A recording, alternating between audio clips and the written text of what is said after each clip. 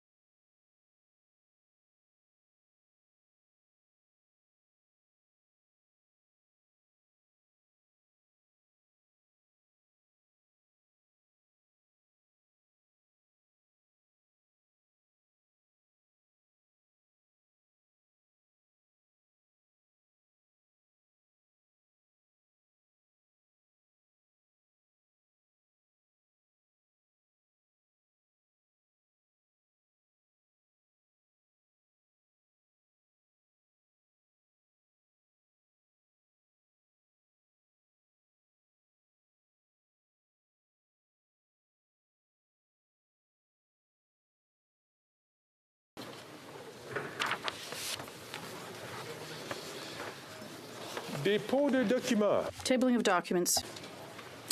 Dépôt de projets de loi. Introduction of government bills. Déclaration. Statements by ministers. Reports from interparliamentary delegations. Presenting reports from committees. The Honourable Member from Guelph. Thank you, Mr. Speaker. I have the honour to present in both official languages the 9th report of the Standing Committee on Science and Research entitled Pay Gaps Among Faculty at Canadian Universities. Pursuant to Standing Order 109, the committee requests that the government table a comprehensive response to this report. And thank you to our witnesses, to our clerk, our analysts for the great work on this, and to our committee members for some great questions. Thank you, Mr. Speaker. Thank you. Dissenting report, the Honourable Member from Saskatchewan University. Conservatives believe that if you work hard, you should be able to get ahead, no matter who you are. That's why, unfortunately, we had to write a supplementary report clarifying where the Liberals fell short in this report, as in many other areas of governance. The federal government must respect provincial jurisdiction.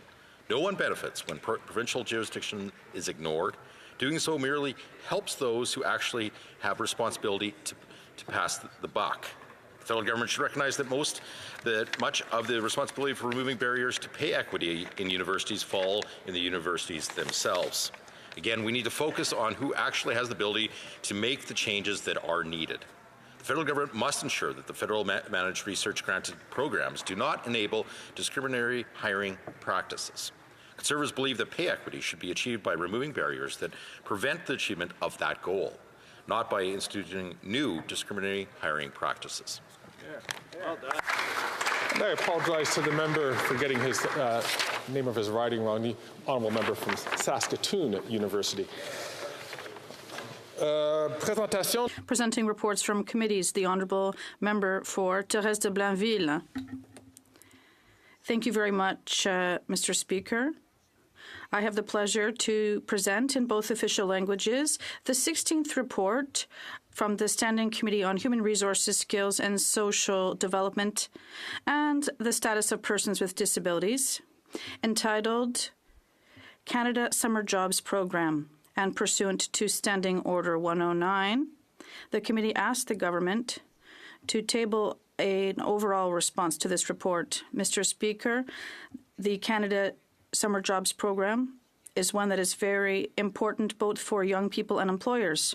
And I'd like to thank, on behalf of the committee, all of the witnesses that were kind enough to share their knowledge and expertise, and in terms of also the importance they grant our program. Thank you. I'd like to thank the Honourable Member for Thérèse de Blainville, and I recognize the member for Colonial Lakes Comfrey for a supplementary dissenting report. Summer jobs report. Conservatives are tabling a dissenting report, and to summarize some of the points from that report. From the start, the program's accessibility to employers who must navigate through a complicated application process was repeatedly raised as a yearly challenge that they faced. And a long application process leaves many non-technologically advanced employers confused about the steps they need to take to apply to receive funding from the program. As well, employers across the country can benefit from simplifying the application process and making it more accessible. Another issue was repeatedly highlighted with the Canada Summer Jobs Program is a lack of clear service standards in responding to issues from confused applicants or relaying updated information on the program in a timely manner. The department also fails to communicate effectively to applicants about changes in funding, the beginning of the application process, and a number of other key elements that employers rely on. The report makes no recommendations to ESDC to implement service standards in its review processes or processing times. And lastly, it also mentions faith-based organizations' submissions in passing, but it does not clearly present their concerns surrounding the fairness of eligibility screening processes. The absence of their points of view in the report does not fully represent the contrast in opinion the committee received in the briefs submitted. Thank you very much, Mr. Speaker. Introduction of private members' bills. Première lecture. First reading of Senate public bills. Motion. Presenting petition. Presenting of petitions. The honourable member for Red Deer, Mountain View. Well, thank you very much, Mr. Speaker. Stella Quinn Crawford, a 3-year-old from Alberta, was killed by an impaired driver in the afternoon of April 15, 2023. Phil and Milburn, Stella's aunt, reached out to my office to sponsor petition E4710, and I'm honored to table this petition today and call upon the government to make these changes.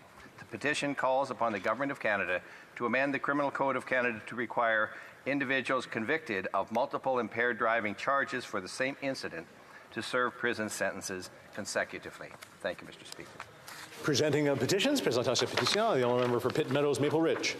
Speaker, I have a petition from residents across Canada drawing attention for the House of Commons to the following. Whereas Falun Gong is a traditional Chinese spiritual discipline which consists of meditation, exercise, and moral teachings based on the principles of truthfulness, compassion, and tolerance, that in July 1999, the Chinese Communist Party launched an intensive nationwide persecution campaign to eradicate Falun Gong. Hundreds of thousands of Falun Gong practitioners have been detained in forced camps, brainwashing centers, and prisons where torture and abuse are routine, and thousands have died as a result. The European Parliament passed a resolution condemning the organ harvesting abuses in China and calls for the government of China to end immediately the practice of harvesting organs from prisoners of conscience. Therefore, the undersigned petitioners request the Canadian Parliament and government to A, pass a resolution to establish measures to stop the Chinese Communist regime's crime of systematically murdering Falun Gong practitioners for their organs. B, amend the Canadian legislation to combat forced organ harvesting. And C, publicly call for the end of the persecution of Falun Gong in China. Thank you. Presenting the petitions. Présentation de pétition. The honourable member for Simcoe North.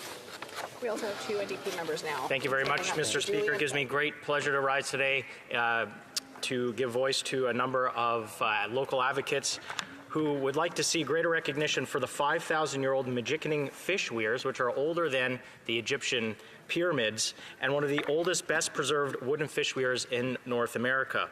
And the world knows too little about these fish weirs.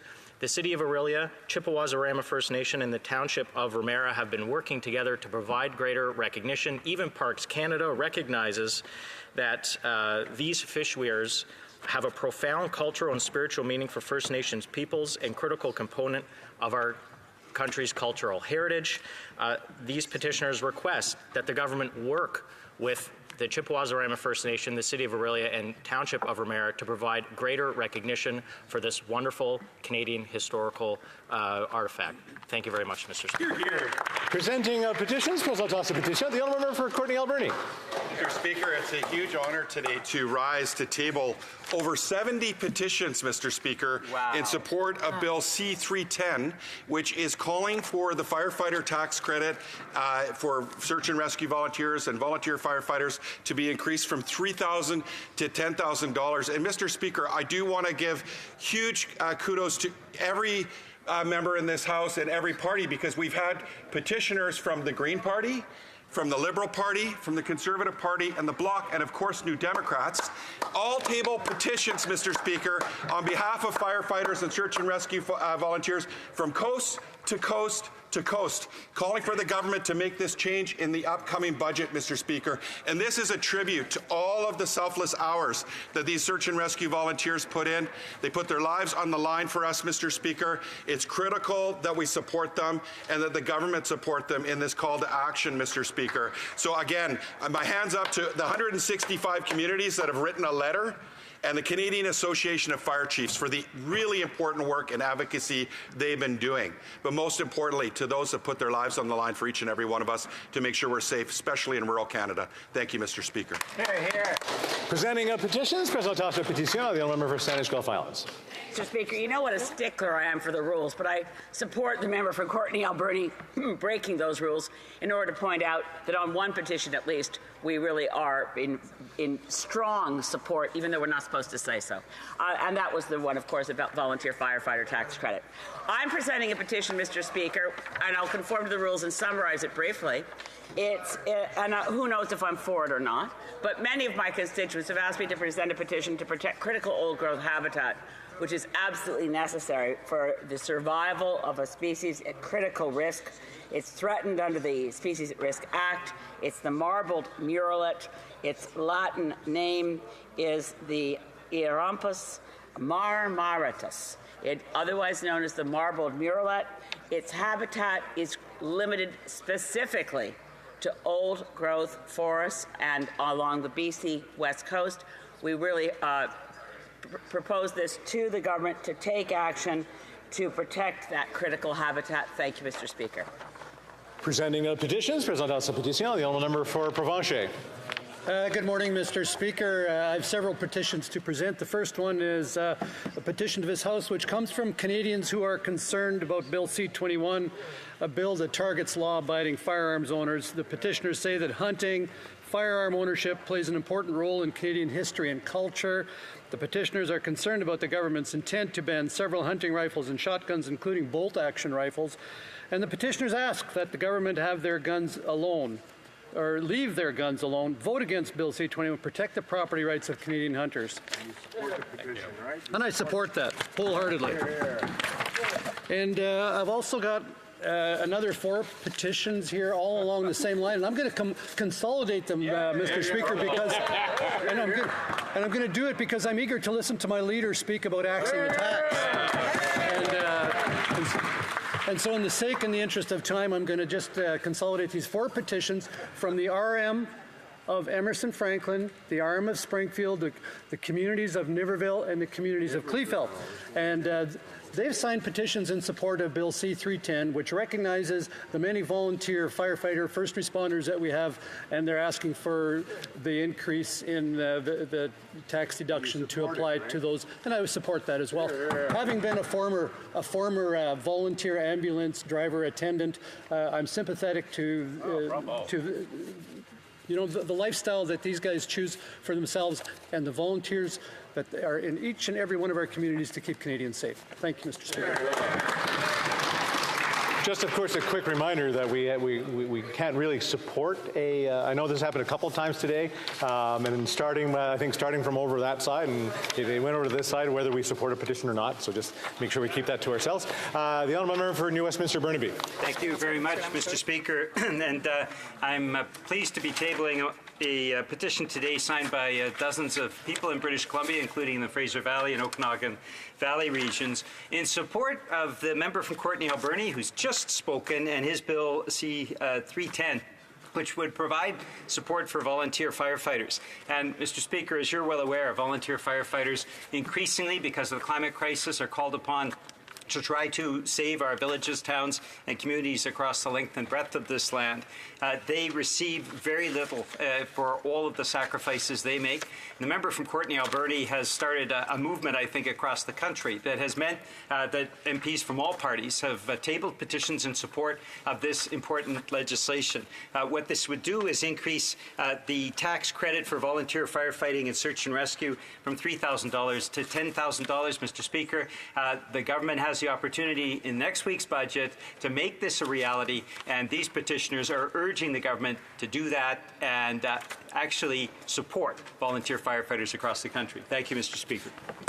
Presenting the petitions, the honourable member for Winnipeg North. Thank you, Mr. Speaker. As you know, and once again, with the Indo-Canadian community's growth, what we have seen is exceptional relationships that have been continued to be built between Canada and India, and as such, there's been an increased demand to see direct flights internationally from Canada going to India, and the people signing this petition are calling upon the legislatures and in particular airliners to look at ways in which we can see additional flights that are direct from Canada to India. Thank you, Mr. Speaker.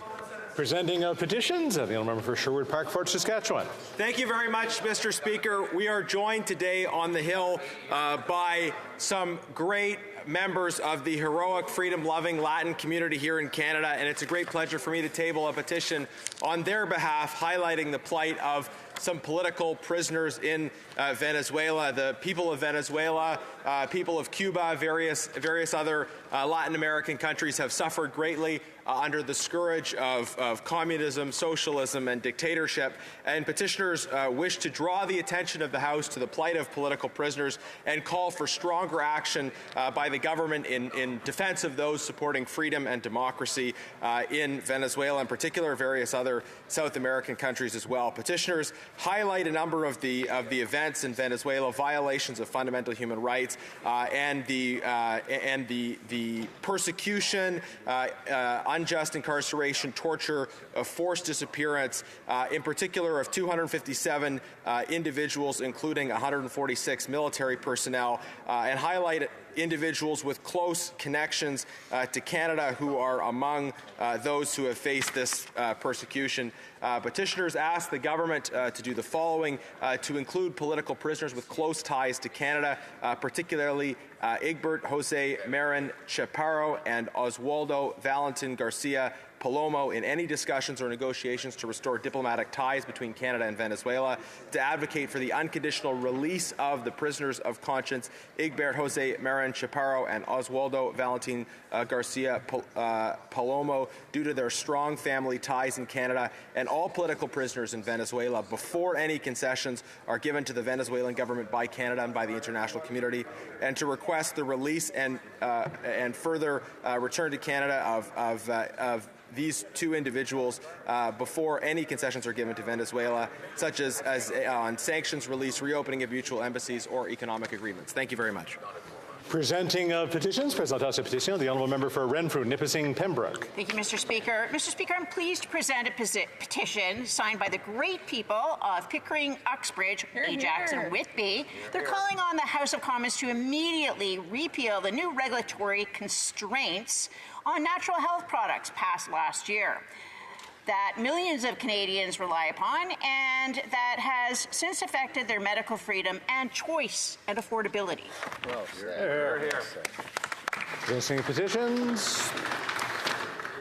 Questions on the order paper. The Honourable Parliamentary Secretary, Government House Leader.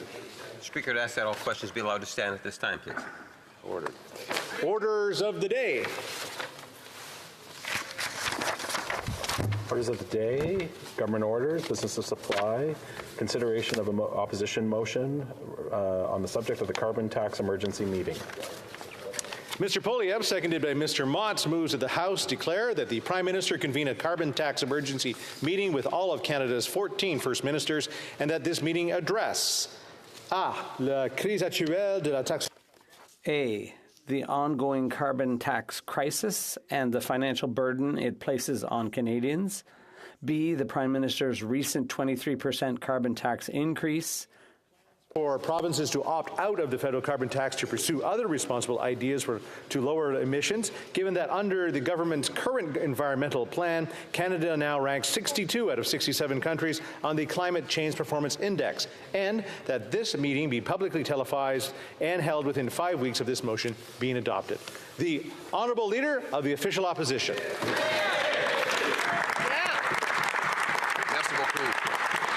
Thank you very much. I'll be sharing my time with the member for Surrey White Rock.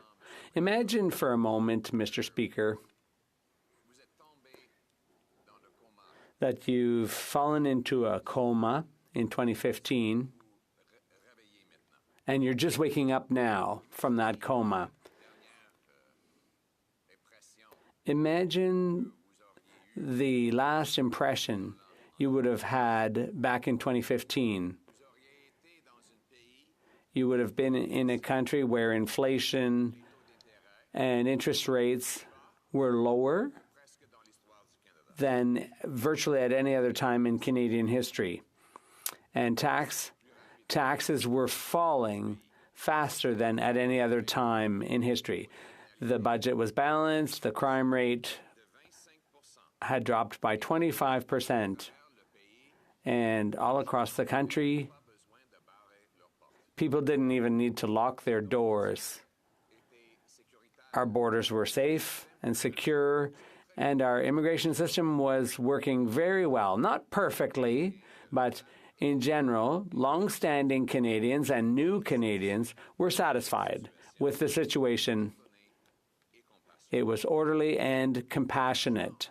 The cost of housing was half what it is now. In fact, the average rent in Canada was $950 a month. $950 a month. Can you imagine that? And family income after tax and inflation,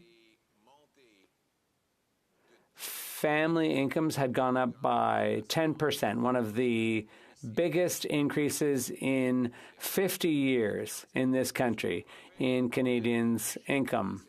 And internationally, people were noticing. The New York Times said that the Canadian middle class was richer than in the United States for the first time. At the same time, there were problems all around the world. There were wars in Syria, in Iraq, in Afghanistan, and in Ukraine. But that didn't cause inflation here in Canada. But you wake up 8 years later, wow. What a different country you're going to find yourself in, Mr. Speaker. Inflation, after reaching the highest level in 40 years, is still above the Bank of Canada's target range. And individual personal income is dropping. In fact, we have the lowest per capita rate of growth in all G7 countries. And according to the OECD, we'll be the worst for the next 5 to 35 years among 40 developed countries. There are families that have to extend their mortgages to a 90-year term or even a 120-year term because their mortgage is bigger now than when they originally borrowed because of the higher interest rates. This never should have happened. The cost of housing in Canada is 50% higher than the U.S. You could buy a castle in Sweden for less than a two-bedroom apartment in Kitchener. Toronto has the worst real estate market in the world, according to UBS Bank, and Vancouver is the third most expensive in comparison with average income and average homes. Vancouver is now more expensive than New York, London, Singapore, and other places where there are more people and there's more money and less land. And last year, fewer houses were built than were built in 1972, Mr. Speaker. And the national debt, this is a bit of a, you've just woken up to this, so this is news to you, Mr. Speaker. The national debt has doubled. When you fell into a coma, the national debt was about $600 billion, and now it's double that, $1.2 trillion. So one prime minister has added more to our national debt than all previous prime ministers combined.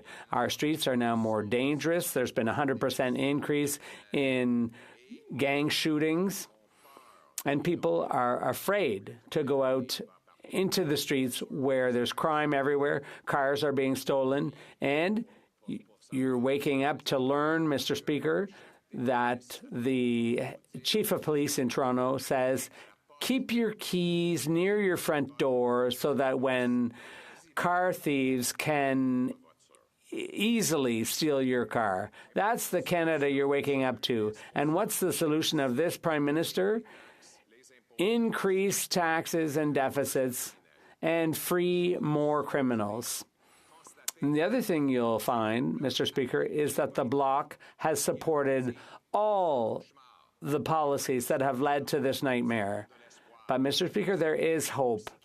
because there's also another thing that you'll notice when you wake up, and that is that there is a common sense party that will cut taxes, build housing, restore balance to budgets, and stop crime. And that is why we're proposing that as a first step, the Prime Minister should meet with the premiers to reverse these policies that have caused the hell we're seeing in this country today. They should discuss scrapping the carbon tax along with other taxes to allow Quebecers and all Canadians to work hard and succeed and to be able to afford food and housing and gas in a free country. That's common sense, and that is what we are going to deliver, Mr. Speaker. Mr. Speaker, imagine if, in fact, you were in a coma for the last 8 years. You would have gone to sleep in a country in 2015 where inflation and interest rates were rock bottom, taxes were falling at faster than any time in Canadian history. The budget was balanced. Crime had just fallen 25% so that small town folks could leave their doors unlocked. Our borders were secured. Our immigration system was uncontroversial.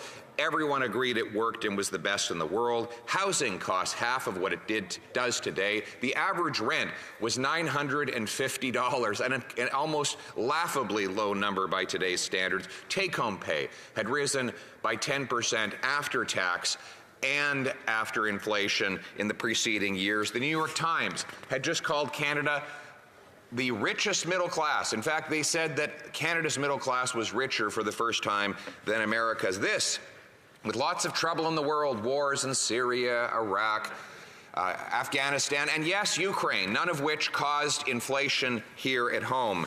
At the time, of course, we had Prime Minister Harper, who was able to keep inflation and unemployment low, even while the world suffered turmoil. But now you've awoken, 8 years later, to find a completely different place. Inflation, after hitting a 40-year high, is still 50% higher than its 2% target. The economy is shrinking in per capita terms. It's smaller than it was 6 years ago, perhaps the first time that has ever happened in Canadian history. Canada is expected to have the worst OECD growth out of 40 countries for the next 5.5 years and the next 35 years. It now takes 25 years to save up for a down payment for a mortgage in Toronto. And many people have had their existing mortgages extended to 90 years and 120 years, meaning their great-grandchildren will still be paying it off. Houses in Canada now cost 50% more than in the United States. You can buy a home, a castle in Sweden for a lower cost than it is for a two-bedroom in Kitchener. Toronto is the worst housing bubble in the world. Vancouver, the third most expensive when comparing median income to medium housing prices. This is the nightmare that would have been unimaginable to you had you fallen into that coma and just awoken now. But there is good news. You don't want to fall back into the coma because the best is yet to come. We now have a common sense conservative alternative that will axe the tax, build the homes, fix the budget, and stop the crime. We call on the Prime Minister to meet the premiers and talk to him about their desire to see the tax cut or eliminated altogether. Let us grant relief to our people now until there can be a carbon tax election where the people of this country will restore the common sense consensus that will allow anyone from anywhere to do anything that their birthright is, that with hard work you can afford a good home and good food in a safe neighborhood in the country we love, in this, all of our homes, your home, my home, our home. Let's bring it home. Questions and comments. Commissioner from Ontario, the Honourable Parliamentary Secretary, Government House Leader. Yes, thank you. Mr. Speaker, one of the problems with the Leader of the Official Opposition's speech is that it is often, whether it's inside the House or outside the House, factually incorrect. If they're axing anything, it's the facts. And the reality that they portray is exceptionally misleading. For example, he talks about there were no immigration problems. Tell that to the thousands of people that couldn't sponsor parents. Or tell Tell that to the thousands of people that couldn't sponsor a spouse when he was actually in government, when the immigration was so-called no problem. That is the actual facts, Mr. Speaker. He talks about the economy. It took Stephen Harper 10 years to create 1 million jobs. In less than 8 years, we've doubled that. We've created over 2 million jobs. I'm wondering if the member could be a little bit more honest with the facts, whether it's here or outside of Ottawa. The Honourable Leader of the Official Opposition. Mr. Speaker, I don't need to criticize this government's immigration policy because the Prime Minister has done it for me. That's right. He has said that the immigration system is, quote, out of control. Those are his words, reiterated by his immigration minister.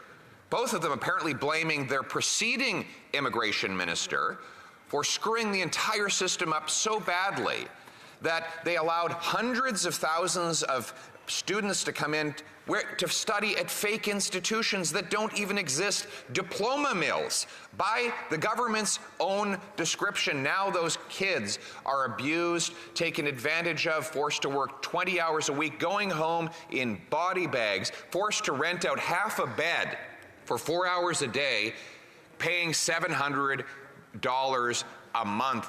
It is absolute chaos in our immigration system after 8 years of the total incompetence and the cocktail of incompetence and radicalism that has defined this Prime Minister and his appallingly incompetent immigration and now housing minister, the member from Nova Scotia, who has given us 35 homeless encampments in the biggest city in his home province. That is the deplorable record that no one, that you, having fallen into a coma 8 years ago, would have been shocked to wake up to. Questions and comments? The Honourable Member for Victoria. Thank you, Mr. Speaker. And I have a simple policy question. It should have a simple yes or no answer. The industrial carbon tax on big polluters has been doing the lion's share of emissions reduction. It is one of the most important climate policies. We all know where the Conservative leader stands on the consumer carbon tax, but he's avoided answering questions on the industrial carbon tax on big oil and gas. So please, could he answer just a simple yes or no question? Will he scrap the industrial carbon tax? The Official Opposition. There is no industrial carbon tax on the oil and gas sector, so the member should do her research before she asks questions like that.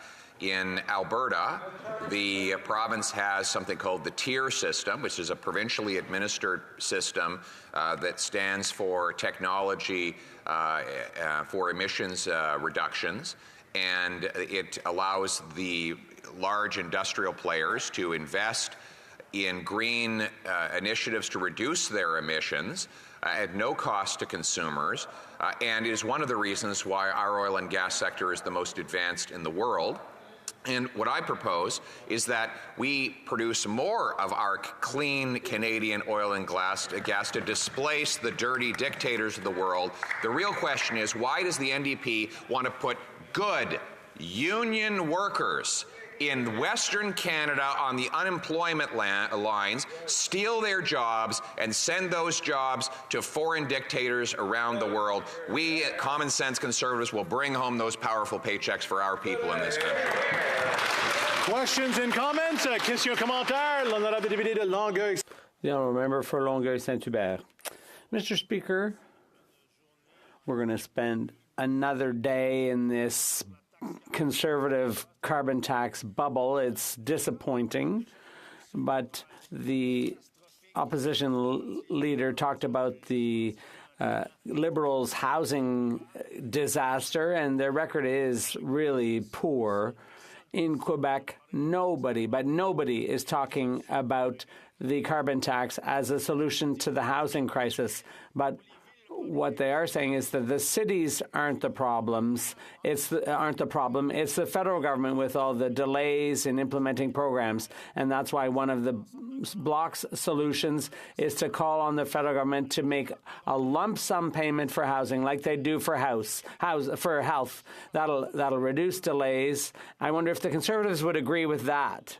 The Honourable Leader of the Official Opposition. First of all, all the programs the Liberals have introduced had the Bloc's support. The Bloc voted in favor of $500 billion in discretionary expansionist spending by this government. And I'd like to point out and specify that that's not healthcare spending for seniors that didn't need to be voted on here in the House. I'm talking about spending on bureaucracy, consultants, and big centralizing programs here in Ottawa. They should stop building a bigger government here in Ottawa, and there should be more construction, less bureaucracy, more houses. That's the common sense Conservative policy. Resuming debate. The honourable member for South Surrey, White Rock. Thank you, Mr. Speaker, and thank you to the Leader of the Opposition for this motion that calls on the Prime Minister to listen to the calls of the Premiers to talk about the carbon tax. After 8 years of this NDP Liberal government, food bank usage is at record highs. Young people can't afford to buy homes. Canadians can't afford to put food on the table. Gas is over $2 a litre in British Columbia. Despite the Liberal media misinformation, this is a direct result of the failed carbon tax and a $1.2 trillion national debt. In fact, this is the policy intention of this tax, and Canadians are hurting because of it. But the Prime Minister isn't listening and doesn't care. Instead, he chose to hike the carbon tax by 23% on April 1st. Worse, he plans to quadruple it by 2030. Wow, this is not sustainable. The premiers of Saskatchewan, Alberta, and New Brunswick recently wrote to the Liberal chair of the Finance Committee asking for an opportunity to express their frustrations with the carbon tax and relay the concerns of their citizens who are struggling with rising costs. The Liberal chair, the member for Mississauga East Cooksville, ignored these premiers and refused to call a meeting. I will take this opportunity to recognize and thank the brave chair of the Government Operations Committee, my colleague from Edmonton West, who demonstrated principled leadership. He convened meetings at Government Operations so the committee, and by extension Canadians, could hear from these premiers directly. Sadly, their concerns fell on deaf Liberal ears. The premiers of Nova Scotia, New Brunswick, Saskatchewan, Alberta, Ontario, and even the Liberal Premier of Newfoundland and Labrador have written to the Prime Minister demanding a meeting to address carbon tax issues. They understand an urgency that this Prime Minister ignores. Last week, the Leader of the Opposition also wrote to the Prime Minister, echoing the demands of the Premiers, asking for an emergency meeting to hear from them directly. What was the Prime Minister's response? We had a meeting in 2016. 2016! That's an absolutely pathetic response. None of the premiers he met with in 2016 are even in office today. None of them. Here's the reality. The NDP Liberal carbon tax is a scam. It's nothing more than a tax plan, disingenuously disguised as an environmental plan.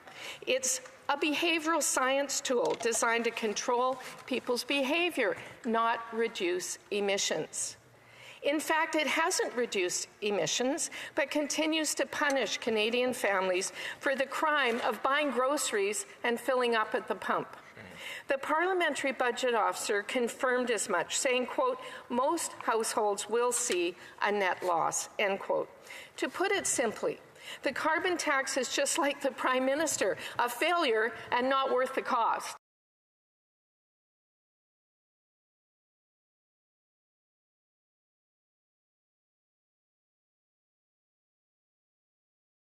Included in the BC Food Bank statistics, is now helping support 3 times more families than in 2020 when it opened.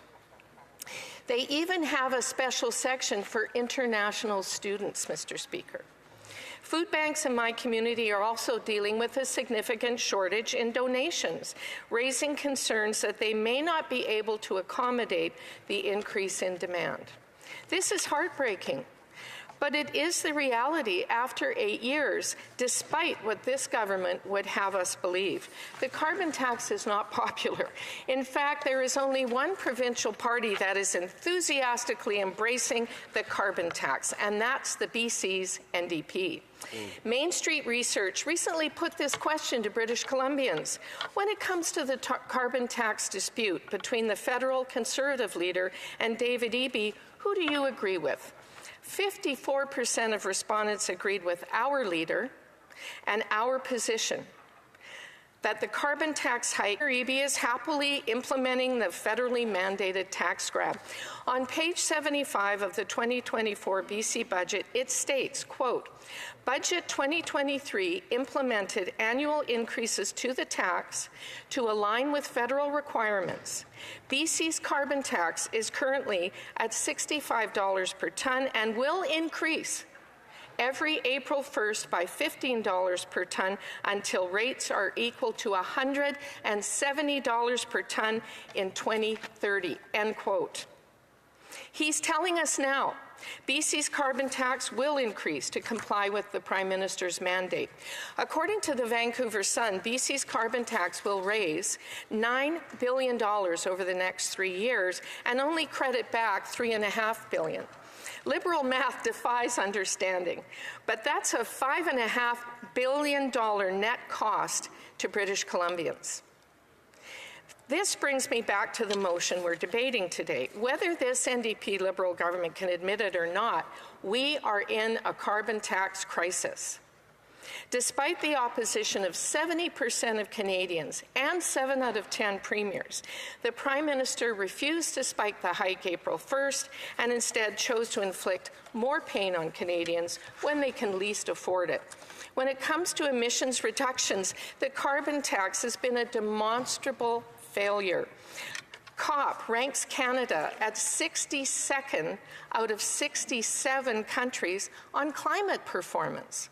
Once again, this NDP Liberal government doesn't have an environmental plan. They have a tax plan. Provinces need the flexibility to determine what is best in their jurisdictions. Conservatives believe in technology that actually delivers results, like greenlighting green projects, exporting LNG to end Europe's dependence on Russian oil, carbon capture and storage. We don't believe in virtual signaling and taxes that only inflict pain and that is on struggling Canadian families. The reality is this: the carbon tax crisis is the Prime Minister's own making, and his response to the premiers is unacceptable. What is he afraid of? Although we're separated by thousands of kilometers, our citizens are all facing the same grinding issues. For a confederation like ours to work, if there was ever a time to bring people together, it is now. The Prime Minister must call a meeting, sit down with the premiers, and let Canadians into the conversation. After all, this is a Prime Minister that said, and I quote, "Government and its information must be open by default," end quote.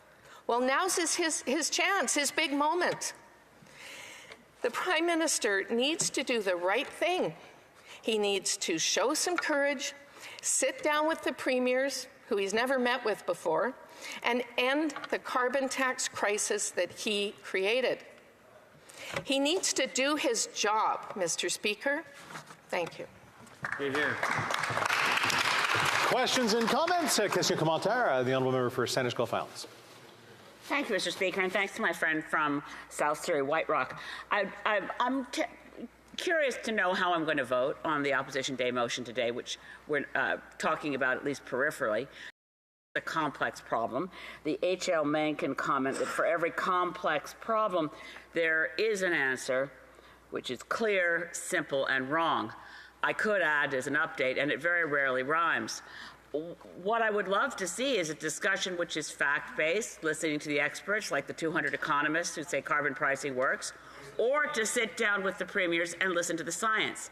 I recently in this place spoke of the record of the Right Honourable, the late Brian Mulroney, who definitely worked with provinces, who definitely imposed additional costs to stop pollution, and who made actions count. We don't have a carbon tax crisis. We have a climate crisis. And I would welcome an opportunity to listen to the scientific experts, the economic experts, and bring everyone together. Will the members of the official opposition confirm whether this meeting with premiers, should it take place, could listen to the top experts on climate science and the threat to our economy posed by wildfires, heat domes, floods, and storms of all kinds that are driven by the climate crisis? The Honourable Whip for the official opposition. Thank you, Mr. Speaker, and I always welcome questions from a fellow British Columbian Member of Parliament. It is hard to speculate on what a dialogue will look like if we have a Prime Minister who says, well, I met with them in 2016. He hasn't even opened the door yet to such a conference. Certainly, details can be arranged after that, but there has to be a willingness by this government to sit down, show courage where there is a national crisis, and actually put bones onto solutions by talking to the first ministers in this country. This is a big country, but this confederation was built on dialogue. If there's no dialogue, there's no solutions. Talking to each other is always the way forward. Thank you. Questions and comments of the Honourable Parliamentary Secretary, Government House Leader. Yes, thank you, Mr. Speaker. The biggest problem that I'm anticipating in the debate that's going to be coming from the Conservatives today is they are going to be axing the facts throughout. And at the end of the day, I think it does a great disservice to Canadians. And I put this out to the member across the way. You know, I've had a difficult time trying to get a Conservative Member of Parliament that would actually debate this issue with me, whether it's in Ottawa or in Winnipeg at any public school. If the Conservative Party is so confident of their policy position, why are they so scared to actually have a public debate on the issue? I would welcome any member of the Conservative caucus to debate me on this issue, on the carbon rebate versus the carbon tax, any day, if they had the courage to do so. I suspect not one of them will take me up, Mr. Speaker. The Honourable Member of South Surrey White Rock. Wow, Mr. Speaker, that was incredible. And the reason it's incredible is that he's talking about people going to public schools in his riding, which he's probably afraid to lose in the next election, and talk about this issue. We want the first ministers of this country, the people elected by our citizens. There is only one taxpayer, after all, Mr. Speaker. We want them to get together and show leadership. Leadership starts by the Prime Minister calling a meeting. We'll debate this anytime. My goodness, the Leader of the Opposition has been out at rallies bringing in thousands of people right across the country from the Atlantic Ocean to the Pacific Ocean talking about this issue. 70% of Canadians, 7 out of 10 premiers agree with us on this.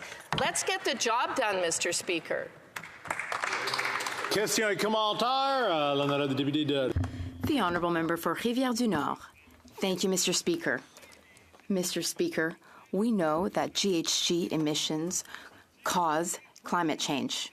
We know that GHG emissions have caused a significant increase in the price of vegetables, fruits, and grain over the past few years. The carbon tax aims to decrease GHG emissions. That's what we have on the one hand. On the other hand, in Quebec, we are part of the Western Climate Initiative. That initiative is an initiative with California and British Columbia, and it aims to ensure that we are not unduly affected by the carbon tax.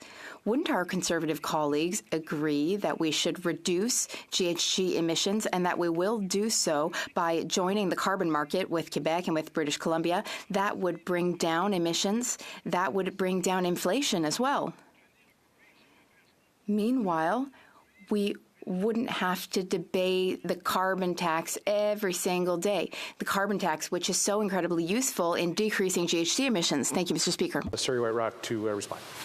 I'll be quick, Mr. Speaker. I would just say this. Cooperation, dialogue is what we're aiming for in this motion. We want to include the premiers of the provinces, all provinces, including Quebec. So let's just get to the table, have the discussion, show leadership at both the provincial and national level, and show how this confederation can actually work at a time of crisis for Canadians right across the country. Thank you, Mr. Speaker. Reprise du débat, continuing debate to the Honourable Parliamentary Secretary to the Minister of Environment and Climate Change. Thank you very much, Mr. Speaker. It's great to be back in the House of Commons, although it's sad that we're back debating the same tired argument that the Conservatives have been bringing forward for the last 2 years. It's clear, Mr. Speaker, that the Conservative war on facts and evidence and science continues even since the Harper era, but now it's math they disagree with, Mr. Speaker. Failed former leader of the Conservative Party from Regina Capel and the Petro puppet from Carleton are on this cover-up campaign with the Premier of Alberta, Danielle Smith, who raised the price of gas on April 1st by more than the price of pollution. And by the way, that price increase on the price of gas, which was more than the increase on the price of pollution, did not include any type of a rebate. So it's clear why they're here and who they're here for. It's not for Canadians. It's not to stand up for affordability. It's to play a cover-up campaign for the Premier of Alberta and to defend the corporate, greedy interests of big oil and gas giants, as they always have, Mr. Speaker. Nothing changes with this Conservative Party, but things are changing with our climate. In fact, March 2024 was the hottest March ever on record. And guess what? February was the highest temperature and hottest February ever on record. January, same thing. Actually, that's the case of the last 10 months. Consecutive 10 months in a row, every single month has been a record temperature-breaking month. 2023, Mr. Speaker, was the hottest year on record. 2024, it's only April, and there's already wildfires burning, Mr. Speaker. Last year, 5.7 million acres of Canadian forests burned down due to out-of-control wildfires, and the Conservative leader blamed it on arson, which is what we know is not the case. Climate change has dried our forests out.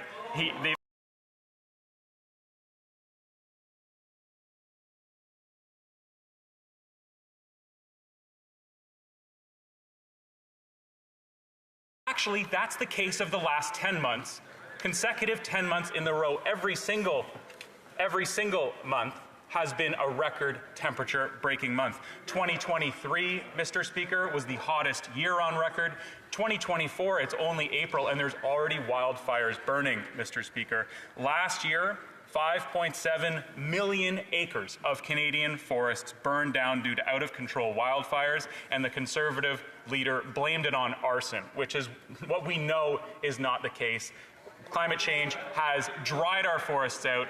They've increased the severity of the wildfires, and even still, the Conservative climate change denying caucus over there is heckling, as if, you know, I know that they don't believe in climate change, Mr. Speaker, but Canadians do, and Canadians demand that we stand up, lower our emissions, take a leading role on fighting climate change around the world. Mr. Speaker, if you don't believe in climate change, then you must believe in the amount of money that these wildfires are costing Canadians. Over $1.5 billion in economic losses last year just due to the wildfires. That doesn't include drought. That doesn't include floods. That doesn't include hurricanes. That doesn't include extreme weather, or like hyper-focused precipitation, as we've seen across this country. Just $1.5 billion in economic losses and an incremental $700 million of insured losses. Mr. Speaker, climate change is an existential threat to our economy, to our livelihoods, and to our very lives, and the Conservatives want to ignore it. So who do the Conservatives want to rely on for insight, for expertise, and for research? It's our universities who provide us with that insight, Mr. Speaker, and last week, when 200 leading economists from across this country wrote an open letter in support of carbon pricing in this country, the Conservative leader, the Petro puppet from Carleton, called them so-called experts. I'm sorry, Mr. Speaker, but so-called experts, these are people who earned their degrees. They're people who went to university, did the research, got a PhD. They are experts. They are not so-called experts. They are leading researchers in the field. This coming from a guy who's never earned an honest red cent in his life, never contributed a dollar to our economy. This is the only job that he's ever had here in the House of Commons. Mr. Speaker, it's pathetic coming from somebody with no expertise. So, Mr. Speaker, I'd like to spend the rest of my time today reading into the record the open letter from economists on Canadian carbon pricing. Because it's not political rhetoric. It's not a bumper sticker. It's not a slogan that looks good on a hoodie. It's facts. It's evidence. It's irrefutable mathematics. And that's what we're getting from our experts.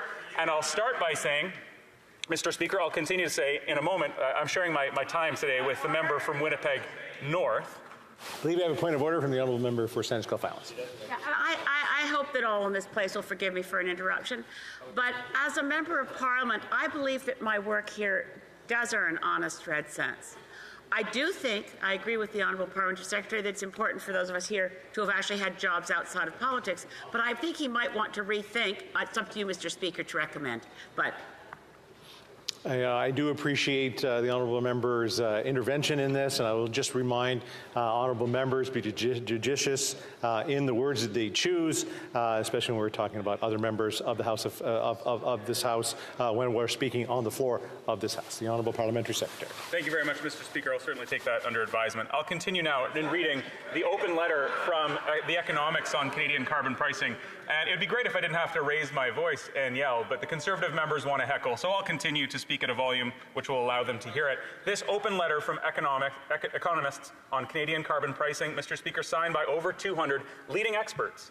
These are people who are doing research on a regular basis to determine what facts and evidence, should be included in the political discourse. So they start, as economists from across Canada, we are concerned about the significant threats from climate change. We encourage governments to use economically sensible policies to reduce emissions at a low cost, address Canadians' affordability concerns, maintain business competitiveness, and support Canada's transition to a low-carbon economy. Canada's carbon pricing policies do all of these things. Now, the member from Carleton, the Conservative leader, might call them so-called experts. He might even call them liberals. It's not true. That's not a fact. These are people who work in our universities. They teach our students. They conduct world-class research, Mr. Speaker, and their facts and evidence ought to be read into the record. So I'm proud to do that today. Number one, they refute 5 claims. The first Conservative claim, carbon pricing won't reduce greenhouse gas emissions. What the evidence shows. Not only does carbon pricing reduce emissions, but it does so at a lower cost than all other approaches, as was reiterated by Saskatchewan Premier Scott Moe just the other day, that they looked at other things, but they were all more expensive, so they're relying on the federal backstop program. So not only does carbon pricing reduce emissions, but it does so at a lower cost than other approaches. Since the federal carbon price took effect in 2019, Canada's greenhouse gas emissions have fallen by almost 8%. The Canadian Climate Institute shows that federal and provincial carbon pricing for industries and consumers is expected to account for almost half of Canada's emissions reductions by 2030. That's basic economics and common sense, as they say. Carbon pricing is the lowest cost approach because it gives each of us, each person, and the businesses in our communities flexibility to choose the best way to reduce our carbon footprints. Other methods, such as direct regulations, tend to be more intrusive, inflexible, and cost more. One of the reasons, Mr. Speaker, that that Conservatives around the world, in other countries, rely on carbon pricing. It's a market-based instrument considered widely as a Conservative approach to lowering emissions. The Conservative claim number 2, carbon pricing drives up the cost of living and is a major cause of inflation. Totally false. What the evidence shows, the Canadian carbon price has a negligible impact on overall inflation. The Conservatives can repeat their claims and their slogans all they want. That's not science, that's not evidence, it's not math, and it's false. The sharp increase in inflation between 2021 and 2023 was caused by several factors, mainly related to the COVID-19 pandemic and the impact of the Russia-Ukraine war on commodity prices. Just a few minutes, the petro puppet from Carleton was standing in this House suggesting that the war in Ukraine did not cause any inflation in Canada. Absolutely false. These forces are global, which is why the most advanced countries, whether they have a carbon price or not, experienced very similar inflation. Carbon pricing has caused less than 1/20th of Canada's inflation in the past 2 years. Now, 90% of the revenues generated are rebated back to households, which means that families receive more money in rebates than they pay in carbon pricing, particularly those from low and modest incomes, Mr. Speaker. Climate change, on the other hand, poses a real threat to Canadians' economic well-being. Climate change will cost our economy at least $35 billion by 2030, and much more in future decades. Mr. Speaker, again, reiterating that this is an existential threat for Canadians and for our species on planet Earth. Conservative claim number 3, it makes little sense to have both a carbon price and a rebate. The price and rebate approach provides an incentive to reduce carbon emissions while maintaining most households' overall purchasing power with the rebate. Giving more back to families through the Canada Carbon Rebate, carbon pricing revenues and rebates don't undermine the goal of the price, and they still have the incentive to reduce emissions. Mr. Speaker, another Conservative claim debunked by expert economists. Conservative claim number 4, carbon pricing harms Canadian business competitiveness. What the evidence shows: Canada's carbon pricing scheme is designed to help businesses reduce emissions at low cost while competing in the emerging low-carbon global economy. For large emitting sectors in most provinces like oil, steel, and cement, there is an output-based carbon system. In fact, it means that most large industries pay the carbon price on only the last 10 to 20% of their emissions, and their lower-emitting firms pay less when higher-emitting firms pay more, creating a strong incentive for all firms to reduce emissions. Mr. Speaker, it's also important to highlight here that the vast majority of the oil and gas used in the agriculture sector, 96%, 97% of it, is exempt from carbon pricing. Critics claim, the Conservative claim number 5, that carbon pricing isn't necessary. And here, the critics are actually right.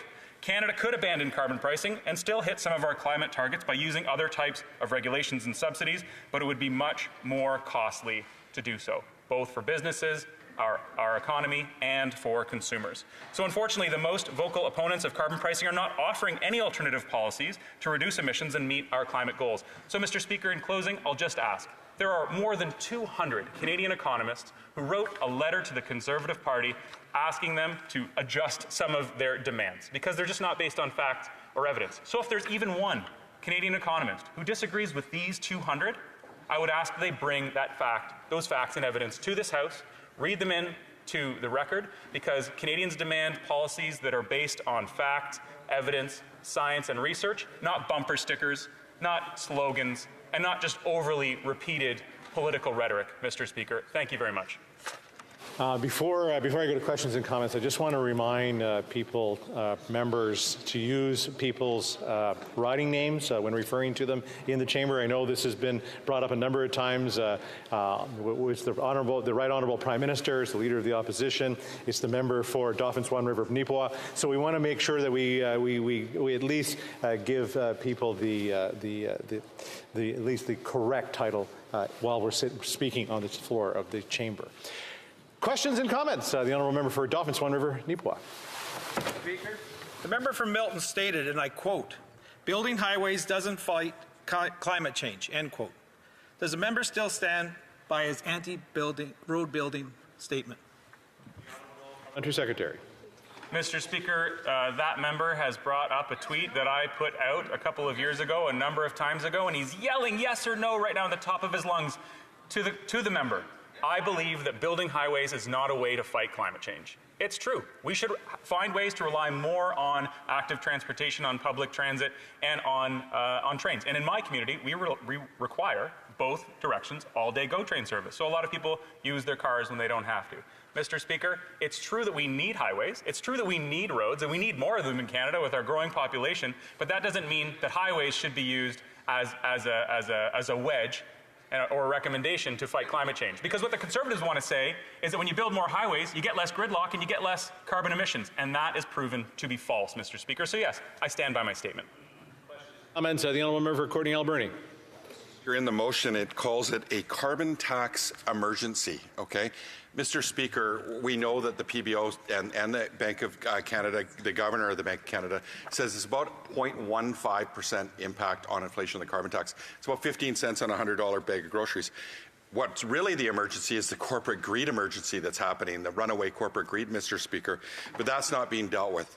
You know, we keep hearing emergency. We saw the Liberals host a summit on auto theft, and that's not an emergency, it's a serious issue. But what's an emergency? 42,000 people, Mr. Speaker, that have died from a toxic overdose. And this government still has not convened a meeting with First Ministers to deal with, you know, the leading cause of death between the ages of 19 and 59 in my home province of British Columbia. It's spreading across the country, skyrocketing deaths in Alberta, Saskatchewan, Ontario, Mr. Speaker. Yet this government has not convened even a summit on this crisis, Mr. Speaker. When will this government convene First Ministers to deal with the health emergency, Mr. Speaker, where we've lost as many people as we did to COVID-19, where this government spent less than 1% in their response to the toxic drug overdose crisis, Mr. Speaker, than they did in COVID-19. When? Honourable Parliamentary Secretary. Thank you very much, Mr. Speaker, and I'm always proud to serve with the member from Courtenay Alberni in this House, and we've had many meetings together on harm reduction, on the toxic drug overdose crisis in Canada, and on ways to support people who are suffering from addictions. This morning, Mr. Speaker, we announced that our government will be investing a further $500 million into youth mental health, which will include addiction supports. But this is another occasion where we're faced with a war on evidence. The Conservative Party wants to suggest that, that safe supply and that providing people with the tools necessary to fight their addictions and live another day is causing the overdose crisis and is causing the toxic drug supply, which are, again, false. Mr. Speaker, I want to commend the member from Courtenay Alberni for his leadership on this and many other issues. I'm always proud to work with him, and I'd be grateful for an opportunity to sit down and discuss how we can take further action on ending the opioid crisis in Canada. Question commentaire, the honourable member for Provencher. Thank you, Mr. Speaker, and I listened carefully to the member from Milton's speech, and he said he would give us facts. He didn't give us facts, Mr. Speaker. He gave us people's opinions, void of any facts. And so I'm wondering if the member from Milton knows what the largest contributor to carbon is. Does he know it's the oceans? I'm wondering whether the member from Milton knows what the levels of carbon in the air that we breathe are, what their targets are, and what they need to be reduced to. So could the member from Milton provide us with some real facts? Honourable Parliamentary Secretary, the Minister of Environment and Climate Change. Thank you, Mr. Speaker. That member is one of the most vociferous climate change deniers in this House of Commons. He stands up to deny Canada or Canadians and humans' impact on climate change. And I read into the record the recommendations and the policy guidelines of people who do this work for a living. They are not their opinions. These are facts that are uncovered by research and mathematics, Mr. Speaker. Now, the amount of carbon dioxide in our atmosphere is approximately 350 parts per million. And when it goes a lot higher than that, we have problems, just like inside of a greenhouse. Plants consume carbon dioxide. That's something that a lot of conservatives and climate change deniers will say, oh, it's plant food. No, carbon dioxide is not plant food, Mr. Speaker. It's part of the photosynthetic process. But this rhetoric that, the oceans are responsible for more climate change than humans, absolutely astonishing. And it's that type of climate change denial, that type of fact-free rhetoric that Canadians do not need in this debate. Please, the debate. Continuing debate, the Honourable Parliamentary Secretary to the Government House Leader. Yes, thank you, Mr. Speaker. It's a pleasure to be able to rise and speak on an issue in which I'm sure most Canadians will find the Conservative Party is in want of, and that is an actual idea dealing with the price of pollution or the environment. The Conservatives, in fact, Mr. Speaker, are like a fish out of water at times, flopping all over the place, hard to be able to actually pin them down. And I don't say that lightly, because what I would like to convey to my Conservative friends across the way is that at the end of the day, take a look back to 2015 when countries around the world went to Paris. And one of the consensuses that came out of the Paris conference was that the climate does matter, that there are initiatives that governments around the world should take in order to deal with the climate crisis. Canada is one of those countries that made that decision, that we were going to bring in a carbon tax, carbon rebate process to support something that was coming out of a Paris conference. And it was meant to be used as a national backstop. So, for example, the province of British Columbia and the province of Quebec do not have the carbon tax, carbon rebate policy. We have seen some provinces that have backed away from the program that they had in favor of the national price on pollution or the carbon rebate and carbon tax, Mr. Speaker. They did that, I would suggest to you, at least in good part, because they recognized the value of the national program. But still, nothing prevents a province from going on its own and developing what the world is demanding, recognition that we should be concerned about our environment, and the price on pollution is a way in which we can deal with that. Now, Conservatives have agreed with that. Take a look at Stephen Harper's policy platform in 2008, Mr. Speaker. There are 19 members of Parliament that are in the Conservative caucus today that supported that, Mr. Speaker. And that was in the 2008, you know, the iconic leader that they have pictures of, Mr. Speaker. That leader supported a price on pollution. Wow. Now, fast forward. The last leader that they had, you know, the one that the current leader replaced, Aaron O'Toole. He had it a part of his election platform, a price on pollution. 338 Conservative candidates in the last federal election went around the country with an election platform that made it very clear that there should be a price on pollution. There was nothing unique about that. Every political party inside this chamber, the Greens, the NDP, the Bloc, the Liberals, and at the time, the Conservatives actually campaigned on a price on pollution. Now, the Conservative Party, with their new shiny leader that goes about and they talk about axe the tax, the reality is they're axing the facts. That's what they're really doing, Mr. Speaker, and that's why I challenge the Conservatives, and it's not the first time. Is there a Conservative member of Parliament that has the brevity or the courage to actually debate? I'd love to have a debate with any Conservative member of Parliament, whether it's at a public school in Ottawa or in Winnipeg. Let's have that debate. I look forward to one Conservative member of Parliament throughout the day to stand up and say they'll have that debate. I'll tell you, Mr. Speaker, they're going to have a tough time getting their leader to agree to have that public debate because they don't want the facts. They don't want people to understand what it is that the Conservative agenda really is on the issue. And, Mr. Speaker, that should be of great concern. So when the leader of the Conservative Party says, well, we want to axe the tax, it is so misleading, Mr. Speaker. And the Conservative members of Parliament know that. Shame. Because I'll tell you, the net disposable income in 80% of the residents in Winnipeg North will go down as a direct result of this bumper sticker policy that they're trying to sell Canadians through deception and misinformation, Mr. Speaker. And they do that consistently. You got to wonder, where do they get this stuff? You know, and there's this interesting article that came out, Mr. Speaker, and I'd like to kind of bring members' attention to it, because I think it's really important for us to recognize.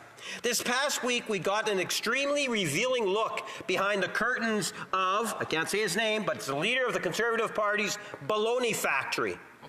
First of all, he is accepting major donations from oil sands executives.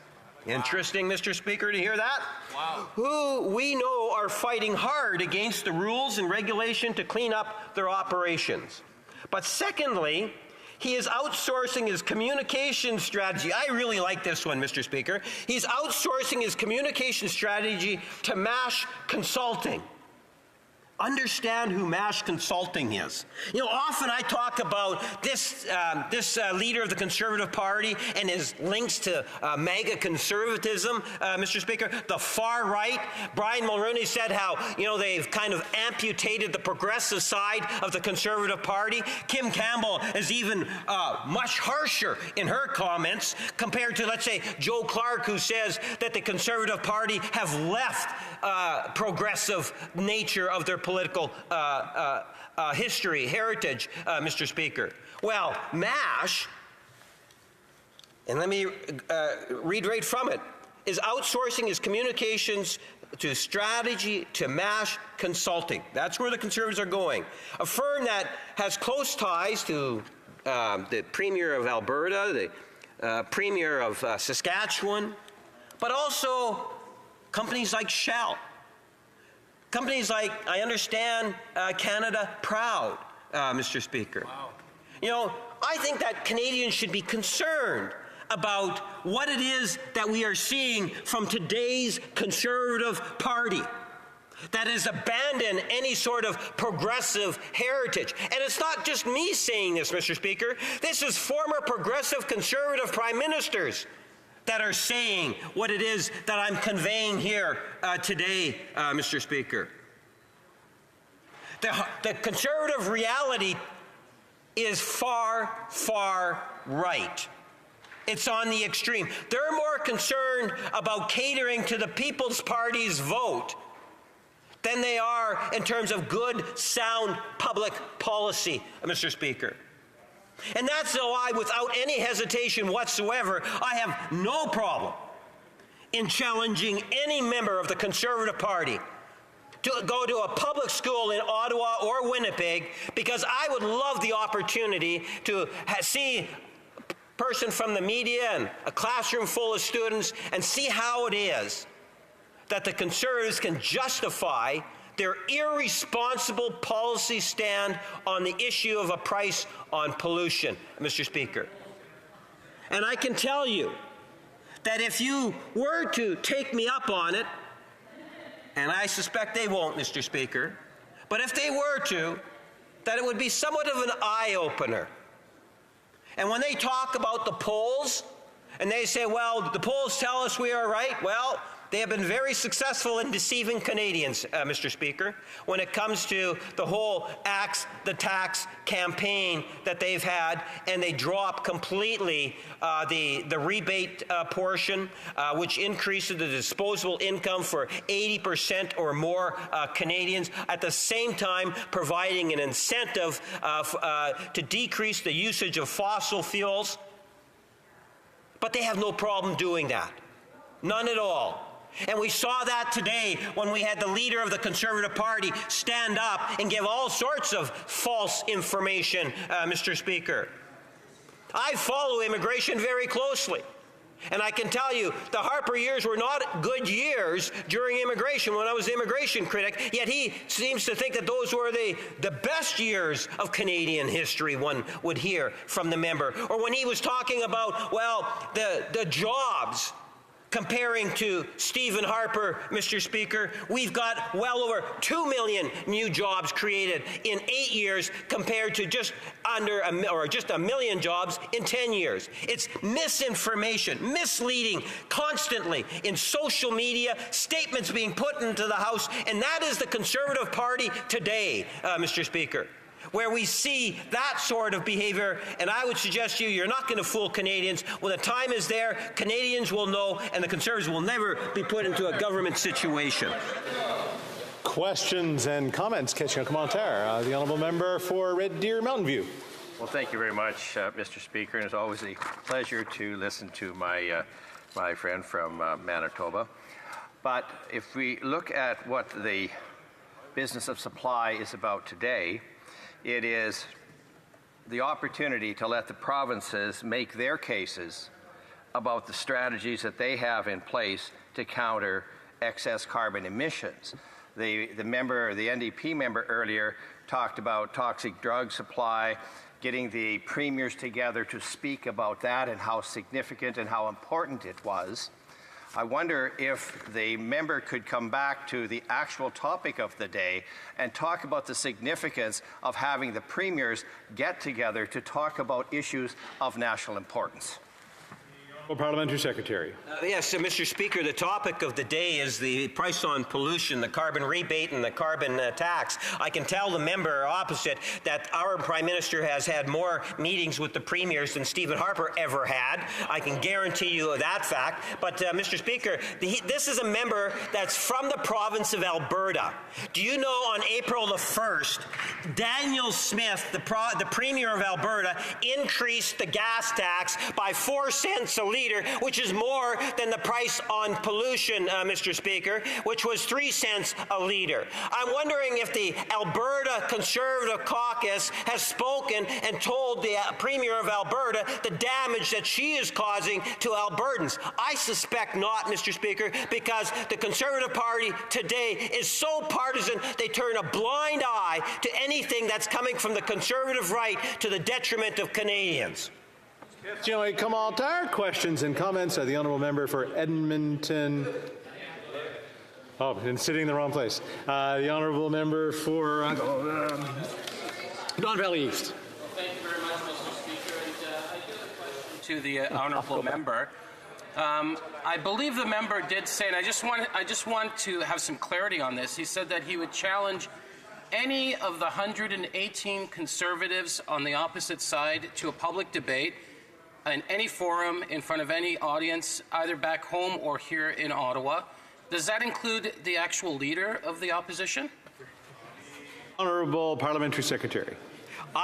To be perfectly clear, any Conservative member, including the leader of the Conservative Party, that has the courage to actually debate and talk about this issue of the carbon tax and the carbon rebate, I would welcome the opportunity in any public school in Ottawa or in Winnipeg, and if it was the leader of the Conservative Party, I would extend it to any public school in the country if he had the courage to actually take me up on it. But I'll tell you, Mr. Speaker, and I'm sorry to say to my opponent, that don't hold your breath, because that's the last thing they want, is to have an intelligent discussion on an issue that is so vitally important, our environment and the carbon rebate. Questions and comments. The honourable member for Edmonton Griesbach. Thank you very much, Mr. Speaker. It's a terrible, terrible reality when so many Albertans and Canadians across the country are facing the affordability crisis. They can't afford homes, they can't afford gas, they can't afford food. And what we have is solutions from the Conservative Party, which is to axe the carbon tax. And it may sound really good for a lot of Canadians, but the reality is it's hypocrisy when we have a premier in Alberta who raises the gas tax 4 cents, has no rebate. On top of that, we have the Liberals and their carbon tax, which is 3 cents. But the reality of all of this is gas went up 20 cents. The remainder of that, the over 11 cents that was there, is pure profit for those like Richie Rich Kruger who continue to go off and burn, baby, burn, while we talk and debate about the 3 cents from the Liberals. Mr. Speaker, we have to get serious in this House. We're in a climate crisis. We're in an affordability crisis. And the Conservative solutions are Hippocratic ones. The Honourable Parliamentary Secretary. Yes, Mr. Speaker, you have to admit, you just can't make this stuff up. When you actually have Conservative members of Parliament going around the province of Alberta saying, we want to axe the tax, and it was going to be like a 3% or 3 cent a litre increase on the gas on April the 1st. And they were going around the province saying, we got to get rid of it, and their own Conservative Premier increases it by 4 cents. I suspect we won't find very many news stories or social media hits coming from Conservative members of Parliament criticizing Daniel Smith and the Conservative government of Alberta for increasing the price of gas by 4 cents a litre for all of those Albertans, Mr. Speaker. If I'm wrong, please send me the link to your social media that says, as a member of Parliament, you are upset with the Premier of Alberta. Please do debate. Resuming debate, the honourable member for Mirabel. Thank you, Mr. Speaker.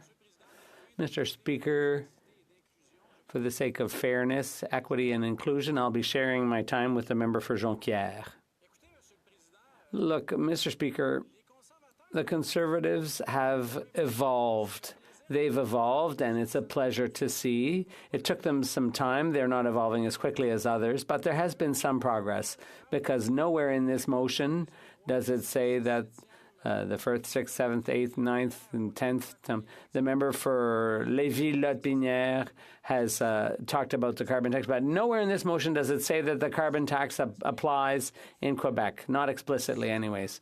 But there's lots of innuendo about the carbon tax and how it affects Quebec, a lot of implying that it affects Quebec. So this is some progress, because for the first time It looks like the Conservatives are showing a glimmer of openness to dialogue, even though they're still extremely ideological on this topic. The preamble is problematic because it talks about the increase in the carbon tax, and that implies that it applies to Quebec. It doesn't apply to Quebec at all, the carbon tax. And it says that in terms of reducing GHGs, we rank 62nd out of 67. And that we have that ranking because Quebec is doing a better job than other parts of Canada. So once again, the Conservatives are trying to create a link between taxation and the environment. But what they left out is the 61 countries that rank higher than Canada actually have a higher carbon tax. So I would have liked to see that in the motion. Whatever the other provinces and territories are doing, that's not our business. But in Quebec, we don't have a carbon tax. So the preamble is pretty mediocre. But then when you look at the meat of the motion, they say that Quebec and the 9 provinces and the territories need to meet with the Prime Minister so that it's transparent, so that it's public, so that everyone's at the table, and so on. In my opinion, if there were to be an amendment that would correct the inaccuracies in the preamble and so on, if the motion merely called for a meeting, we could hardly oppose it if the motion was drafted properly. The same thing for immigration targets. We asked for the First Minister's meeting around that. We asked about policies and targets. We asked for a transfer like is done in healthcare. But our motion was truthful. It was accurate. But this motion, the Conservatives have, it seems they've moved on to something else. They look a bit kooky when they say the carbon tax applies in Quebec when everyone knows it doesn't. Our messages are more consistent. We're proud of our messaging. And we have to counterbalance the falsehoods and spins coming from the Conservatives. So the Conservatives are now saying, or others are saying, that since the carbon tax doesn't apply in Quebec, well, Quebec is getting a free ride because we here elsewhere, other than in Quebec, are paying a carbon tax. And now Quebec is being painted as this lazy kind of parasite that's getting a free ride by not having to pay the carbon tax. So that myth has to be dispelled. And because in Quebec, we have a cap-and-trade system. We don't regulate the price on pollution. We regulate the quantity of pollution that's allowed. So there are pollution permits, and those are established years in advance before this Liberal government came along. And there's less consensus in the other provinces, but with a cap-and-trade system, the prices fluctuate. So if there's a green producer that comes along, if we invest in transition, then the price can actually come down.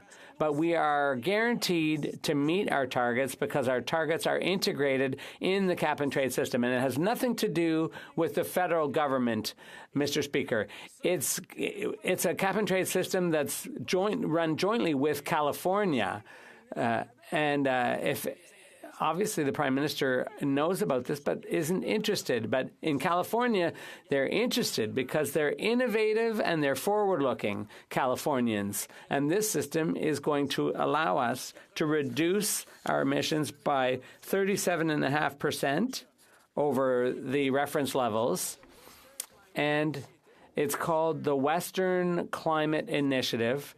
That could include Alberta. Just look at the name, Western. It seems so. Oregon and Washington decided to join that cap-and-trade system. Why don't the other provinces join in? And then they could be beneficiaries. They could get this so-called free ride along with Quebec. And there are people from Quebec, California, Washington, and Nova Scotia on the board of directors of that cap-and-trade exchange. Because you know what? Why would Nova Scotia have members on the board when they decided to opt out of the system? they could have joined this system and really focused on innovation, growth, and green transition. The governors of Arizona and New Mexico were also founders. So we're not really talking about the extreme left here. There are some pretty right-wing players involved in this cap-and-trade system. But who was originally involved? Ontario. Ontario voluntarily decided to abandon that system, which gave them a cap-and-trade system with California, Quebec, Oregon, Washington, and other players that are yet to join. So the Conservatives obviously keep saying that we're marching to our own drum here in Canada. We're like loose cannons or lone warriors. But we have had, our record has improved. The Conservatives, there are 69 more countries using this type of system. It's progressive. There are people who want progress. They want to move forward. But then there are others, like the Conservatives, who would prefer to move backwards in time. So we need a dialogue. Some Conservatives don't believe in climate change, but they could at least have a dialogue. But one fact is quite simple. Look at Europe. Europe has a cap-and-trade system. And obviously in Europe, like everywhere else, there are big polluters. And those big polluters, under that exchange system, they get free permits so they can pollute. Like we're talking about sawmills and aluminum smelters and so on. That's part of the system. They're allowed to pollute initially until they can make the transition. So then that means that there are less permits for other industries. But this European system, that's going to come to a close because I think it's in 2025. And, you know, Europe's no small player. It's a huge economy. And in 2035, there's going to be compensation between countries. So countries who decide not to pull their weight on climate change, they will have to pay at the border. Industries like Canadian industries, Alberta, Saskatchewan, and Nova Scotia, they'll have to pay duties at the border. And Quebec industries will be doubly penalized because that system will apply. There will be tariffs at the border. And if Canada hasn't pulled its weight and done its fair share in terms of fighting climate change, then we will pay a price when we try to export to Europe. And you know what, Mr. Speaker? The Conservatives are going to say, well, that's the extreme left. That's coming from the extreme left. But no, the WTO, and let's agree that the WTO, they're hardly Marxist-Leninists. The WTO has confirmed that those duties and tariffs will be legit. And so in 10 to 15 years, countries that with a poor record on climate change, in 10 to 15 years, we will be treated like other countries that use child labor, for example, will be pariahs in international trade. So I think we've always been in favor of dialogue, and I think that, of course, these premiers and the Prime Minister have to meet, but on the premise that it's honest and transparent and everything's above board. The Honourable Parliamentary Secretary, Government House Leader. Yes, thank you, Mr. Speaker. And I think I appreciate many of the comments that the member has made across the way. And one of the things that we should be highlighting is the fact that there are countries around the world make reference to the province of Ontario and how Ontario had the cap-and-trade system and then ultimately opt out. And I think that was a backward step from a personal perspective because there are many American states that have actually taken it upon themselves to actually put a price on pollution. So it's not fair to say that the United States as a whole doesn't have a price on pollution. I guess that's fair to say, but there are many American states that do have a price on pollution. And I think that is something that is worthy of noting. And in Canada, provinces also have the option. Quebec and BC are a good example. And if you can just expand upon the importance of other jurisdictions. The Honourable Member for Mirabel. Mr. Speaker, it's not a linear process. Some players have joined the system and then opted out when governments changed. And so there's room for discussion and efforts to bring those players back into the system.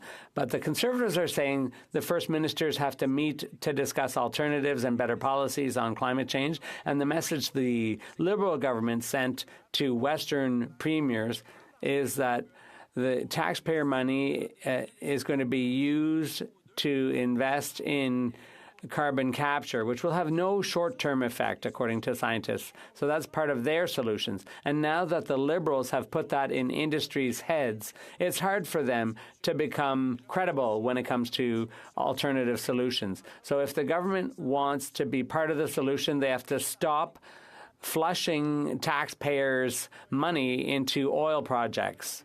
Questions and comments? Now remember for Lévis-Lotbinière. Thank you, Mr. Speaker, and I'd like to thank my colleague for his speech, which I took the trouble to listen to closely. And it seems that he may vote with the Conservatives on this motion and listen to common sense. Unfortunately, the carbon tax in the other provinces is $80. It's cheaper in Quebec. But what does my colleague think of the idea of the current federal Liberal government requiring Quebec to increase the price on carbon so that all Canadians are at the same level, which would be a disadvantage for Quebec given all its experience in fighting climate change? The honourable member for Mirabel. I don't know where to begin, Mr. Speaker. It's like him asking what I would think if the federal government wanted to increase the price of IBM shares, or if the federal government wanted to go to the Chicago Exchange to tell them how much nickel should cost. That's not how it works. There's a set number of permits, and people trade those permits. If the member for Lévis-Lotbinière is able to do what he's suggesting, I'll certainly put my investments with him. Nunavut. And I'd like to thank the member for his intervention. I appreciate that he suggests that there needs to be alternatives to addressing climate change. I know that there is this thing called the output-based pricing system, which is used to protect major emitters from paying full carbon pricing. So depending on industry and activity, 80 to 90% are actually exempt from carbon pricing. And I wonder if the member agrees that what we need to discuss in terms of alternatives is to remove such exemptions so that those major emitters are actually paying full price of carbon pricing. Here, here. Good question. The honourable member for Mirabel. What's good about the cap-and-trade system is that we meet our targets, and it's a fact that some big companies pollute, and there aren't many alternative technologies available to them just yet. So they can pollute and trade these permits until, and they're given an exemption until to buy time for them to make the transition to cleaner alternatives. And that's what, but there has to be an end to this temporary exemption at some point. That's what Europe's going to do. And in most, under most systems, there will be border mechanisms to offset, and it'll be very expensive for countries that aren't pulling their weight on climate change. And so the price should go down as emissions go down. Resuming debate, the honourable member for Jonquière. Merci. Thank you very much, Mr. Speaker. For a while now, I've been wondering what explains the Conservatives' obsession with the carbon tax. Now, I'm a person with good intentions. That's how I'm known in my party caucus. The member for Mirabel, in fact, often says that I am the Mother Teresa of the Bloc Québécois caucus.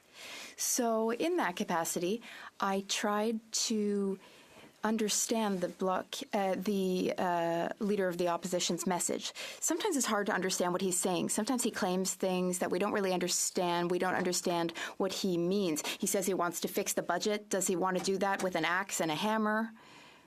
Sometimes he talks about the Prime Minister. He says he's not worth the cost or the corruption. Well, is there any corruption that's worth the cost or worth occurring? It's very confusing.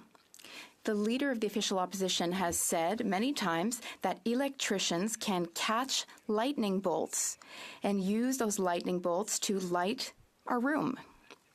So I wonder whether sometimes there's information missing from what the Leader of the Official Opposition is saying. Sometimes he might talk about the carbon tax without fully understanding the ins and outs of it. So as I was saying, I am a well-intentioned person, and I'm going to try to decipher this with you. I, in fact, have succeeded in deciphering the true intentions of the Conservative leader. What you need to do to understand it is, it's like trying to understand an adolescent, a teenager. When I wanted to understand my son when he was a teenager, I would analyze his clothing. If he was into rock and roll, he would wear rock and roll T-shirts. My son once even wore a Quebec Solidaire party sweater, so I knew he was interested in that. Well, do you guys remember in this house the I Love Oil and Gas sweaters that people used to wear? That's really, when you wear that kind of a sweater, you are declaring your love for an economic sector. True love and passion. But the Conservatives seem to have moved from I love oil and gas to axe the tax. Why? Well, because nowadays, in the current context of climate change, you can't go around shouting that you love oil and gas. But, on the other hand, if you claim that you don't love oil and gas, but that you want to defend workers by axing the tax, defending those who are less well off by axing the tax, well then, people who don't have the time to really decipher what you're saying might support you. But I want to take the time today to truly decode and decipher the Conservative message. I don't think the Leader of the Official Opposition is defending the purchasing power of the least well-off. I think they are selling an ideology that doesn't believe in climate change and wants to unconditionally support oil. Big oil. Now let's take a look at the facts, Mr. Speaker. The direct and indirect impact of the carbon tax on inflation is negligible, almost non-existent, and that's according to the Bank of Canada's numbers. If there is an increase of $15, then, according to the Bank of Canada, that will lead to a direct impact of 0.15% on inflation. That 0.15% impact, if you carry that to $1,000, if a family spends $1,000, there's an additional $1.50 from the carbon tax. And that $1.50 only applies in provinces where the carbon tax applies. And that does not apply in Quebec. Those are not my words. That's according to the Bank of Canada.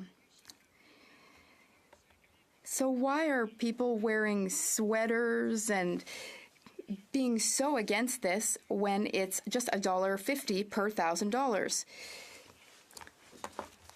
And the Conservatives are claiming, for example, that because of this negligible increase, people are requesting medical assistance and dying because they can't pay for groceries because of the carbon tax. So the Conservatives were in a bit of a bind after the Bank of Canada released these numbers about $1.50 per $1,000. So they said, okay, maybe we won't talk about the direct impact anymore. We will talk about the indirect impacts. That's the new strategy. But there's an economist named Trevor Tome. He's an economics professor, and he calculated, in fact, the indirect effects. He calculated the indirect effects for Alberta and for Ontario. And his numbers are shocking. According to this economist, the indirect impact of the carbon tax would have an impact of 0.18% in Alberta and 0.20% in Ontario. So the Conservatives for the past 18 months have been up in arms about approximately $1.50 per $1,000. Is it really worth it to use all of their opposition days for an indirect impact of between 30 and 50 cents per $1,000? Does this really cause people to be unable to feed themselves or to buy clothing? Does this really lead to out-of-control inflation? I don't think so. And it bears repeating that this does not apply in Quebec. Professor Thome found the economic impacts so negligible that he did not even calculate them for Quebec.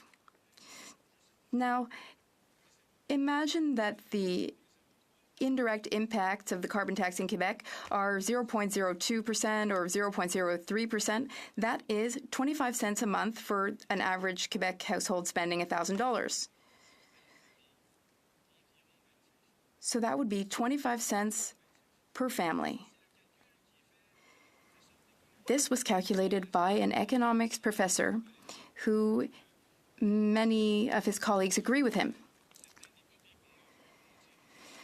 Now, some members in this House have risen and shown us bills with the carbon tax on them, maybe one bill paid by one oil and gas producer.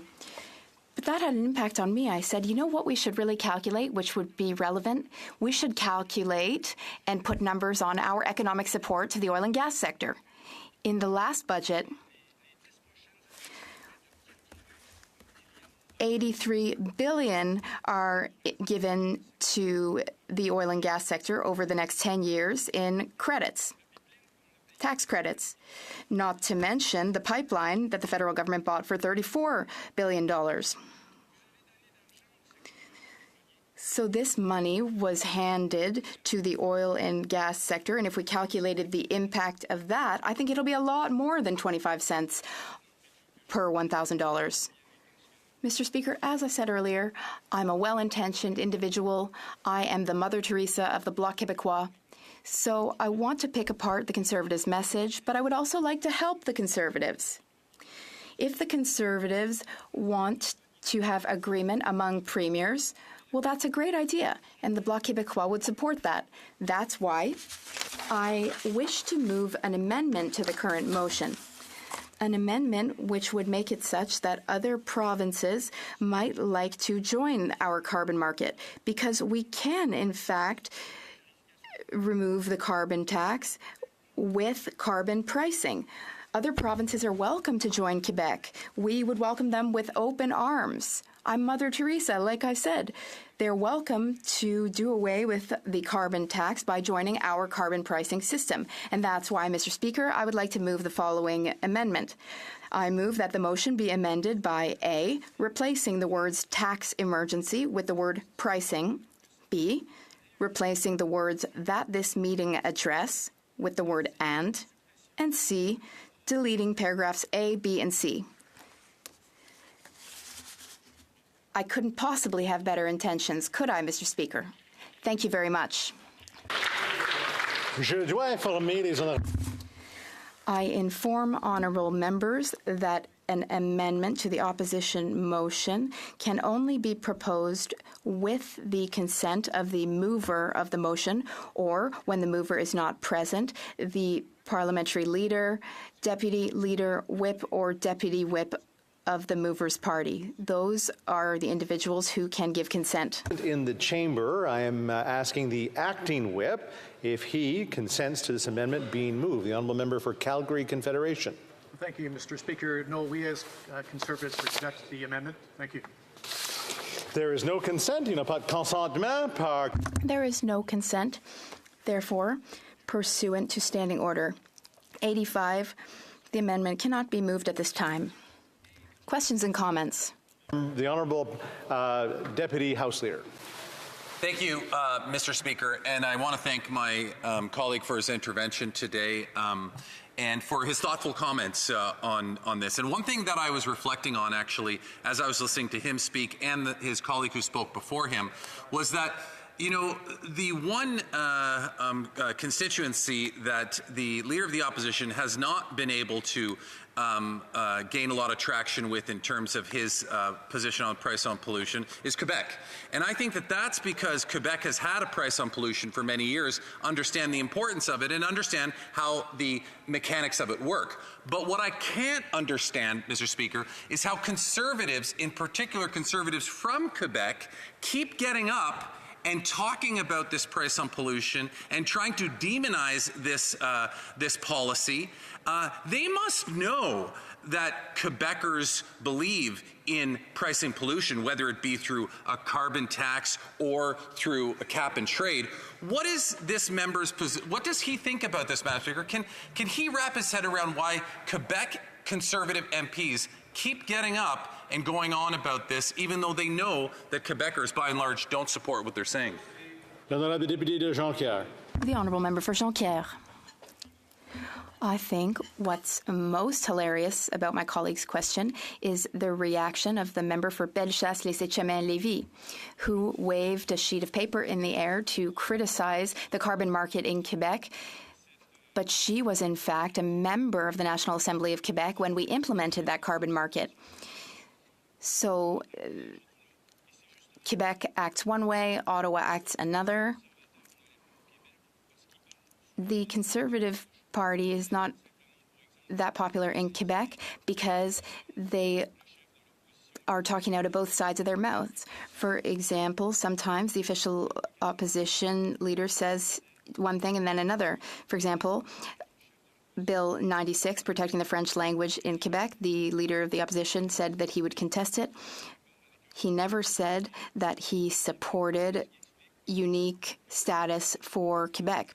So that's why the Conservative Party is struggling to rise in the polls in Quebec. Thank you very much, Mr. Speaker. Now, one of the principal reasons why we oppose this is that the costs of this have the ripple-down impact, right? So the town of Shaunavon, for example, back home, with the carbon tax increase, it's going to cost the town $78,000. Now, in order for the municipality to cover that off, they would have to raise taxes on the ratepayers by at least 8 or 9% in order to be able to cover off the cost of the carbon tax. So there it is, another example of how the carbon tax continues to pile onto ratepayers more than just at the pumps, as the Bloc seem to think it only applies to. So I want to know what the member thinks about that. The Honourable Member for Jonquière. According to economists, these indirect costs are negligible. But if you want to talk about indirect impacts, you can talk about the Alberta oil sector. That is more expensive than the costs of the carbon tax. Why do the Conservatives never mention that? There's also a huge amount of taxpayer money, an indecent amount of taxpayer money, being given to oil and gas companies. We could use that money to support our towns and cities. We could use that money to develop much more helpful programs for Canadians. We could do all that rather than handing money to an economic sector that's already making record profits. Record profits, excess profits. We could talk about that, but the Conservatives have a deep, unwavering passion for the oil and gas industry, so they never want to talk about any of that. Political violence. Merci, Monsieur le Président. Thank you, Mr. Speaker. I thank the member for Jonquière. I have a question for him. This Conservative motion gives us the opportunity to explain to Canadians what the situation really is. We can explain the reality of the climate crisis. When the Conservative leader testified in committee here, that actually helped the government. Conservative premiers, the reason why Conservative premiers are against the carbon tax, when they were asked why, well, their witness testimony wasn't quite logical. The explanations were not clear. Some are opposed to policies that work, but they struggle to explain why they would prefer to do nothing. The Honourable Member for Jonquière. Why don't the Conservatives want to take action against climate change? Well, that's clear and simple. The oil industry. Period. Everyone will end up putting a price on carbon. So Quebec remains competitive, but will become less competitive in its dealings with Europe and other places because the Conservative Party has decided that in Canada, the oil and gas sector was the preferred sector to support, and we don't agree with that. Before continuing, the Honourable Member for La Prairie is rising on a question of privilege. Thank you, Mr. Speaker. Over the past few weeks, the Liberal government has been touring around Canada, coast to coast to coast, to announce all sorts of measures in its upcoming budget. The budget will be tabled on April 16th. Many times, starting 1 month ahead of the budget, the media has reported on cabinet numbers. The government has also announced measures in the finance minister's budget. We find it troubling that the government is going against the principle of financial discretion in the government. That is necessary for a government to be trustworthy and trusted. We feel that these actions go against the principles of good governance. We feel that the government has released aspects of the budget too early. These announcements, made out of the context of the budget, prevent members from doing their work properly. The government is dropping budget measures left, right, and centre. Starting the 25th of March, ministers have made announcements about housing, daycare, the National Pharmacare Program for contraception and diabetes medications. The government has made announcements about the National Food Program, the development of artificial intelligence, strengthening national defense, and they've also made announcements about mental health. During the last 2 break weeks, the government made a plethora of pre-budget announcements, many electoralist announcements. According to Bosque and Boursier and the procedures of the House, the secrecy related to the budget is a long-standing parliamentary tradition and principle. But releasing aspects of the budget too early can impact markets and can lead to advantages and benefits for some and not others. Publicly announcing the contents of the budget before the finance minister tables the budget, usually there is an in-camera, behind-closed-doors briefing by department officials for journalists. The goal of that is to maintain discretion about the budget. Then this House debates the budget with full knowledge of it. Discretion, financial discretion, is a fundamental principle of democracy, which must be upheld by parliamentarians. Currently, the Cabinet and Prime Minister are going against this principle. It's very disconcerting that the government is releasing budget elements ahead of time without any concern for the possible consequences of that. We need to protect that principle. In 1989, the then Prime Minister Mulroney criminally charged a journalist for releasing budget-related information before the tabling of the budget. Mr. Michael Wilson, then Finance Minister, decided to pre-release his budget in order to uphold the principle of budget discretion. What is most worrisome is that the Liberal government has gone ahead with this, totally flouting the parliamentary practice which seeks to prevent insider trading and which also enables parliamentarians to consult the budget before it's released in order to better be able to debate it. The Liberal government's practice of announcing dribs and drabs of its budget in front of the media is irresponsible, not only to all MPs, but also to opposition parties, which have a responsibility to monitor the government's policies. Revealing some measures that the government deems to be popular is a ploy without offering parliamentarians or citizens a full picture of its budgetary policy.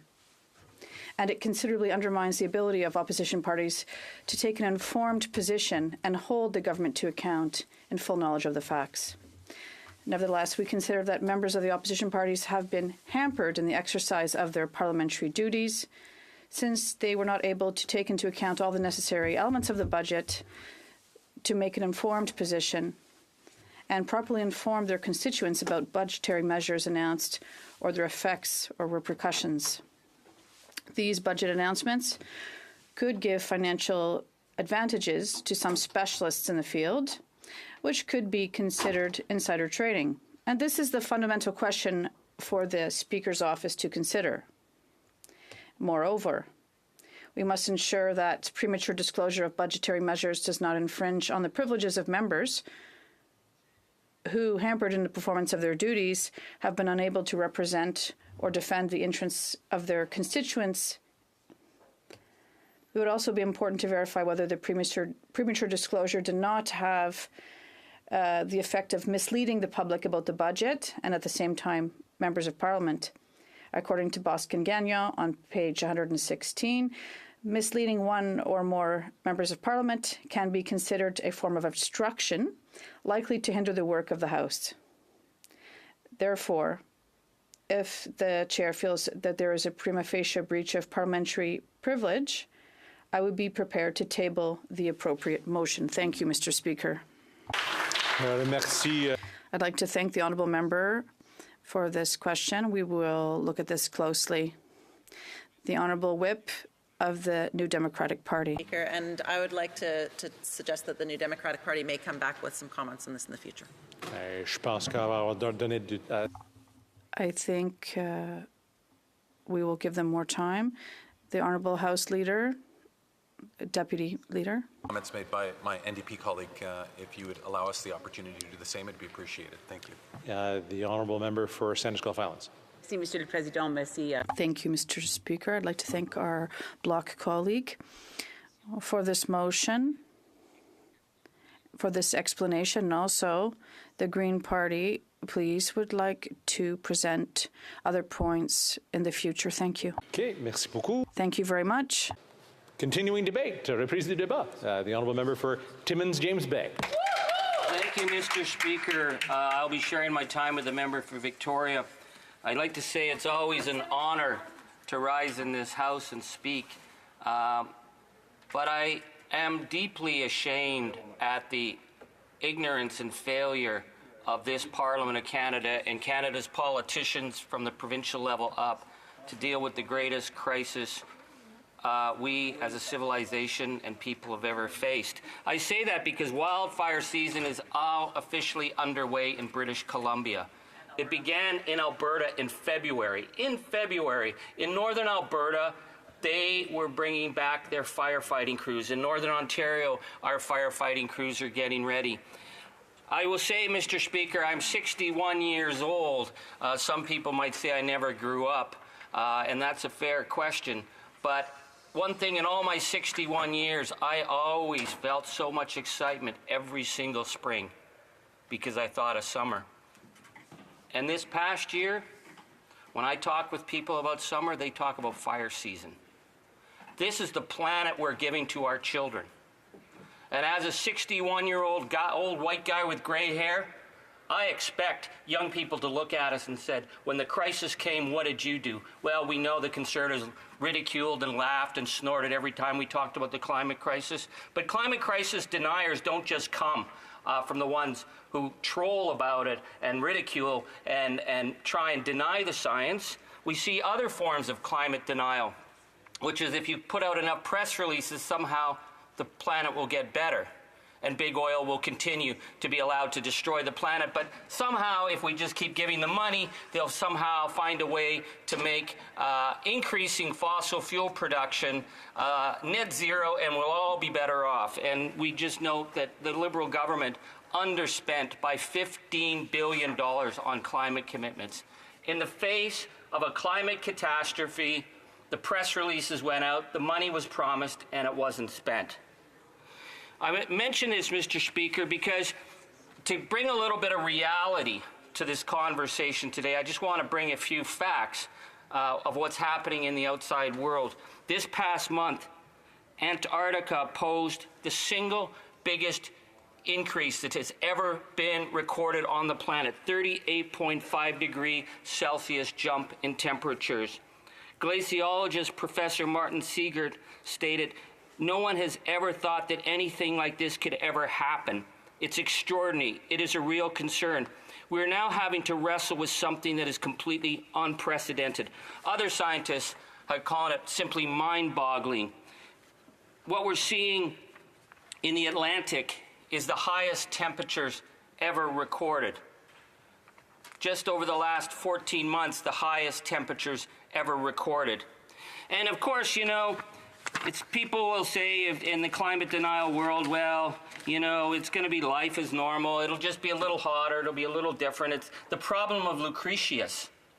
Lucretius' problem was that nobody could anticipate a problem bigger than what they had seen in their lifetime.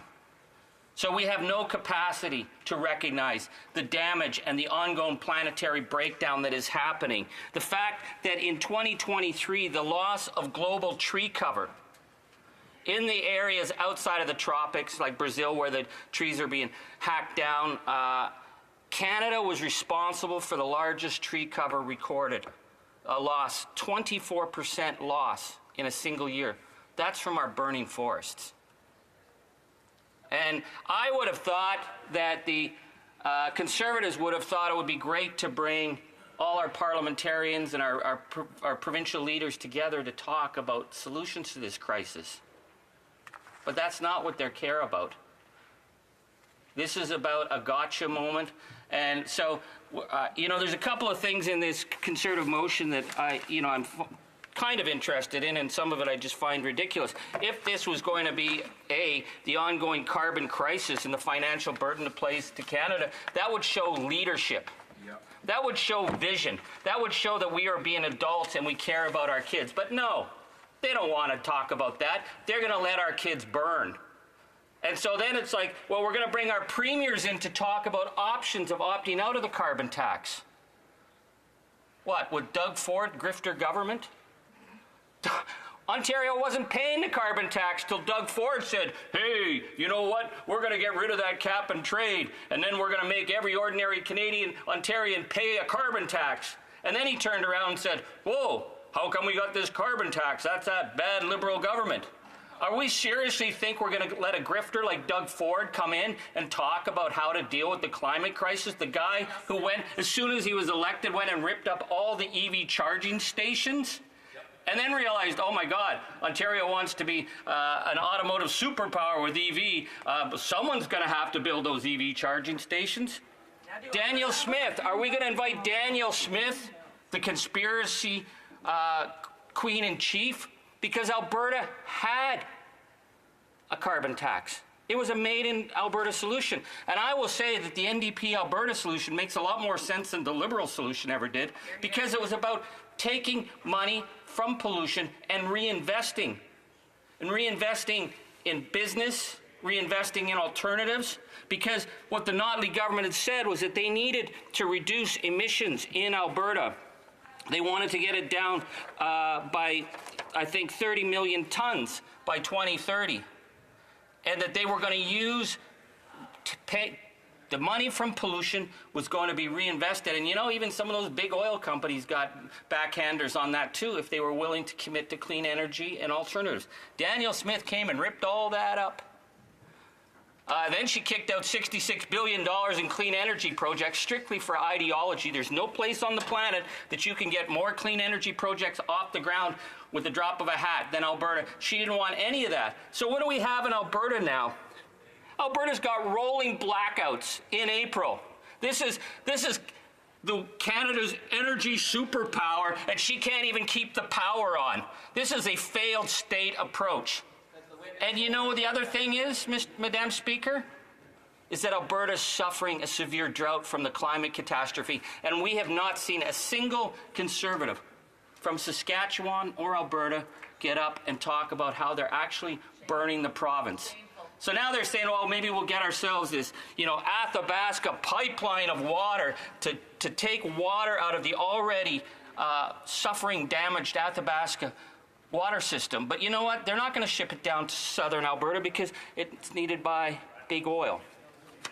And so the issue here, and this is my problem with the Liberal carbon levy, the carbon tax, is that it was always a market solution so that we didn't actually penalize the people who were burning our planet knowing they were doing it. And, I can't go back and explain to working class Joe back home, hey, you pay the money, then you get more back, and they say, so what does it do? It's a good question. Because I will agree with the Conservatives on their motion that Canada is now 62 out of 67 countries on the Climate Change Performance Index. But what they don't say is the reason that Canada is at the back of the pack is because we've never targeted those who are causing the emission increases. The oil and gas sector never had any intention of lowering emissions. They never even tried. The intensity of creating oil in Canada today is higher than it was in 1990. When they talk about carbon capture and they want us to give them billions for carbon capture, it's not to take it out of the atmosphere. It's so they can pump out more oil. And as they pump out more oil, it is about more fossil fuels. And so Alberta, which is responsible for almost close to 40% of Canada's emissions, where does that come from? Is the average Albertan any more wasteful than average Canadian anywhere else? No. It's coming out of one sector. And that sector has not been doing its job. And now our planet is on fire. But you don't see any willingness of the Liberals to actually take this on, and the Conservatives will take on anything except the fact that our planet's on fire, that we are at peak carbon, and the fact that the emissions that are now being registered coming out of the oil sands are 6,000 times higher than registered. I come from mining country. If a mine was pumping into the local river 6,000 times higher than allowed, there'd be charges, they'd be arrested. If you were sold a product that had 6,000 times more risk to human health, something would be done. But in Alberta, they have the Alberta Energy Regulator, which is like basically an extension of Richie Rich Kruger's. They probably got an office down the hall. And why am I going at them so hard? I'm going at them because they knew. They knew all along. They knew in the late 1950s the simple science of increased carbon will create a situation where you're going to get greenhouse gas emissions. The American Petroleum Institute had a study in 1982 that plotted out the timelines of what was going to be a slow-moving disaster. They said in the American Petroleum Institute studies there were significant temperature changes are certain to occur by the year 2000, and that would lead to the eventual collapse of the Antarctic ice shelf. I've been trying to flag him. I gave him a 2-minute, a 1-minute, and now we're over time. But I'm sure the honourable member will be able to add during questions and comments. Questions et commentaires. The honourable member for Pitt Meadows, Maple Ridge. Thank you, Madam Speaker. And this member's comments just exemplifies how out of touch both the NDP and the Liberals are with Canadians. People are struggling in our communities. I went door to door on the weekend in an area that I didn't do that well in the last election. And I'll tell you, the comments I was hearing from them is they are ready to axe the tax. This tax that is not having any impact except for taking money out of the pocketbooks out of Canadians to pay for needs. So I'm wondering if the member would just recognize that what the NDP and the Liberals and the Bloc are supporting is a tax plan and not a climate plan. Thank you. Order, order. If the Honourable Parliamentary Secretary wants to answer a question, he should wait till he makes his speech, or if he wants to contribute, he should wait till the appropriate time. The Honourable Member for Timmins, James Bay. Can I just get a clarification? That member knocked on people's doors in British Columbia, that member who was part of a government that brought in a provincial carbon tax, that member who will not tell the truth when he's talking to people, he's going to axe the facts. People in BC are not paying a federal carbon tax. How dumb does he think his constituents are? How dumb does he think people are if he goes door to door with such blatant misinformation? A guy who brought in a carbon tax, who's blaming a government for carbon tax BCers aren't paying. And by the way, while BC burns, this is what we've got to deal with in the climate denial world of the Conservatives. Questions and comments. The Honourable Government Deputy House Leader. Thank you, Madam Speaker. You know, a new champion of climate change, of carbon pricing just recently emerged, and that's none other than Danielle Smith, the Premier of Alberta, who recently in a video that surfaced said from back in 2021, she said, "I do my family's taxes, so I know we got back $808.50. And when I go back and look at what I spent in carbon taxes because I was working from home, I was commuting, my gas bills were way down. And even the amount that I paid on my home heating, because we're practically natural gas where I live, I would say that I probably ended off better with that transfer." And so I think a lot of people would be of the view that if you're going to implement some kind of carbon or revenue neutral carbon pricing, that's probably not a bad way of doing it. Those aren't my words. Those are Danielle Smith's words from 2021. Can the member from Timmins James Bay explain to the House why he thinks Danielle Smith has done a complete about-face on this issue? Honourable Member for Timmins James Bay. Well, thank you. I just want to say to my honourable colleague, I'd be careful in believing anything Danielle Smith said. So they want to bring her to have a premier's conference. This is a woman who said cigarette smoking was good for you. She believes cigarette smoking is good for you. So no wonder she thinks burning the planet is good for you too, while Alberta dies in drought and she can't keep the power on. What we have, Danielle Smith, the conspiracy queen of North America, come and talk about carbon and the carbon crisis. My God, it's bad enough for my poor friends in Alberta who are dealing with, they can't even keep the lights on in the energy superpower province because she's chased out all the clean energy. She believes in smoking. I can't even keep track of where Danielle Smith goes on a given day in the conspiracy claims she makes. Questions and comments. The Honourable Member Saanich Gulf Islands, a brief question. It's hard, Madam Speaker, to be brief when the Honourable Member for Timmins James Bay is a voice of conscience in this place and the only person in days, weeks, maybe months, besides perhaps myself and the Honourable Member for Victoria, who speaks of the fact that the climate crisis threatens the future of our children, our grandchildren, and civilization itself, and it's in our hands to make a difference early. The Honourable Member for Timmins James Bay is right. The government underspent by $15 billion on climate action and overspent by an obscene $34 billion to build the Trans Mountain Pipeline that we do not want. The Honourable Member for Timmins James Bay, a brief answer, please.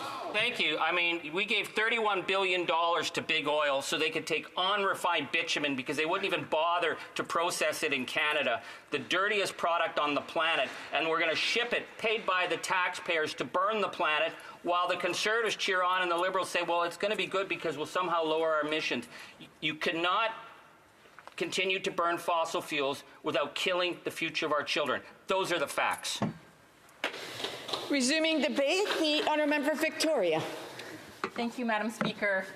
The Leader of the Conservatives just said Canada doesn't have an industrial carbon price. He is either ignorant about carbon tax policy or intentionally misleading the public. Absolutely. He should know that Canada's industrial carbon pricing system exists. The federal carbon pricing benchmark exists. And it is critically important because it sets expectations for how provincial and territorial governments are covering fuels and large emitters, and how these programs must be designed to meet federal minimum standards. Mm-hmm. So he is intentionally misleading Canadians or doesn't understand the policy that he wants to run an election on. If he'd done even the quickest Google search, he'd see the recent report entitled Industrial Carbon Pricing, the Top Deliverer of Emissions Reduction. Or the Globe and Mail article, Industrial Carbon Price, More Effective to Reduce Greenhouse Gases Than Consumer Policy. Or CBC, industrial carbon pricing has 3 times the impact on emissions as consumer carbon tax. If the leader of the opposition did his research, he would know that the federal minimum standards for industrial carbon pricing, that this policy is one of the most critical climate policies in Canada. It has been one of the policies that's reduced the most emissions in Canada, and that it actually needs to be strengthened. We could close the loopholes and make even a more robust policy. He not only refused to answer if he would scrap it, he said it doesn't exist. The carbon price, the industrial carbon price, exists. Yes. Climate change exists. Yes. Fighting the climate crisis is not optional. Canadians are still reeling from the impacts of last year's record-breaking wildfire season. The record-breaking heat dome, the atmospheric rivers that washed away whole communities, roads, homes, farms, and British Columbians are still experiencing a multi-year drought, extreme flooding at the same time. We are bracing for another record-breaking wildfire season.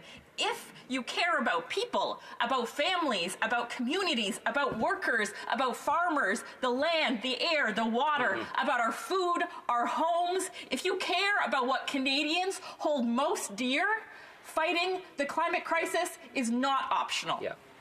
Yes. And we will only get it done if we bring people together, if we unite people instead of dividing them. Unfortunately, the leader of the Conservatives seems to think it's optional. He has no climate plan. He wants to ignore the climate crisis. Now, I should note, unlike many of his MPs and Conservative members who in 2021 voted against a resolution acknowledging that climate change is real, the leader of the opposition has acknowledged the existence of climate change. He just opposes any solutions that would address it. He collects huge donations from oil and gas CEOs and then becomes their puppet, their cheerleader, their champion. Conservatives have absolutely no climate plan, and they can't even agree that the climate crisis is real. But while the leader of the opposition wants to ignore the climate crisis, the Prime Minister wants to use it to divide Canadians.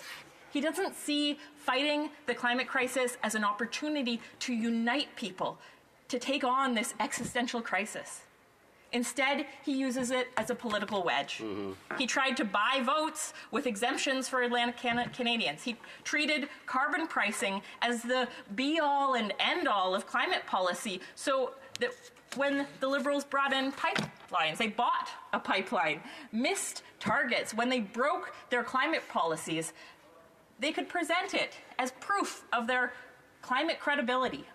But at the same time, the Liberals undermine their own policy, giving exemptions to the biggest polluters. Suncor gets to pay 14 times less for their pollution. The Liberals designed a carbon pricing system where the carbon price for everyday Canadians is 14 times higher than the carbon price for Suncor. It's not surprising when you remember that the Liberals continue to hand out billions in fossil fuel subsidies to oil and gas CEOs who are making record profits. These are the same companies whose corporate greed has driven up costs, who are gouging Canadians while they struggle to make ends meet. While Canadians are struggling, corporate profits are at an all-time high, and rich CEOs are making more money than ever. The Liberals keep giving these CEOs more and more public money, sometimes under the guise of helping them clean up the environmental mess that they made. And the Conservatives, well, the Conservatives are even cozier with CEOs. Last year, dozens of oil and gas CEOs flocked to the leader of the opposition's fundraisers. At one of these events in Banff, the co-founder of Pathways Alliance, along with current and former oil sands CEOs, who have a long documented history of climate policy obstruction, donated thousands of dollars to the leader of the Conservatives. These CEOs did this while they were raking in record profits, while they were campaigning across the country with misleading advertising to greenwash the oil sands, while continuing to increase their emissions. It seems like the corporate-controlled Conservatives are once again listening to their CEO masters, donors, and that they intend to scrap the industrial carbon tax, to let big polluters pollute for free. The Conservatives are letting these CEOs, these donors, off the hook and leaving Canadians to deal with the devastating impacts of the climate crisis, with the excruciating impacts of corporate greed, gouging the Canadians who are struggling and burning the planet. This motion talks about the idea of the Prime Minister bringing together premiers, bringing together the provinces in the spirit of collaboration to discuss carbon pricing, and doing this to talk about critical issues like climate policy and the cost of living crisis. This would be worthy of support. But the language of this motion is misleading. So I have a good faith amendment that will hopefully be considered by the official opposition. Now, I heard the amendment from the Bloc, which I thought similarly was a good faith amendment. And I was disappointed to see the Conservatives unable to accept a good faith effort to bring the provinces into a discussion about the climate crisis, about the cost of living crisis. If the Conservatives want to actually have this conversation, if they are genuine in their desire for the provinces and the federal government to come together to talk about the issues facing Canadians, then I hope they will consider our motion. That the motion be amended by replacing paragraph A with the following. A, the industrial and consumer carbon tax and the ongoing cost of living crisis felt by all Canadians. B, replacing paragraph B with the following. B, the April 1st carbon tax increase. Thank you, Madam Speaker.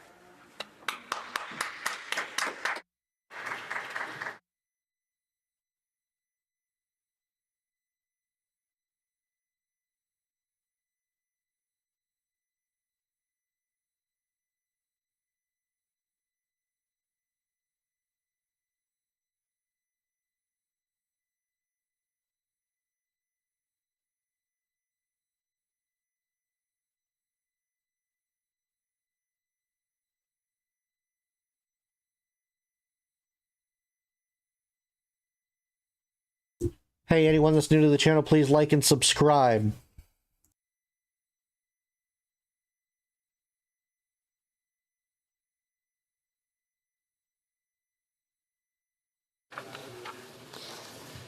It's my duty to inform the House that an amendment to an opposition motion can only be accepted if the mover agrees to it,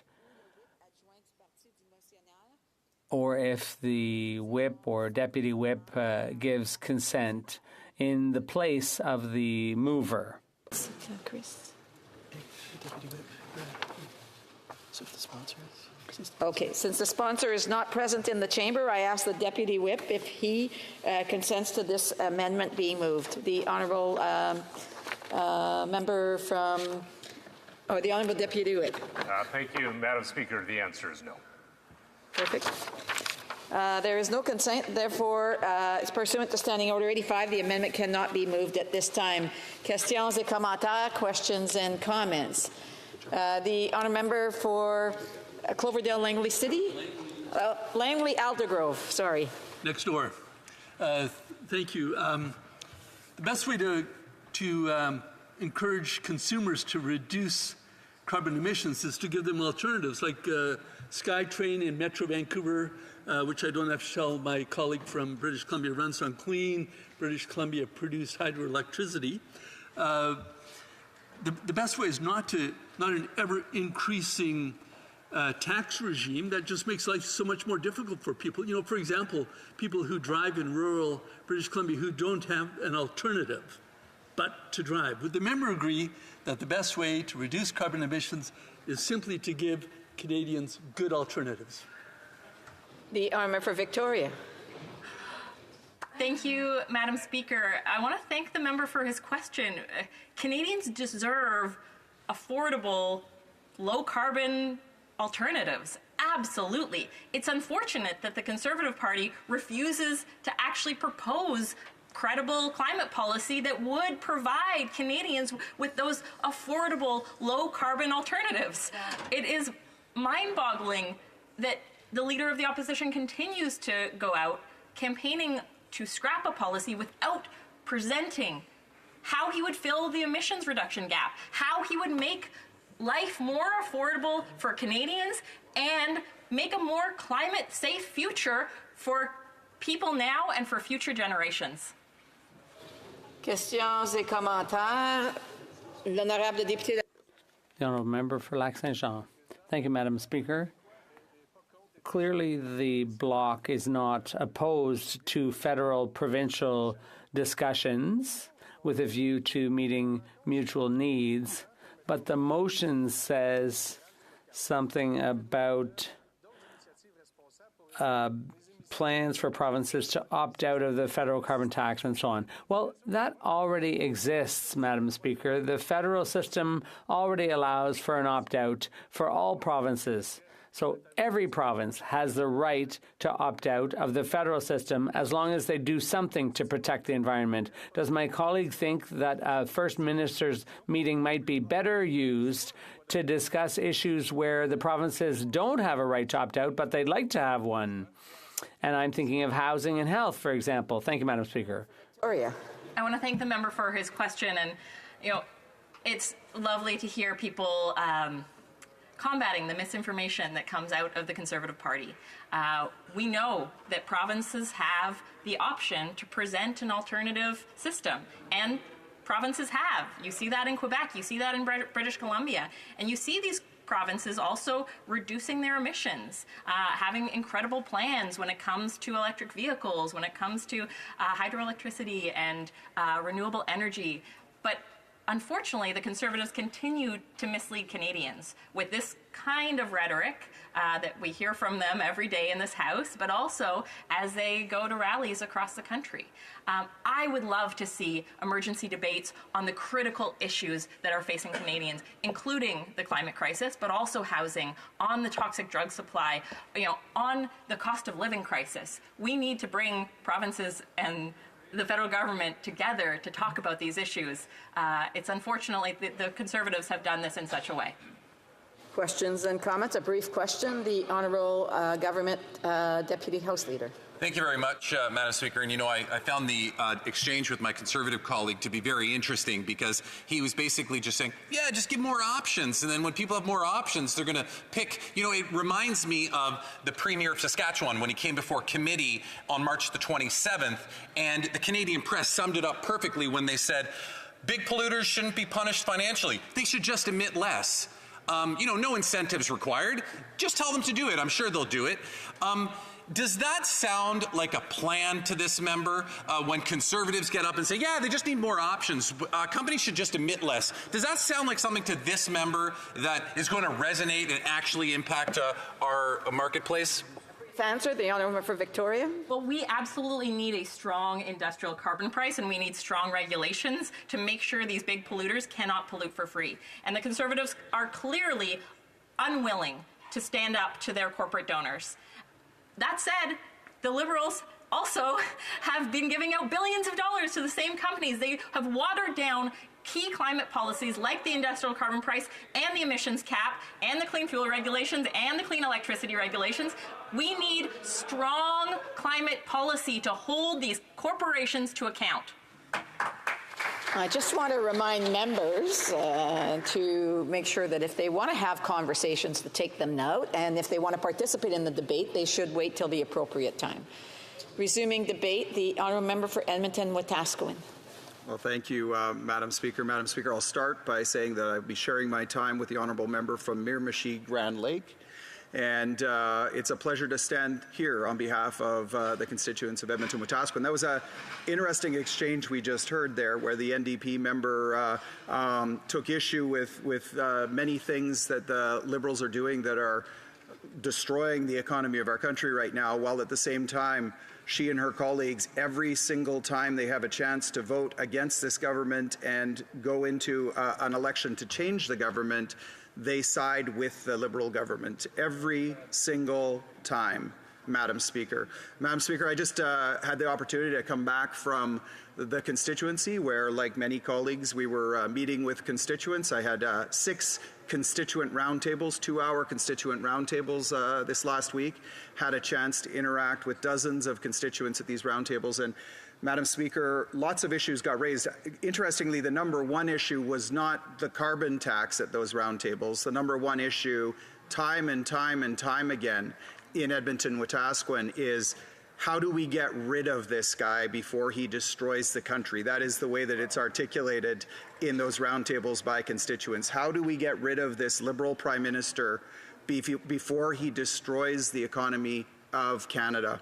Madam Speaker, I always find it helpful. I'll just mention that a few of the other issues that were raised, carbon tax was definitely the main policy issue that was raised. Housing, runaway deficits, safety in our streets, immigration and the recent challenges with the immigration system. Madam Speaker, of course, healthcare is always raised, especially at a time right now when it's clear that we're going to spend more on interest on the debt that the Liberal government's rang up than we spend on healthcare in this country over the next few years. So, Madam Speaker, there are lots of issues to talk about. I think it's helpful in the context of what we're talking about today, though, to revisit the legacy of economic chaos that is in the DNA of the Liberal Party, the Trudeau legacy. Very important to revisit the Trudeau legacy of the 70s and 80s. A government, a Liberal government that ran up 14 deficits in 15 years in the 70s and 80s. And the result of that time, of course, that was a time of drastic economic experimentation with, at the time, the most left-leaning prime minister that we had ever had. Obviously, definitely beaten by the current government, but at that time it was the most left-leaning government we'd ever had. And they undertook an economic experiment.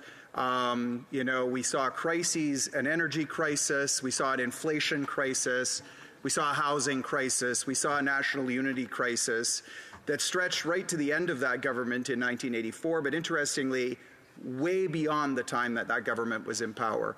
Of course, the Mulroney government, the 9 years following that government, I remember when some of these members were new and they would come into the House in 2015, 2016 and talk about the biggest deficits in Canadian history being under the Mulroney government. But what they didn't mention, of course, at that time was that those deficits were entirely interest on Trudeau's debt. So the deficits that they ran, they were largely in balance, in fact, probably a little bit in surplus, but the interest payments on the Trudeau debt caused us to run deficits for many, many years after that. And it was actually the result of that, the bill came due in about the mid-90s, 95 to 97, under a Liberal government, under a Liberal Chrétien Martin government. Some of these members served under that government. The bill came due in 95 to 97 when we saw absolutely dramatic cuts, some of the most significant cuts we'd ever seen to healthcare and social services spending in this country. It's interesting because Liberal members often stand up and they say, what are you going to cut? What are you going to cut when we talk about bringing some sanity to our fiscal situation in this country? But you know who really made significant cuts to spending on things that are important to Canadians? That Liberal government in 2 years, from 95 to 97, cut 32% from healthcare and social services transfers in this country. 32%. Can you imagine a government in 2024 having to cut 32% from healthcare and social services funding? But that's what happened from 95 to 97 because of the absolutely tragic economic legacy of a Trudeau government. And Madam Speaker, here we are again. We're now 8 years into this government, eight deficits in 8 years for this government. I assume we'll have a 9th coming up soon. So 9 deficits in 9 years. That's 23 deficits in 24 years under economic policies of this Prime Minister and Prime Minister Trudeau of the 70s and 80s. 23 deficits in 24 years. We've, under this particular Liberal government, backed up by the NDP, we've doubled our country's debt in this country.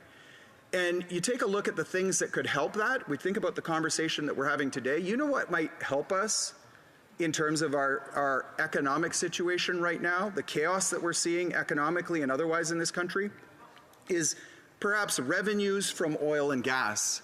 That might actually help. I took a look at the oil and gas import numbers for 2022, the most recent numbers that we have to date.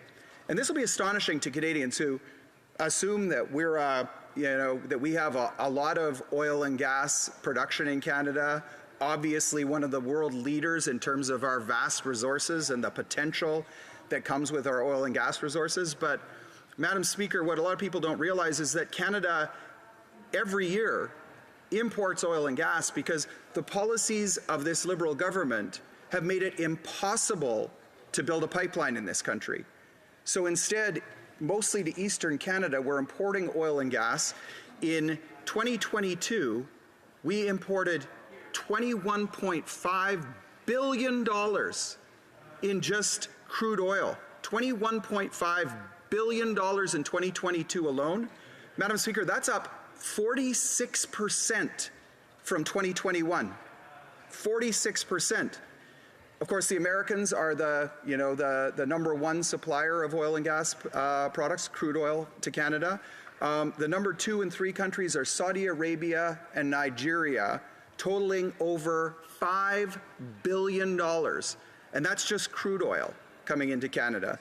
On refined petroleum products, we're talking about even more, $26.1 billion in 2022 alone, up 55% from 2021. We're importing about $47 billion between the two of those in 2022. That is product that could absolutely be sourced here in Canada. And Madam Speaker, the reason that that situation exists is because we hold Canadian producers, hardworking producers, workers in Alberta, Saskatchewan, Newfoundland, and Labrador across the country. We hold our own workers, our own producers, to a higher standard than we hold producers in Nigeria and Saudi Arabia. We don't ask producers in Nigeria and Saudi Arabia to account for upstream emissions, for the impact on the environment, for the impact on the social fabric of their countries. It was interesting because about a year ago, we had the minister before committee, and I got a chance to ask him about this, and his response was, well, of course Canada has no ability to hold those countries to account. We're not, their own domestic governments control those types of things. Canada can't walk in and hold them to account, but we definitely hold Canadian producers to account for that. The one thing that we can do is refuse to take oil and gas from countries that don't meet the Canadian standard, the same standard that we apply to Canadian producers. This is the world that this Prime Minister has created in 8 years. You go back 8 years and take a look at the situation that existed 8 years ago, and our leader summed it up very, very well this morning when he spoke. It was a world where we had a balanced budget in 2015. We'd worked hard coming out of the economic slowdown, where the New York Times spoke of Canada having the richest middle class in the world, having just overtaken the Americans after decades. A situation where we didn't have a housing crisis that we have right now. A situation, I see that you're marking the end of my time. Madam Speaker, I look forward to speaking some more about these things when we take questions from the other parties. Thank you very much. Questions and comments? The Honourable Parliamentary Secretary, the Government House Leader. Yes, thank you, Madam Speaker. And, it's interesting, the member makes reference to Pierre Elliott Trudeau. who many Canadians have respected as one of Canada's greatest prime ministers for a lot of the efforts and things that he brought in, to say the very least, Canada's Charter of Rights and Constitution, the repatriation, and I think that he undervalues that. It's interesting that he wanted to be able to highlight the past, and he's often criticized me for bringing back some of the disasters of the Stephen Harper era, and maybe he can justify how it is Stephen Harper had a mega multi-billion-dollar surplus handed to him, and he converted that into a multi-billion-dollar deficit, and it was before the recession that had taken place. How does he justify Stephen Harper's government when he did not balance a budget? Even in his last year, he had to sell off shares, Madam Speaker, of GM at a huge discount to try to give the impression that he balanced the books. The honourable for Edmonton-Wetaskiwin. Well, Madam Speaker, that question is quite laughable. First of all, there's a lot of disinformation in that question, but I think the point to be made is we faced an economic crisis. His party's reaction, by the way, at the time was to form a coalition with the Bloc and NDP to try and take down the government right after an election. That was the response of the Liberals at the time. Of course, anyone that was in this House would remember that our government could not spend enough to satisfy the Liberals. Every single question was about why we weren't spending more at the time. But the biggest difference from then to now is that we immediately laid out a plan to get back to balance by 2015. We followed that plan absolutely to a T, and that government inherited that incredible fiscal situation we had in Canada at that time. Comments, questions, et commentaires. The honourable member for Edmonton-Griesbach. Thank you very much, Madam Speaker. I want to thank my honourable colleague from Alberta, and I know he deeply shares the love of our province like many we do at home, but the reality is they're stuck between the question of whether or not the carbon tax is truly hurting their bottom dollar while also trying to find ways to feed their families. But they find that in this place, particularly the Conservative policy on the carbon tax, which this on April 1st increased 3 cents, at the same time that Danielle Smith, the Conservative Premier of Alberta, increased the gas tax by 4 cents. That kind of hypocrisy is, I think, something that Canadians are reeling from, and it's something that they can't get a path forward on. I also want to comment on the fact that we even see in Alberta the reason why Harper had such surpluses in his budget was because he weakened, in our province, oil, for example, the purchase takeover of Nexen by China, which was green-lighted by the Conservatives, in order to balance their budget, because they of course, want to tell the Canadian public that they're balancing it. But today, Madam Speaker, we're paying the penalty of that. So it's hard to believe the Conservatives when they genuinely, I believe, are addressing a problem of affordability. But I think it's in a way that Canadians can't understand, Madam Speaker. The carbon tax is 3 cents. That's Justin Trudeau's fault. Sorry, I retract that. That's the Prime Minister's fault. But the Leader of the Opposition, the Leader of the Conservative Party in Alberta increased it 4 cents. How does he justify that? Honourable for Edmonton-Wetaskiwin. I don't know what's going on today. It might be the eclipse yesterday or whatever, but I wonder if the honourable member knows that we're in the Canadian House of Commons here talking about what the federal government is doing. We are both members of opposition parties, but only one of us is actually taking our role seriously to oppose the government. That member votes for this government every single time he has an opportunity. And I'll hearken back to the days of Stephen Harper and take a look at this New York Times article that, quote, after-tax middle incomes in Canada, substantially behind in 2000, now appear to be higher than in the United States, unquote. That's from 2014. The article also says, it talks about an income survey, but other income surveys conducted by government agencies suggest that since 2010, that was the time of the economic meltdown, the global economic meltdown, since 2010, pay in Canada has risen faster than pay in the United States and is now most likely higher. That was 2014, Madam Speaker. We are in a completely different circumstance now because of that member's party supporting this government.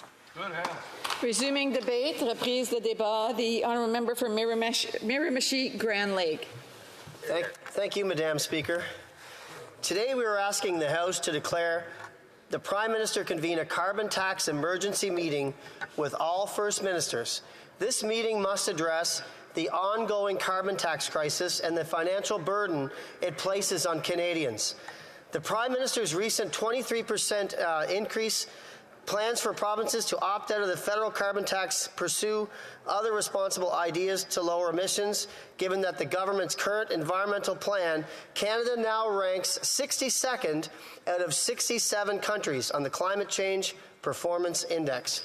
And this meeting will be publicly televised and held within 5 weeks of this motion being adopted. Madam Speaker, the Prime Minister just doesn't understand that if you tax the farmer who grows the food and the trucker who then ships it, you end up taxing the family that purchases it. Then you put the burden on Canadian citizens. And that's exactly what this government continues to do. That's why 70% of Canadians and 70% of provincial premiers oppose the carbon tax increase. 3 premiers even warned Liberals in Ottawa personally that the latest carbon tax increase will push Canadians over the edge. I will let my good friend from Coast of Bays Centre Notre Dame highlight what it means for the Premier of Newfoundland and Labrador, who was the Prime Minister's campaign chair when he ran for leader, to call for this emergency meeting with all premiers. Premier Andrew Furey must be worried. I'm told things are so bad for the Liberals in Newfoundland and Labrador that in a recent by-election, and another underway as we speak, the Liberal provincial governments are not even calling themselves Liberals anymore on their own lawn signs. That's a rarity in the country, probably especially for Newfoundland. And they're not even using the color red, Madam Speaker, which the Liberals have owned since the Lester Pearson era in the 1960s, after the red maple leaf flag was adopted. Madam Speaker, over the past 2 weeks while I've been back in Miramichi Grand Lake, everyone I ran into wanted to talk about 3 things. Obviously the eclipse, where to best watch it, but more importantly, the affordability crisis hammering people and the negative impact of the inflationary carbon tax. Many of you may have seen the sad story out of Gagetown, New Brunswick, home to Canada's largest army base, but now a place where 40 to 50 military families a week visit the local food bank just to feed their kids. Gagetown Food Bank usage has doubled, with more and more seniors not able to feed themselves either. A Canadian food charity recently reported this year they expect 1 million additional visits to food banks just in 2024, after record-breaking visits in 2023, including 2 million in just a single month last year. New Brunswickers are being forced to choose between filling up their cars, heating their homes, and feeding their families. Last week on April 1st, New Brunswickers woke up to the world's worst April Fool's joke as the NDP Liberal coalition hiked the carbon tax by 23%. This is just the next step in their disastrous plan to quadruple the carbon tax over the next 6 years, making everything more expensive for everyone in our country. Even worse, the New Brunswick Energy and Utilities Board invoked their interrupter clause the very next day, spiking gas prices another 8 cents a litre overnight. So you can imagine the hurt in New Brunswick. So after the NDP Liberal Coalition's carbon tax increase, the maximum price for a litre of regular self-serve gas in New Brunswick was $1.75. The next morning, it was $1.83 per litre. It's painful every time a New Brunswicker fills up their tank. Last week's April Fool's tax hike makes it clear, though, that Canadians will experience no relief so long as the NDP Liberal coalition is in power. Madam Speaker, during the Easter break, I also went to Prince Edward Island in search of the famous subway in Charlottetown the Deputy Prime Minister and Finance Minister told Islanders they should use along with their bicycles instead of driving their carbureted cars to work.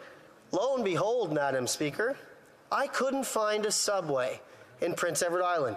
And I drove around and I actually looked for it. I thought I might have missed something over the years. But I sure found a lot of upset farmers and truckers. And do you know what one trucking company told me?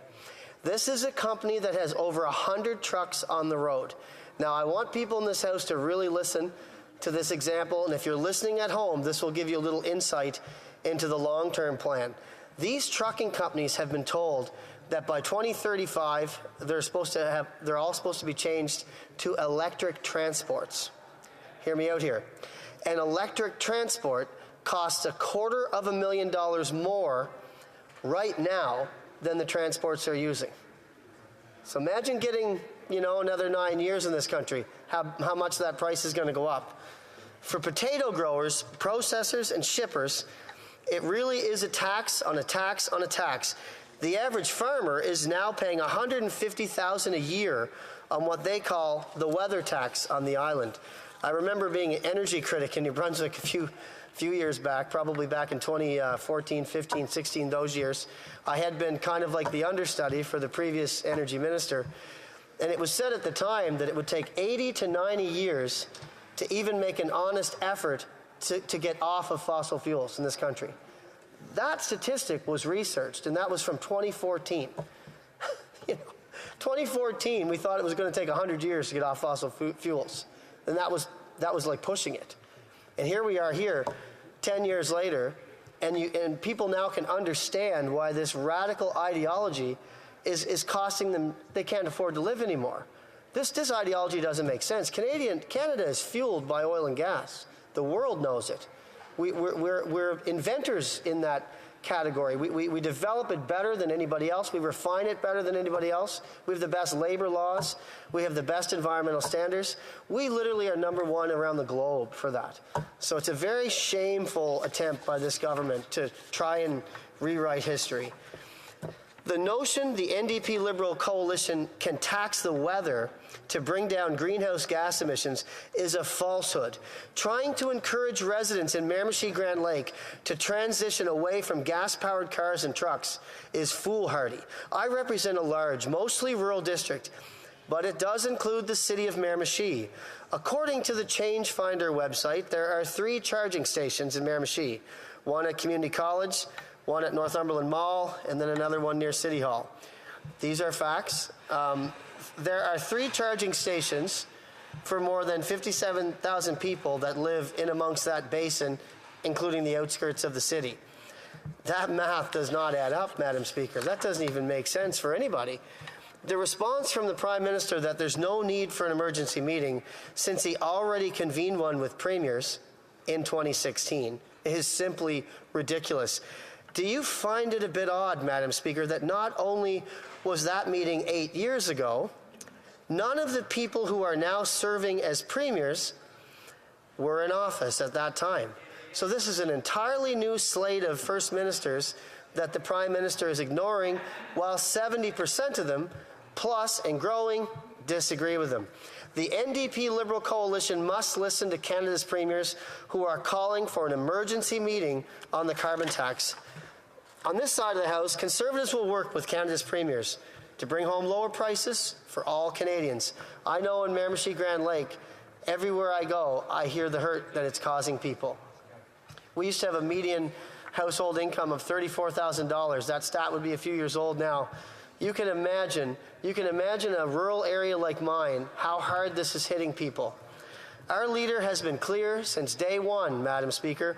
Only common sense Conservatives will bring home lower prices and axe the tax on everything for everyone for good. And Madam Speaker, I think Canadians are finally realizing, despite all the hurt, that there's actually hope in this country.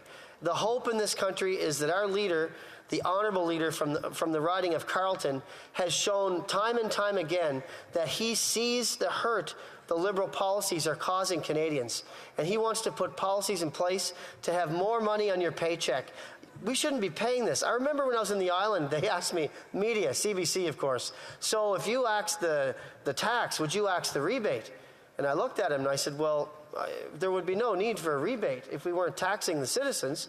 And then I had to remind him that the parliamentary budget officer said people in the island were losing at least $400 or more per month after achieving a rebate.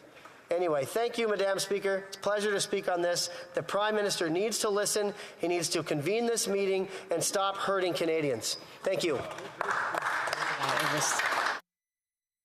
Questions and comments. The Honourable Parliamentary Secretary, the Government House Leader. Thank you, Madam Speaker. You know, I look around the world in North America and I see countries, whether it's Germany, Italy, France, the European Union as a whole. You can talk about the UK or England. You can talk about Mexico. Actually, a number of states, a growing number of states in the United States also bringing in a price on pollution. You can talk about the Bloc Party, the NDP, the Green Party, recognizing that a price on pollution is something that is the best way to deal with it. And contrary to what the member just finished saying, 80% of Canadians do get more money back in the form of the rebate than they do in terms of paying for the tax. But having said that, there is an incredible incentive that's also there. My question to the member is, why is the Conservative Party of Canada chosen to intentionally mislead Canadians with false information in an attempt to have a bumper sticker so that they can get votes by saying axe the tax? Very good question. He wasn't here, though. The honourable member for Miramichi Grand Lake. Thank you, Madam Speaker. First of all, I would answer by saying that the member opposite has clearly misread the memo where the parliamentary budget officer for this House said that Canadians are paying more than $700 per household after they're getting the rebate, and each province has a different number. Some of them are at thresholds well over 1,000, some are a little below. Everybody's losing money. That's been proven in this House. I might ask that minister opposite. He mentioned Germany, mentioned a few countries in Europe and talked about a cost and pollution.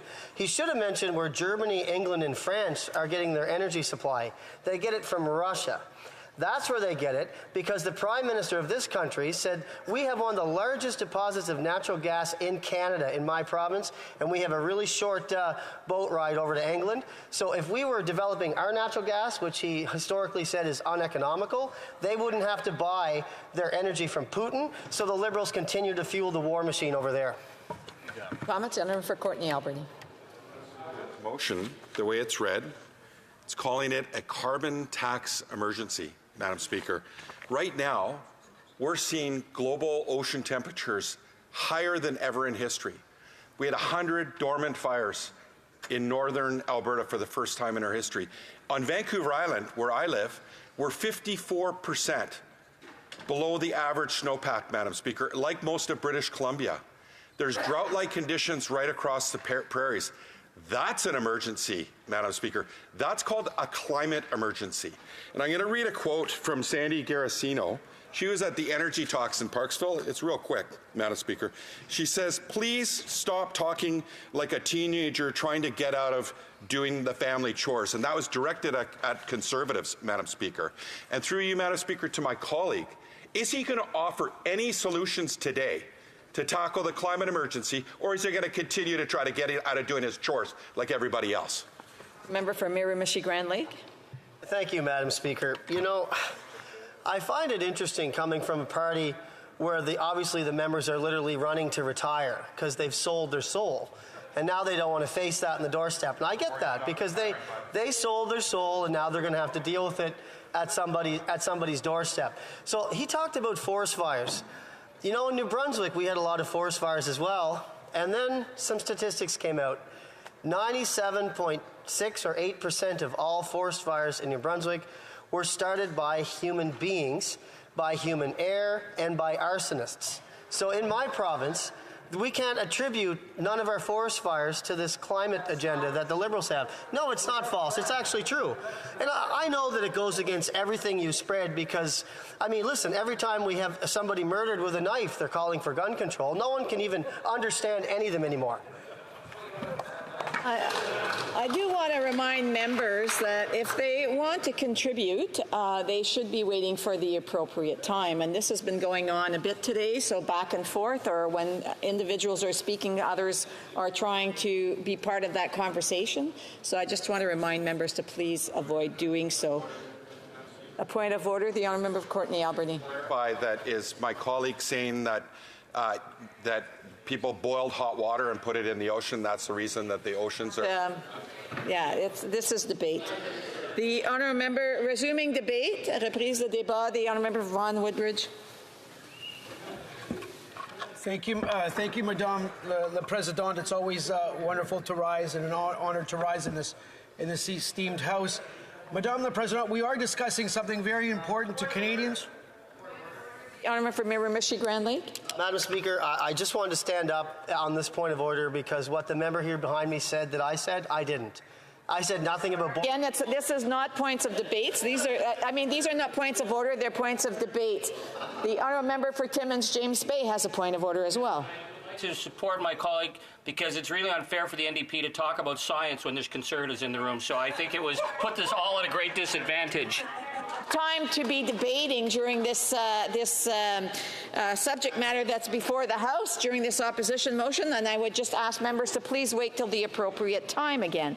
The honourable member for Vaughan Woodbridge, and I would ask members not to be speaking and having conversations while the honourable member is speaking.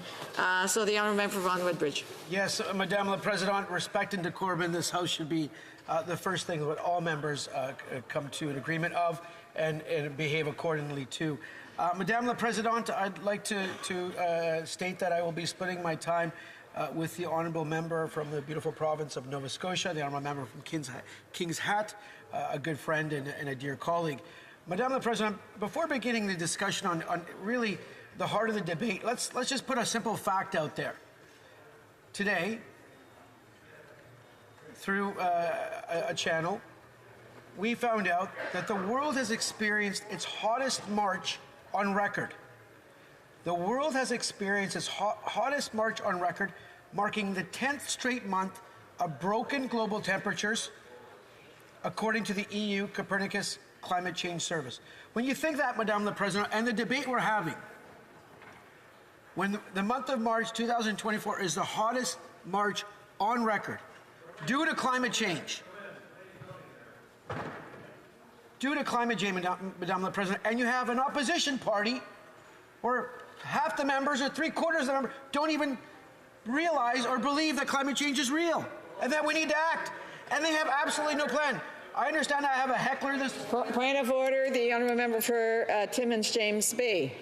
Made an accusation that 50% of the Conservatives don't believe in climate change. I think he needs to prove it. I think maybe it's 100. The member for Timmins, James Bay is rising, and it's a point of debate. I do want to ask other members who have been making comments while the honourable member is speaking to please refrain from doing so until the appropriate time. The honourable member for Vaughan Woodbridge. Madam President, the world has experienced its hottest March on record, marking the 10th straight month of broken global temperature records, according to the European Union's Copernicus Climate Change Service. Fact. Madame la Présidente, to my residents in Vaughan Woodbridge, next week, April 15th, the Canada Carbon Rebate lands in your bank account, lands in your mail. It returns the fuel charge proceeds to Canadians. Dollar for dollar, what we collect is remitted back to the provinces, remitted back to those individuals. Madame la Présidente, the average family of 4 in Ontario receives $1,120. We know, Madame la Présidente, that 8 out of 10 families where the backstop has been put in place due to lack of action on the provincial front are made better off, and specifically middle and lower income families are made much better off, Madame la Présidente. We know we owe it to our future generations, to my kids, to all the parents out here sitting in this House, and all the parents, all the Canadians that have kids, that we need to leave a strong economy and a healthy and clean environment, and we have a plan. The opposition does not have a plan. They're full of hot air, and you've seen it this morning, Madame la Présidente, and I say that respectfully when they're full of hot air. Okay? When it comes to fighting climate change, any real government, if you look around the world and you look at the policies being adopted, whether it's in Australia, whether it's in China, whether it's in Europe, they're all moving that way to decarbonization. We know the world's going that way. So you either get on the bus or you just stay off the bus and you be left behind, frankly. Madame la Présidente, je vous remercie. Madam Speaker, I'd like to thank you for giving me your attention today as we discuss an issue of paramount importance to the future of our country and our planet. Forest fires and other natural disasters exacerbated by climate change. In recent years, we have seen an increase in the number and intensity of these fires. with disastrous repercussions for our ecosystems, our communities, and our economy. The figures are alarming. We broke a record in 2023, and not a good one. 8.8 million hectares were burnt last year, exceeding the 1989 record of 7.6 million hectares. And forecasts say the situation is only going to get worse if we don't take concrete action immediately. Global warming is also leading to prolonged droughts and heat waves, which encourage the spread of wildfires.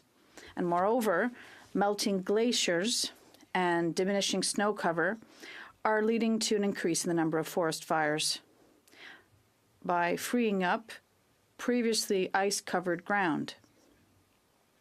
These events, Madam Speaker, have a direct impact on our infrastructure, agricultural systems, water resources, and on the health of our communities. The total cost of climate-related natural disasters in Canada is already significant, and it's constantly rising, Madam Speaker. Claims related to natural disasters reach nearly $3.1 billion in 2023, and more than 1.5 high-risk households are unable to obtain affordable flood insurance. Climate change is undeniable, and their effects are being felt across the country. It's an urgent problem, Madam Speaker. I speak with my residents, and I tell them, we got to deal with climate change. We got to deal with the climate crisis.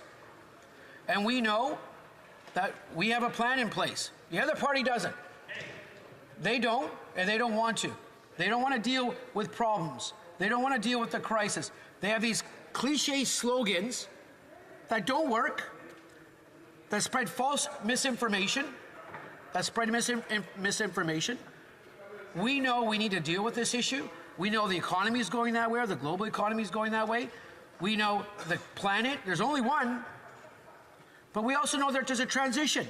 So yes, I absolutely support all the energy workers out there working in Saskatchewan and Alberta and BC and Newfoundland, Labrador, because we need that energy, absolutely. But at the same time, we need a plan in place that takes us to a net zero world, whether it's through electric vehicles, whether it's through electrifying our electrical system, our energy system here in Canada. And we see all over the world that this is happening. We need to do it smartly. Yes, absolutely. But when the other side pontificates about axe the tax, that's nonsense. They don't have a plan. They just want to range farm. They want to scare people. They want to provide misinformation. As an economist, we know that the price on carbon is not causing inflation. It's a statistical fact. But yet, you still want to propagate that. Ces changements climatiques sont inévitables. Climate change is inevitable, and we cannot deny the reality of climate change countrywide.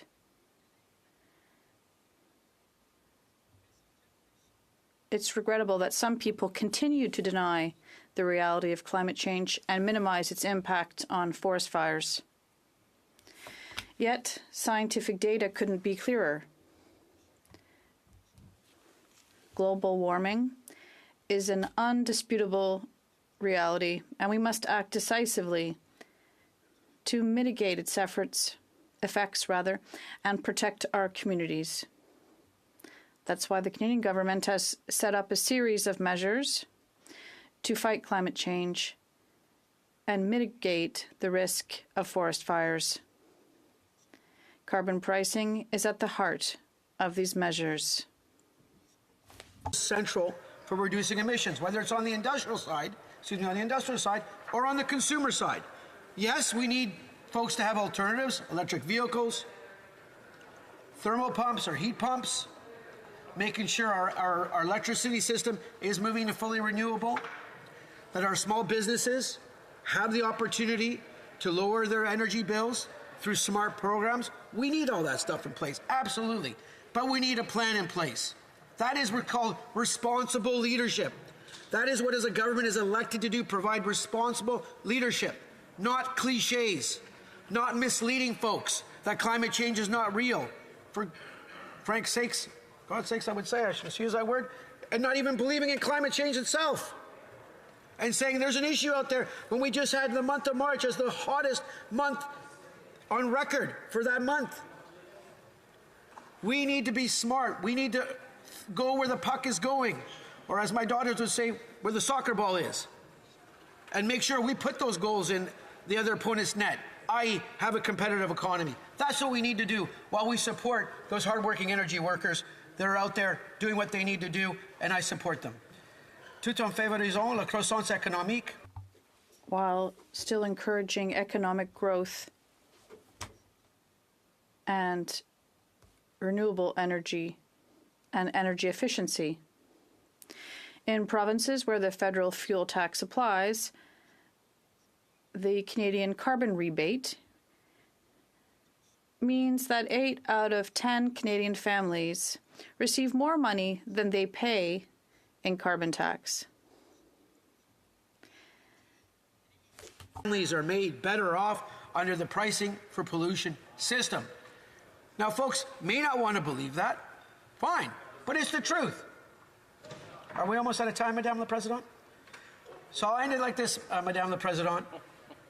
In Ontario, April 15th, families in Vaughan, Woodbridge, and across this beautiful province that I live in, Canada's beautiful, of course, Ontario more so, will receive their carbon rebate, and I want to make sure that they know that. Thank you.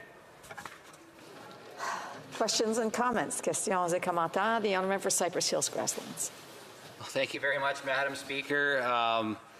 Let's just put some facts on the record here. Catherine McKenna, when she was the climate minister, deleted 100 years of climate data in this country.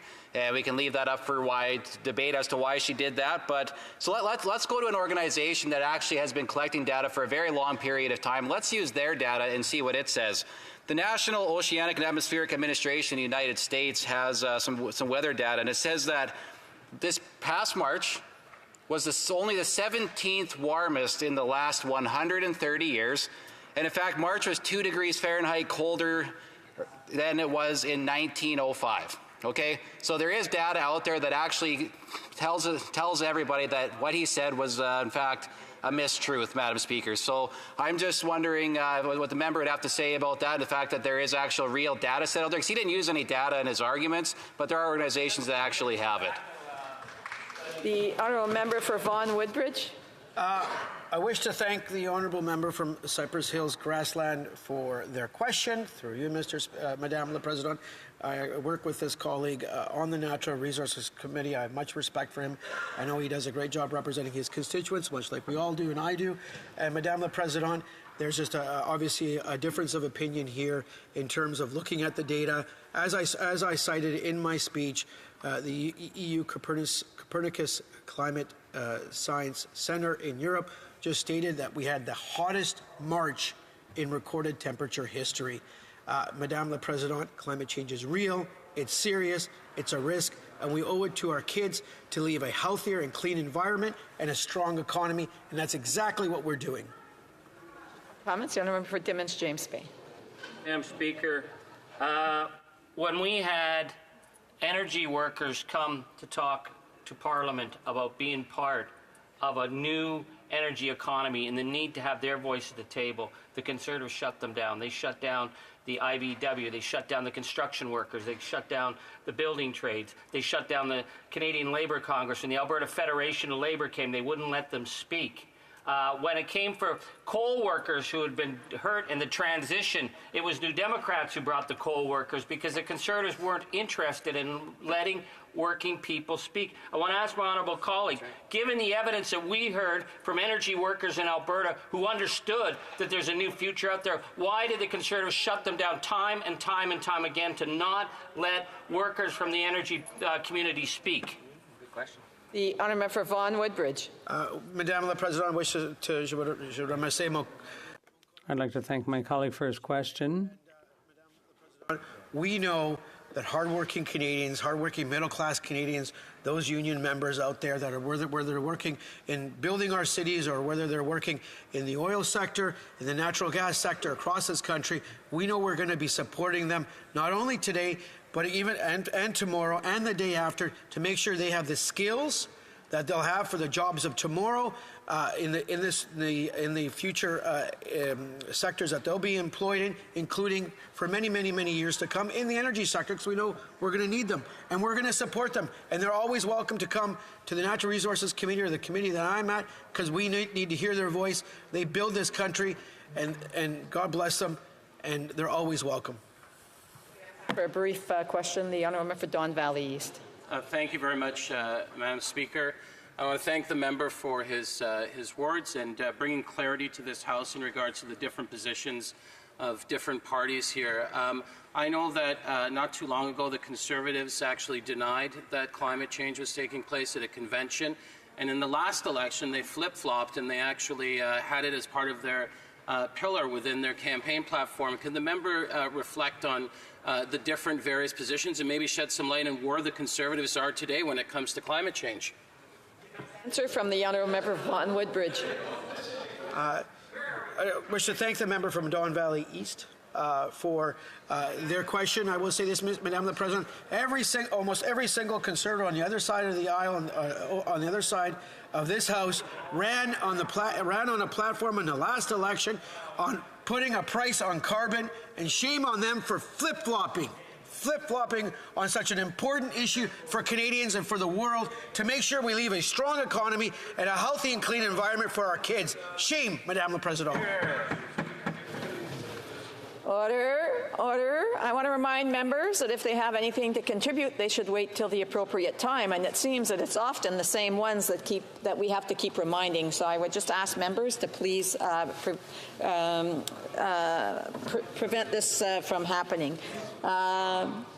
The resuming debate, the Honourable for King's Hands. Thank you, Madam Speaker. And there are times, Madam Speaker, that I think we should do away with the video and the actual televised elements of not only House of Commons but committees, because I think it has become performative in nature.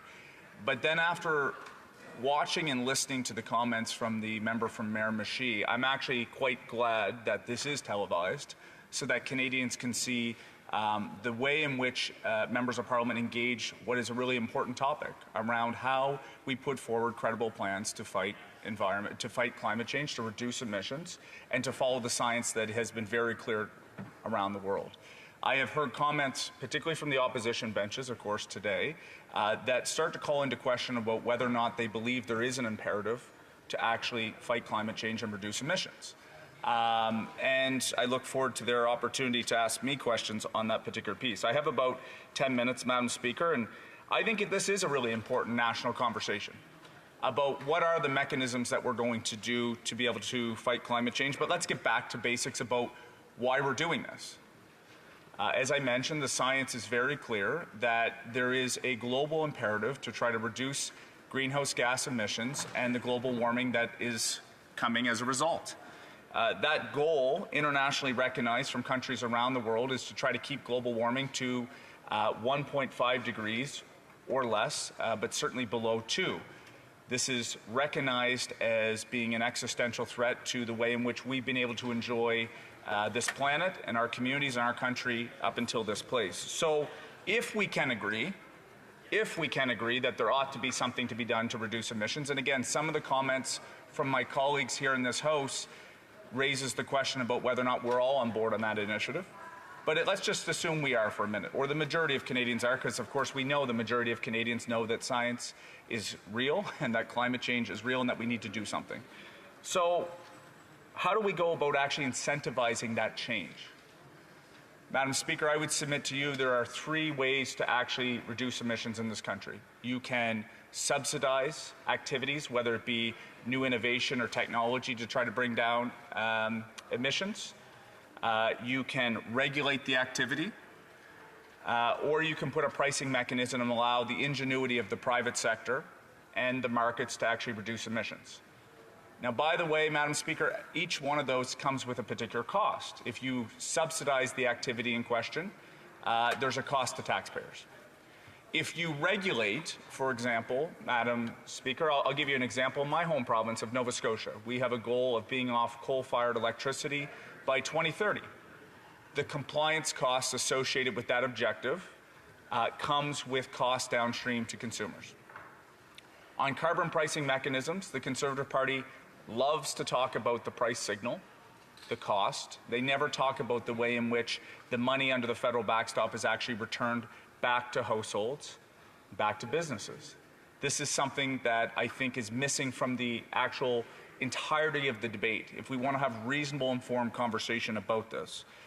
Or, of course, we could do nothing, which I know some members of this House may actually agree with. Like, actually, there's nothing to be done here. But I have, Madam Speaker, here from the Insurance Bureau of Canada that last year in 2023 alone, there was over $3 billion worth of insurable losses in this country as a direct result of extreme weather. That is a reality.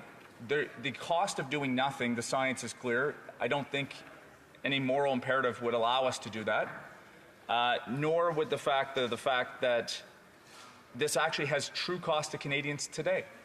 In my riding last year alone, Madam Speaker, we had massive flooding. You go rebuild the bridge, let alone the human cost. We lost 4 people in my riding, and I don't want to exaggerate that. I don't want to make that a political point. But let's just look at the actual cost of rebuilding in our community. Each one of us paid out of our pocket to be there on that. Each one of us are paying out of our insurance premiums to clean up after the frequency of the storms that are happening more and more often as a result of this imperative. So we have to do something. This government, as part of its emission reduction plan, has said we want to actually have a strategy to reduce emissions by 40% by 2030 versus 2005 levels. A carbon price forms a third of that goal. A carbon price, Madam Speaker, is inherently a small c Conservative policy. And I chastise some of my Conservative colleagues why they don't believe in the power of using the private sector, using markets to actually reduce emissions, as opposed to government programs or regulations. Why don't they want that power of that to happen? And economists are telling us, Madam Speaker, it's the cheapest way to reduce emissions. But the opposition has made it their mission to denigrate the idea of carbon pricing without providing any alternatives of how they would actually go about this mission. So the motion before us today talks about calling an emergency meeting with the Prime Minister. And Madam Speaker, I have the letter here that the Prime Minister sent out about 10 days ago to the premiers of this country that had been writing to him about the federal backstop as a pricing mechanism. The end of the letter says, still we remain open to proposals for credible pollution pricing systems that reflect the unique realities of your region and meet the national benchmark. The Conservative motion today actually should be encouraging the 7 premiers in the provinces where they oppose the federal backstop to actually get together, to have a conversation, to come up with a different pricing mechanism. I guess it comes back, Madam Speaker, to why does carbon pricing matter? Well, I think what's being lost in the national conversation is that there are billions of dollars of clean energy investment in this country that ride upon the fact that that price signal exists. Sit down with any CEO in this country who is exploring projects around decarbonization. They will tell you that that price signal forms an important basis of their investment decision. Premiers across the country, including in my home province of Nova Scotia, have a price on carbon at the industrial level. Danielle Smith has talked glowingly about the fact that industrial pricing is a key mechanism to fight climate change and reduce emissions. So I find it ironic that the premiers will support that type of pricing, but that they are unwilling to explore what else could be done. And Madam Speaker, we know in this country that the reason in which a federal backstop is imposed is because provinces had the opportunity to introduce their own pricing plans and either failed to do so or put forward a plan that didn't meet the national stringency. There is a unique opportunity, Madam Speaker, I believe, for the 7 provinces who have signaled their discontent with the federal backstop to actually work together to establish perhaps, let's say, a national cap and trade, something equivalent to what Quebec has with California, where there's an ability for larger emitters and the price signal to be larger upstream, higher upstream, I should say, to allow for us to focus on larger emitters without having that same price impact at the pump. But the premiers hold the pen on what's possible, Madam Speaker. They don't need to write to the Prime Minister. They need to write to each other. They need to get in a room and say, are we actually serious about putting forward a credible carbon pricing plan? And the reason why it has to be in each province, Madam Speaker, is going back to the point that I made around the economy, the jobs that are associated with the economic investment in this country. And Madam Speaker, I just want to be clear, I have about 2 minutes left. Okay. So when I look at the Opposition Day motion today, I do, for the record, Madam Speaker, support the idea of a First Minister's meeting. I think it is actually really important to get down to the facts of what is and what isn't around this conversation. I don't think it has to happen tomorrow. Let's let the premiers actually come up with their pricing plan, and let's get back to what this was about. Prime Minister said, if you don't like the federal backstop, you have options. You can either do it alone or you can work together to come up with what that might represent. And I support that. And you'll remember, Madam Speaker, that as a member of Parliament in this place, I actually did a lot of work on this side of the House to actually amend the federal backstop, not because I don't believe carbon pricing is an effective mechanism to reduce emissions, not because I don't believe that the rebate system back to households is inherently a bad idea, but I wanted that national policy to reflect rural and regional Canada in a way that I didn't think in its original form it was actually doing. So I would invite my Conservative colleagues to, if they do not believe in the federal backstop, to either present a climate agenda themselves. They use the term technology, not taxes, without any conversation about how you actually pay for the technology, in which the Leader of the Official Opposition talks about. And they negate the fact that under the federal backstop, the money actually goes back to households. The last point I'll make in my 30 seconds. The Conservatives will often go to the Parliamentary Budget Office report and look at the economic cost, so to speak, heading out to 2030. What the PBO has made very clear is that he was comparing that plan versus doing nothing, and he made very clear that both the cost to households directly and indirectly, the energy embedded costs, still leave a majority of households better off. I see I'm at my time, Madam Speaker. I really look forward to engaging in my colleagues with some questions. Thank you. And comments, the Honourable for Pitt Meadows, Maple Ridge. Thank you, Madam Speaker. The BC Liberals introduced the first carbon tax in North America in 2009. I was a member with the party at the time, and I will say that I categorically oppose this tax. Why? Because it doesn't work. Even former Premier Christy Clark, under whose leadership I served, said on Global last month, it hasn't done any of the things the Prime Minister has said it was going to do. It's made life less affordable, and we haven't met any of our climate goals. Why won't this tone-deaf Liberal NDP government, as well as the provincial NDP government, listen to Canadians and axe the tax? The Honourable for King's Hands. So the honourable member actually mentions, of course, and rightfully recognizes that he was part of the first introduction of a carbon price in North America in British Columbia. And it has actually worked in British Columbia, Madam Speaker. It has helped reduce emissions. It has not impacted the economy. BC is doing well in the provincial, within the Federation. And as perhaps the honourable member missed during my remarks, is that the federal backstop is a tool if provinces choose to not come forward with any type of credible pricing plan. I would ask him to engage with corporate leaders across this country who will tell him that a carbon price, particularly at the industrial level, matters for economic investment in this country around decarbonization. He wants to go about it, I guess, a big government way, not the most cost effective. It's actually quite anti-conservative.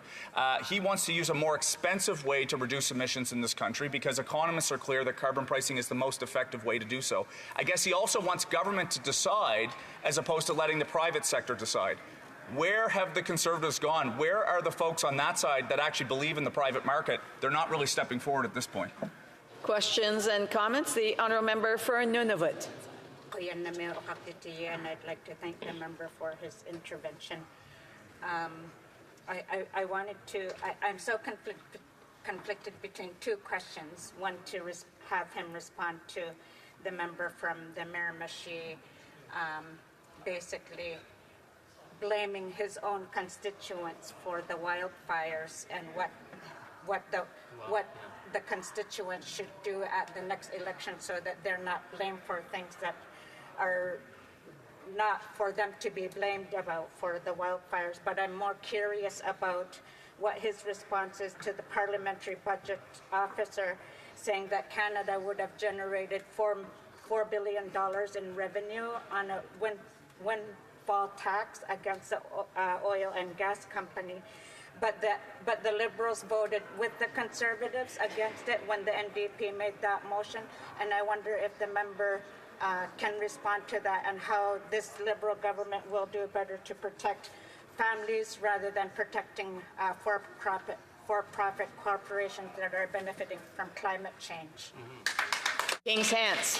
So just quickly, look, the member from Miramichi made the assertion here in this House, as I understand it, because I heard the back end of his comments, is that fires in this country are not as a result of climate change, that the extreme weather that we're seeing is not tied to climate change, that people just go out and set fires themselves. And look, I take notice, Madam Speaker, that there would be some fires in this country that are started accidentally.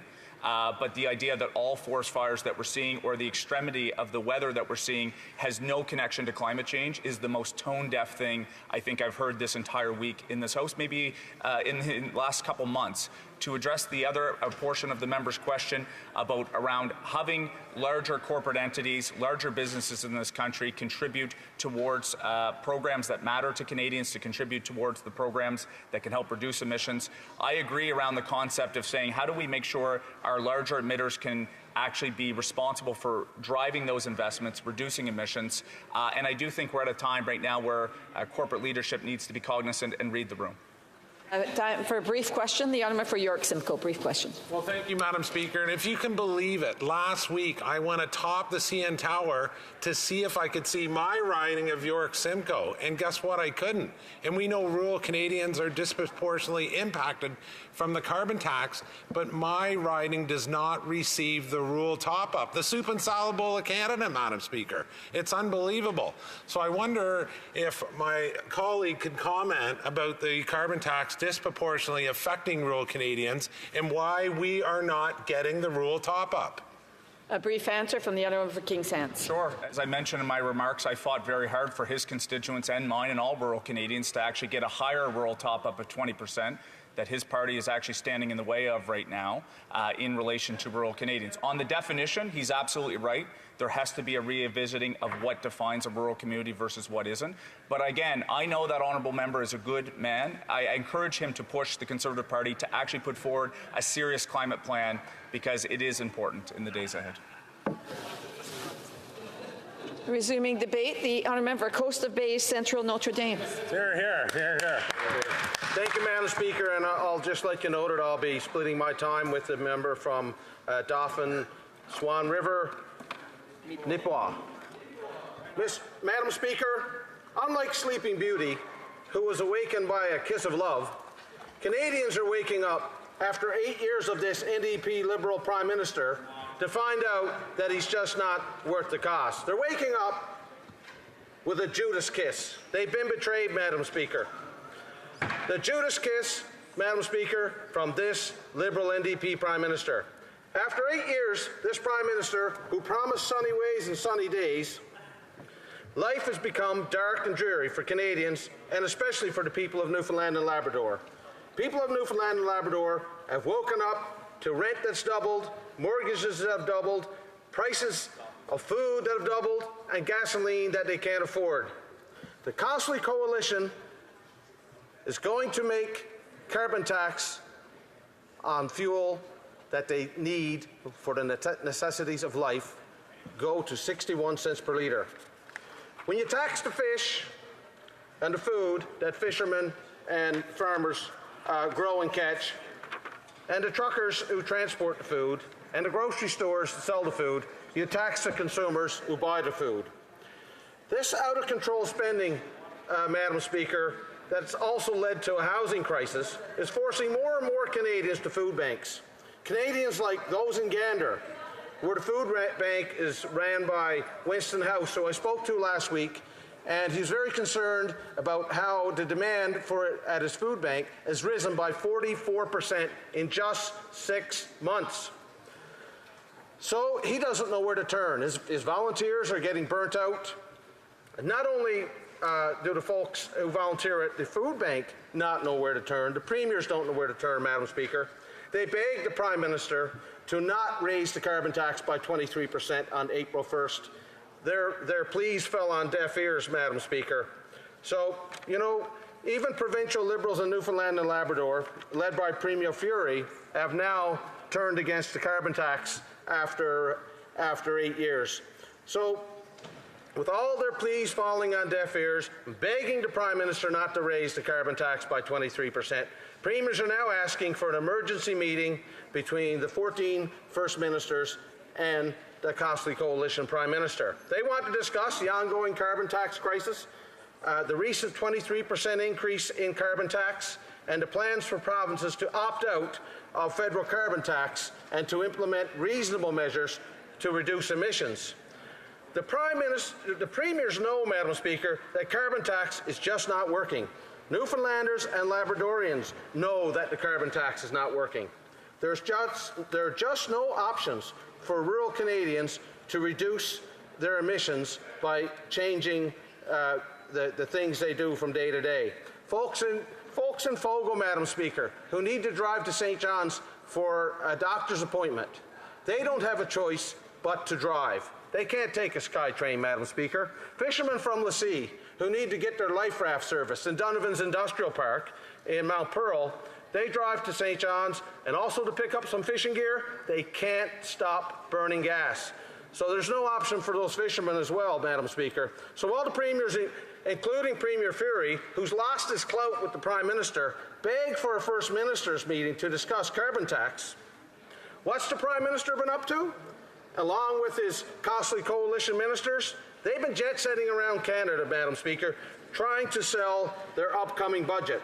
So instead of Canadians being able to wait until April 16th to listen to what's in the budget, the Prime Minister has been in Vancouver on March 28th, Ottawa on March 29th. On April 1st, he was in Toronto, the 4th, Winnipeg, the 5th, Calgary, on the 6th in Ottawa, the 7th, back to Montreal, and on the 8th, he was in Trenton, Madam Speaker, spewing CO2 while he spews his costly coalition budget and tells us how he's going to keep his ATM machine going. Madam Speaker, Canadians could have waited until April 16th to hear what's in that budget. Common sense Conservatives have a plan. We will axe the tax. We'll use a technology, not taxes, and I know my honourable colleague from Avalon, he's all about it. Canadian provinces, Madam Speaker, like Nova Scotia with 11 trillion cubic feet of natural gas, New Brunswick with 120 trillion cubic feet of natural gas, Newfoundland and Labrador with 13 trillion cubic feet of natural gas. There are huge opportunities for LNG. And our allies are coming to Canada. They're begging for LNG. You know, the leaders of Japan and Germany, and now the latest is Greece. So, you know, natural gas, Madam Speaker, produces half the emissions of coal. So I got some not-so-fun facts here. The world usage of coal has risen since 2015, where it was 7.7 billion tons, to 8.5 billion tons in 2023. It's over a 10% increase in 8 years. Madam Speaker, coal emissions in 2023 were 15 billion tons. Convert that to natural gas, and that drops to 7.5 billion tons. Canada's total emissions are 670 million tons. By converting all that coal to natural gas, Madam Speaker, you drop the world emissions by more than 11 times what Canada actually produces. Yet, we've got this useless carbon tax and telling Canadians that we're going to save the world. But we could be a part of the solution, Madam Speaker. Canada could be a real part of the solution. The Prime Minister, he says there's no business case for Canadian LNG, yet the United States has built 7 new LNG facilities since 2016. Right now, they've got one in Corpus Christi. Madam Speaker, Corpus Christi is 8,500 kilometers from Germany. Newfoundland and Labrador is 4,300 kilometers from Germany. It's half the distance. Yet, there's no business case for LNG. Corpus Christi is 10,264 kilometers from Greece. Yet, we tell the Greek Prime Minister that there's no business case to send Canadian gas to Greece, and we're only 5,900 kilometers from Greece. Again, we're half the distance from Newfoundland and Labrador, where we could produce LNG, as compared to the distance of LNG terminals in the Gulf of Mexico. Madam Speaker, we can be a part of the solution. Canada can play a role. Canadian premiers know there are solutions. Canadian provinces can play a role, especially Atlantic Canadian provinces, Madam Speaker, like Newfoundland and Labrador. The Prime Minister needs to be the servant and not the master. He needs to listen to the premiers and grant the premiers their wish for a First Minister's meeting to deal with this carbon tax crisis. Madam Speaker, these premiers, they hear what their citizens are going through in the various provinces that wrote those letters begging for a First Minister's meeting. My honourable colleague from Avalon, he hears it every day when he's talking to the folks that elected him and sent him to Ottawa to represent them. And I'm hoping that my colleague from Avalon can convince his colleagues on that side of the house, the house over there, Madam Speaker, to vote for our motion for the Prime Minister to convene this First Minister's meeting and follow the wishes of the premiers, Madam Speaker, because Canadians are waking up from a nightmare. And if the premiers can't put enough heat on to take the tax off, Canadians are going to have to wait. But they will wake up, and they'll wake up to a better day when they elect common sense Conservatives led by our common sense leader. We will axe the tax, build the homes, fix the budget, stop the crime, bring it home. Thank you, Madam Speaker. Questions and comments? The honourable for King's Hands. Thank you, Madam Speaker. I'd like to invite the honourable member just to take out a pen. I've got two quick questions. I know he can handle them, and I'll let him take some notes as I prepare. He talked about Atlantic provinces being part of the clean energy solutions to reduce emissions. Yet he stands in the way of C-49, a bill that is supported by his home government in Newfoundland and Labrador, without reason. This is a bill that actually would drive really important results for energy jobs in Newfoundland and Labrador. And so he talks about technology, not taxes, but yet then votes against the bill. So can he explain his position there? Two, can he give an indication to his constituents and this House whether or not he actually believes climate change is real and that we ought to do something to reduce emissions, and how would he incentivize that technology that he's talking about? Would he spend taxpayers' dollars in an inefficient way to do it? How would he go about that?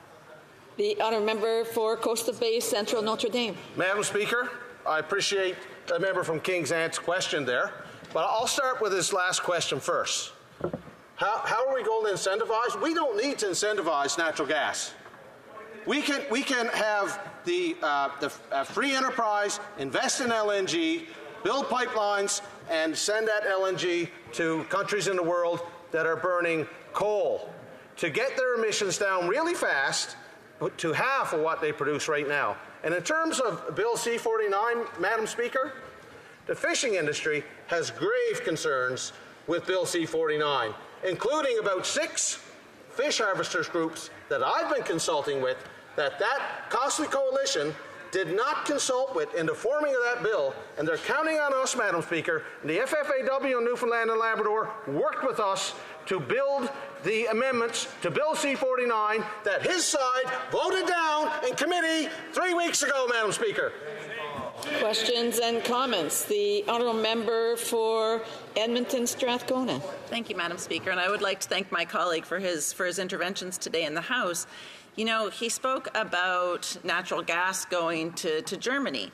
And I was actually in Germany last year. I met with the Chancellor at that time and spoke to him.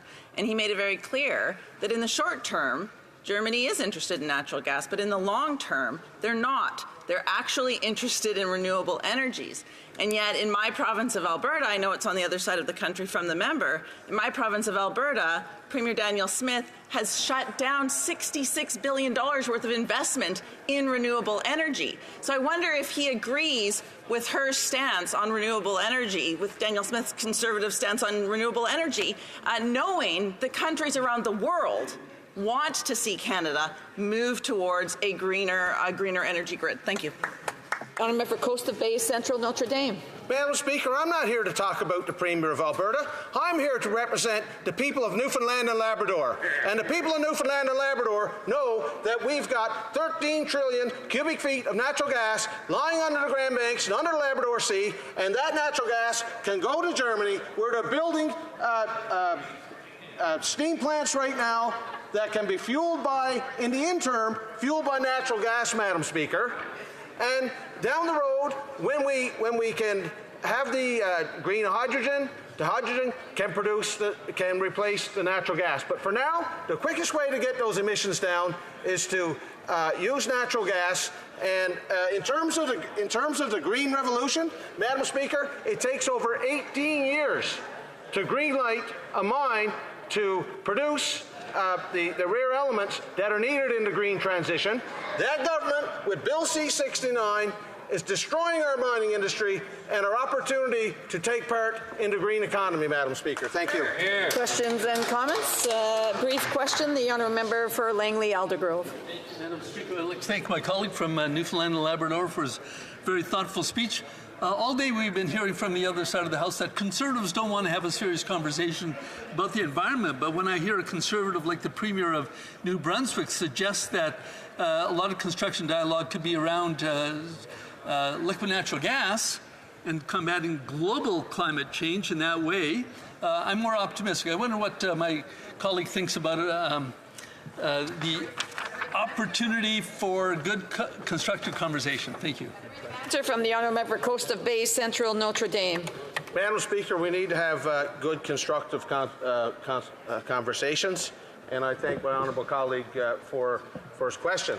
And you know, these premiers want to have that conversation, and they know that the opportunity lies there for all of them to take part in an initiative to lower global emissions.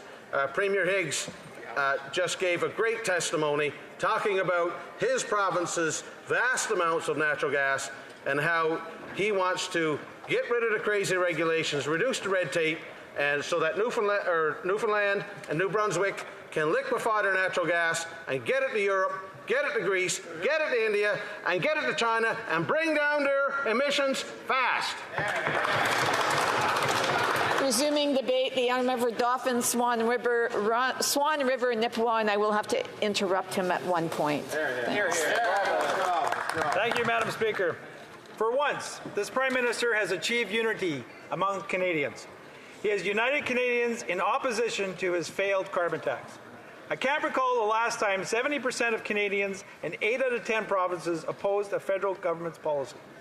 But this NDP Liberal coalition has defied the odds and united Canadians against the costly carbon tax. 23%. That's how much this Prime Minister increased his carbon tax on April 1st. At a time when Canadians are facing a cost of living crisis, this Prime Minister plowed ahead with his plan to quadruple the carbon tax anyways. It was a cruel April Fool's joke to play on Canadians, but it was one the Canadians will remember. I've personally received home heating bills from hundreds of Canadians who can't believe the true cost of the carbon tax. I received a heating bill from a local landscaping business. The actual monthly cost of the natural gas was $272. The cost of the carbon tax on the natural gas was $330. Yes, Canadians are now paying more in carbon tax than for natural gas itself on their heating bills. Punishing Canadians for heating their homes is not an environmental plan, it's a tax plan that is creating energy poverty across the nation. Madam Speaker, the Liberals pretend their carbon tax is needed to reduce emissions. They tell Canadians if they quit complaining and pay their costly carbon tax, emissions will go down. So let's talk about the environmental results of the carbon tax. After 8 years of this Prime Minister, emissions have gone up not down. In fact, the government's own very own environmental commissioner has stated that the Liberals are not on track to meet their own 2030 emission targets. After 8 years of this Prime Minister, Canada now ranks 62nd out of 67 countries according to the Global Climate Change Performance Index. That's 4 rankings lower since the last carbon tax hike. After 8 years of this Prime Minister, you would think he could tell Canadians the amount of emissions his carbon tax has reduced. But he can't, because his Environment Minister revealed the truth when he admitted, and I quote, "The federal government does not measure the annual amount of emissions that are directly reduced by federal carbon pricing," end quote. After 8 years of this Prime Minister, this is his carbon tax record. Emissions are up, climate change performance is down, and no one knows if the carbon tax reduces emissions because the Liberals don't measure the results. Canadians won't be fooled by this government. They know their carbon tax is not an environmental plan, it's a tax plan. That's why common sense Conservatives have been exposing their carbon tax scam at the Environment Committee. For months, we demanded the Environment Minister release his carbon tax emissions analysis, but he has refused. In fact, the Environment Minister failed to hand over the government's carbon tax emissions model, despite the Environment Committee ordering him to. If the Liberals are so proud of the carbon tax, what are they hiding? Madam Speaker, if the Prime Minister and his NDP Liberal coalition won't listen to Conservatives, they should listen to the premiers across Canada. For months, Canada's premiers have been begging the Prime Minister to cancel his carbon tax, but he increased the carbon tax anyways. Even Liberal premiers oppose the Prime Minister's plan to quadruple the carbon tax on Canadians. The Liberal Premier of Newfoundland and Labrador stated the carbon tax, and I quote, is causing understandable worry as people consider how they will manage the mounting financial strain, end quote. The Premier of New Brunswick stated, and I quote, since imposing his carbon tax 6 years ago, New Brunswickers have been subject to brutal increases every single year. These make the cost of everyday items such as food, fuel, and groceries more expensive, driving up the cost of living for everyone, end quote. The Premier of Prince Edward Island stated, and I quote, further driving up the cost for island households by increasing the price of carbon in April will create an unattainable situation for many PEI residents, especially our most vulnerable who will feel economy-wide price increases, end quote. The Premier of Nova Scotia, who wrote to the Prime Minister and stated, and I quote, your carbon tax is not the way to accomplish the goals of reducing emissions and increasing renewable energy. It is not in the best interests of Nova Scotians. The only thing it means is more money out of their pockets to pay an unnecessary carbon tax, end quote. The Premier of Ontario stated, the carbon tax is the worst tax ever put on a bunch of people, end quote. The Premier of Manitoba stated, and I quote, I think there's an argument that Manitoba is maybe one of the strongest cases you can make that the price on carbon should be revisited in our jurisdiction, end quote. The Premier of Saskatchewan said, and I quote, Saskatchewan has been steadfast in our opposition to the consumer carbon tax, and its adverse impacts on Canadian families and businesses.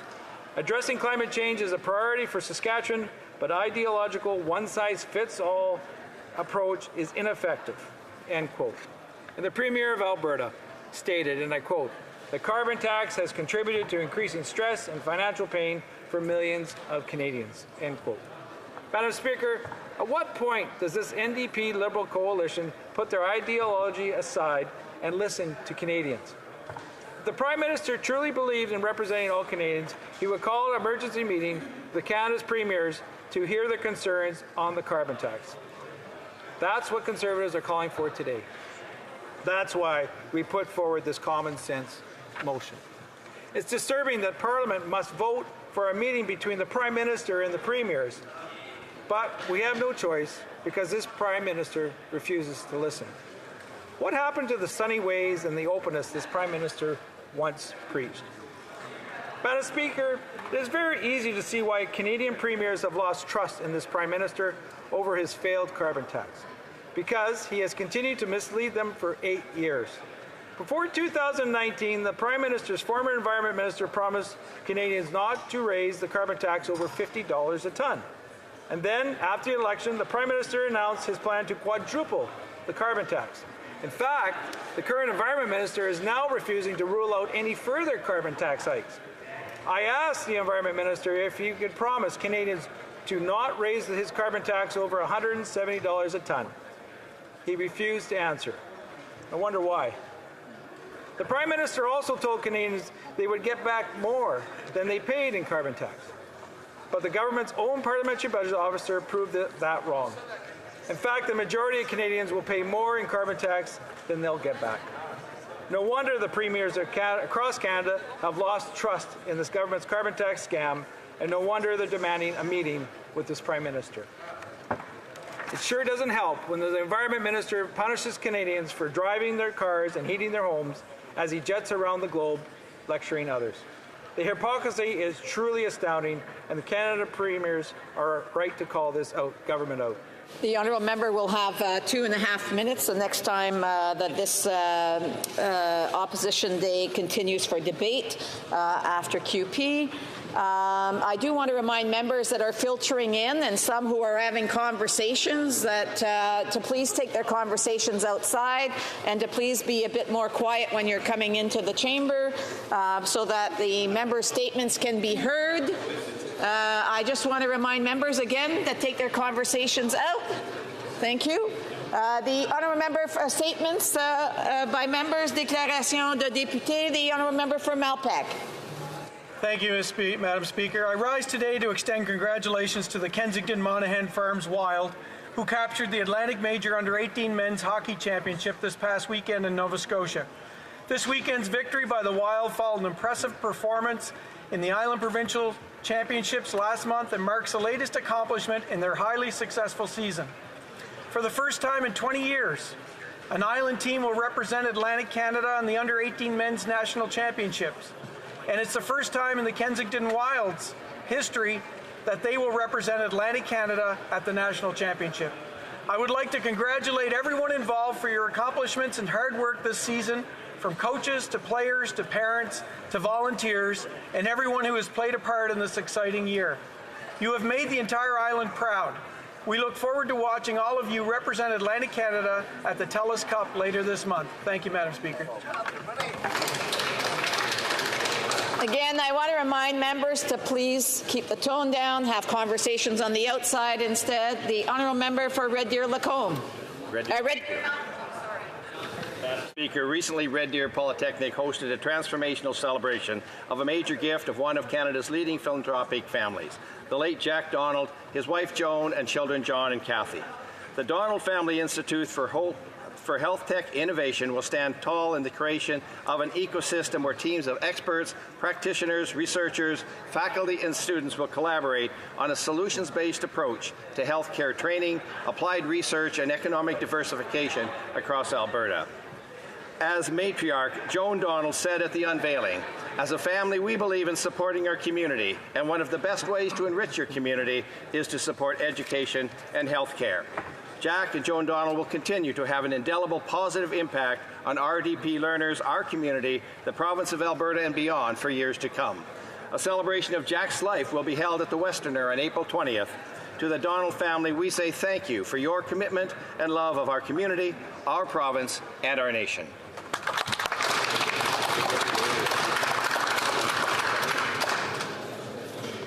The honourable member for Thunder Bay Rainy River. Madam Speaker, every 3 minutes in Canada someone is diagnosed with cancer. A diagnosis that will change their life and the lives of all their family members forever. Because if you're diagnosed with cancer, pretty well everything else in life, including much of what we do here, seems pretty insignificant in comparison. The COVID pandemic showed us what the global scientific community can do when it puts its collective minds towards something. Experts were predicting it was going to take us years to come up with vaccines. We came up with several within a year. Why can't we do the same thing in order to try to beat cancer? In the United States, the Biden administration has pledged to prevent 4 million deaths by the year 2047. We in Canada can and ought to make a similar commitment. Madam Speaker, or Mr. Speaker now, nothing in life is ever accomplished unless you try. Thank you. The honourable member for Abitibi-Témiscamingue. The coach in me is so proud to announce that my team, Rouen-Noranda Pro Gas Studio Rhythm and Dance Team, are the Quebec champions, thanks to some spectacular saves by goalkeeper Alexis Lajeunesse against the mighty Phoenix 2 from Sherbrooke. We won the interregional championships in the M13B category last Sunday in Drummondville. Hard work was an integral part of our pro-gas identity, led by a devastating attack from Landon, Felix, Alex, and the courageous Océane, Raphaël, and Jules, and a rock-solid defense from Nathan, Samuel, Emmerich, and Loic. Congratulations to my coaching team, starting with its great architect Eric Stevens, Sandy, and Marc-Antoine. Thanks to all the parents. I must tell you about a unique player, Mr. Speaker, our captain clutch, Jules Lemire, who scored the final goal in the shootout. 7 goals in 5 games, including the overtime winner in the quarterfinals, and just shy of 100 goals this year. I love you, buddy. You took all the pressure, but at the end of the year, you were the one with the big banner on your lips. Jules Lemire, you are my hero.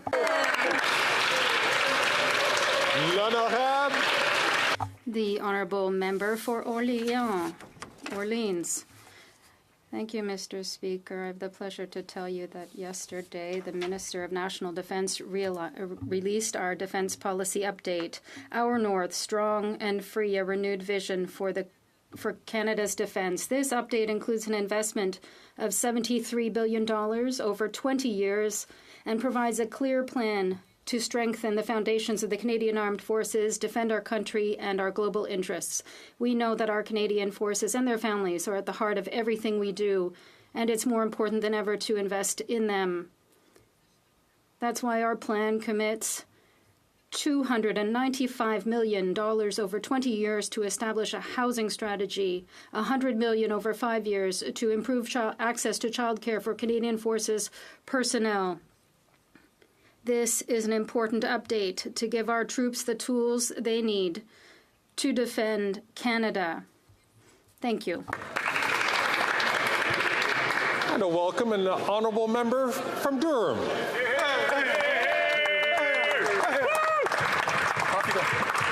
Mr. Speaker, I am grateful to the communities of Clarington, North Oshawa, and Scugog for electing me to fight for them and their families.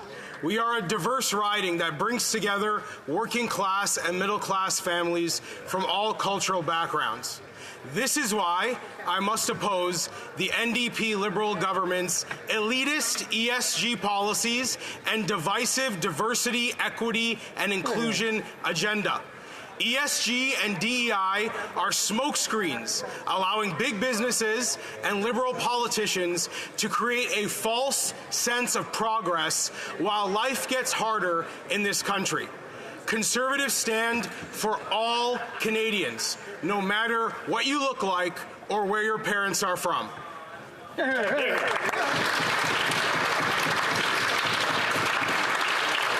The honourable member from Oakville, North Burlington. Thank you, Mr. Speaker. Earlier this month, I was part of an all-party delegation led by the member for Ottawa South to the 148th Assembly of the Inter-Parliamentary Union, the global organization of national parliaments founded in 1889. Our Canadian delegation played an important role on a number of fronts, including AI, climate change, and the situation in Gaza. While I was in Geneva, I was privileged to represent Canada at the debate on the resolution entitled Partnerships for Climate Action, promoting access to affordable green energy and ensuring innovation, responsibility, and equity. Canada introduced amendments that were accepted during drafting, particularly dealing with more inclusive language to include women, girls, people with disabilities, and I'd like to extend a special thank you to Matthew Pringle from the Library of Parliament, who supported me to successfully have Canada's perspective reflected in the final resolution on the importance of parliaments around the world taking decisive action on climate change. The honourable member from Surrey Centre. Mr. Speaker, today we commemorate the Battle of Vimy Ridge, which took place in France in 1917 during the First World War. We honor those who bravely served our country in the war and paid the ultimate price to ensure the peace and freedom we enjoy today. The ridge had fallen into German hands during the initial advances of 1914. Beginning on April 9, 1917, the soldiers of the Canadian Corps fought their way up the ridge. By April 12th, the Canadians were victorious, capturing Vimy Ridge. The Battle of Vimy Ridge proved to be a great success, but it came at a heavy cost. Almost 3,600 Canadian lives were lost, and 7,000 were wounded during the four-day battle. More than a century has passed since the Battle of Vimy Ridge, but the legacy of those Canadians who served live in our memories. Thank you, Mr. Speaker. The Honourable Member for Charlebourg-Saint-Charles. On 9th of April 1917, 107 years ago, a fierce battle began on the slopes of Vimy, France, between the Canadian Expeditionary Force and the defending German forces. At 5:30 a.m., a single cannon sounded in the distance. At the same time, all available artillery, supported by underground mines that were packed with explosives, shattered the German positions. The infantry, protected by the artillery barrage, rose up and charged towards the enemy trenches. For some, this battle represented the birth of Canada as a sovereign nation, as for the first time, all the Canadian expeditionary forces were brought together to assault the enemy's fiercely defended ridge. After the Battle of Vimy Ridge, the Canadian Army erected a wooden cross on the site of the battle.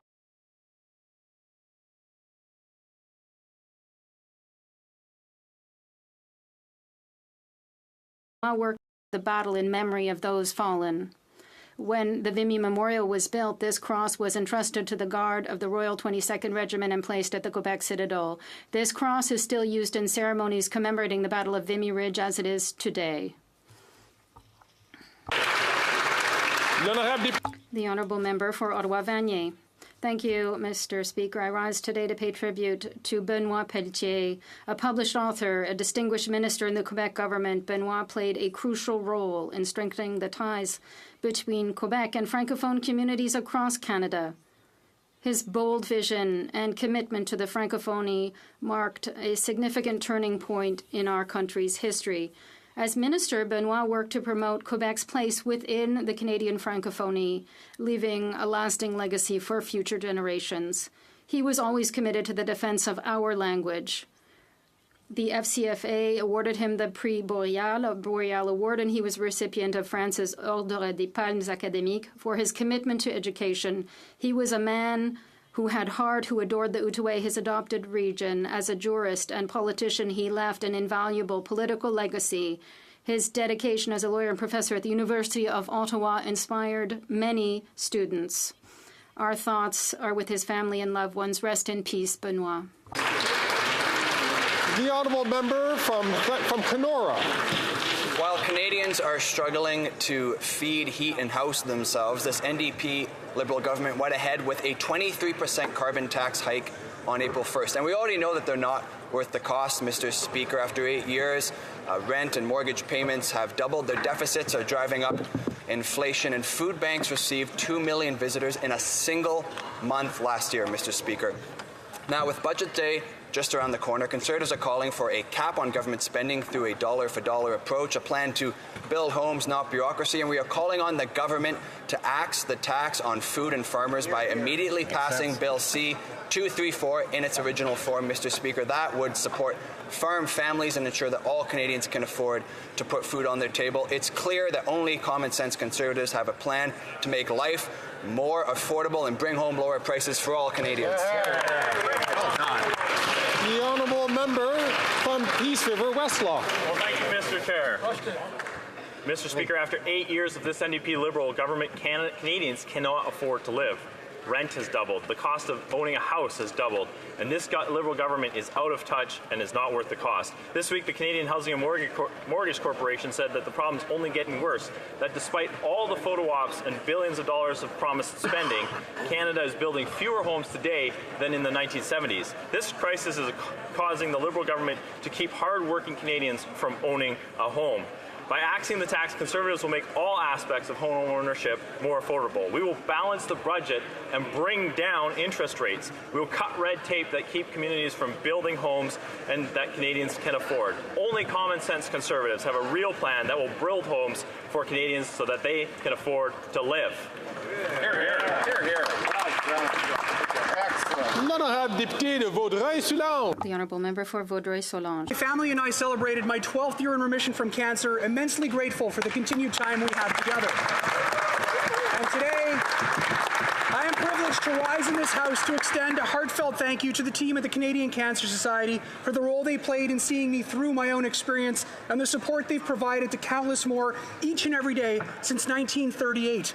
For some like me, it's the invaluable information that they provide on their website, which was the first resource I turned to after my diagnosis. For others, the support comes from the work they do on the ground, providing emotional support, raising awareness, or lobbying for more resources to find a cure for this disease, which will affect 1 in 3 Canadians in their lifetime. Led by Andrea Seal, dedicated team members like Kelly Masadi and Rose D'Souza, and an army of dedicated volunteers like Kirsten Watson and Shaylee Prashabati, I say a heartfelt thank you. Canadians are healthier, better, and stronger because of your unwavering advocacy, dedication, and support.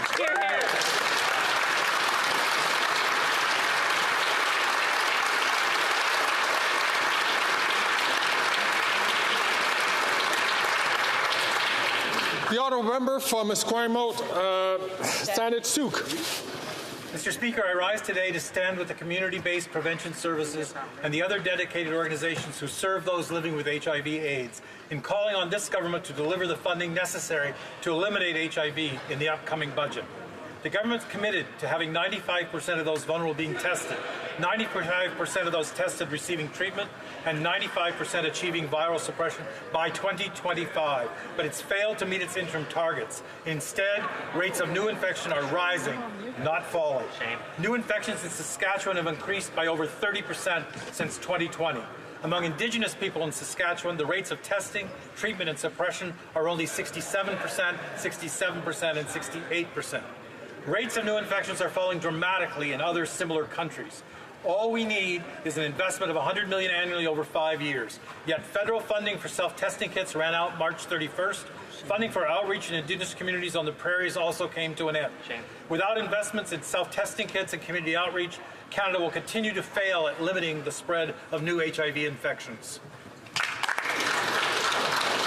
The honourable member for Sainte-Thérèse de Blainville. The Action movement in Montreal is hosting a campaign.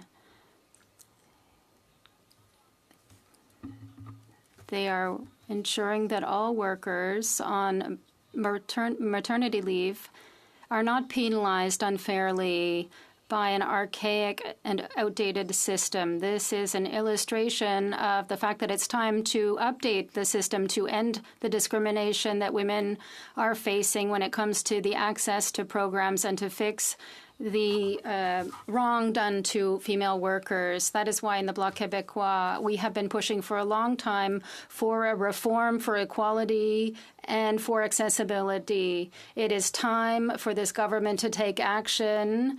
There is a budget coming up. They must put an end to this sexist situation and update the EI system. We stand with this community group who is waging this battle. Thank you. The honourable member from Hastings, Lennox-Naddington.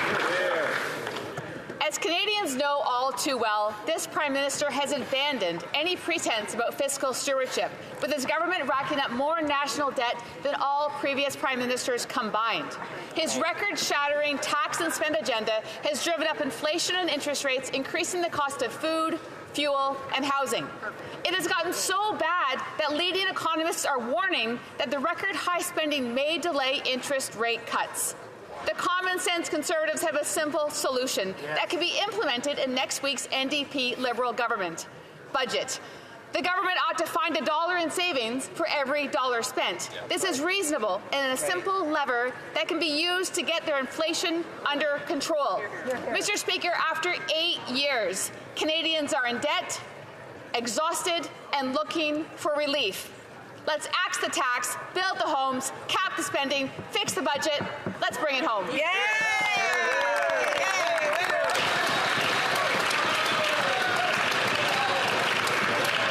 The honourable member from Kingston and the Islands. Mr. Speaker, one unlikely person has recently emerged as a new champion of carbon pricing. Someone who has done the math personally and knows firsthand that the vast majority of Canadians get back more than they pay. I am, of course, referring to the Premier of Alberta, Danielle Smith, who recently said, quote, "I do my family's taxes, so I know we got $808.50. And when I go back and look at what I spent last year at carbon taxes, I would say that I probably end up better off with the transfer." Premier Smith went on to say that carbon pricing is, quote, "the optimal way of going about and getting the outcomes you're looking for, and that this almost seems like the perfect policy." Mr. Speaker, I agree with Danielle Smith. Our plan does leave more families better off, while at the same time addressing climate change, and I want to thank her for her clarity and rational understanding of this policy.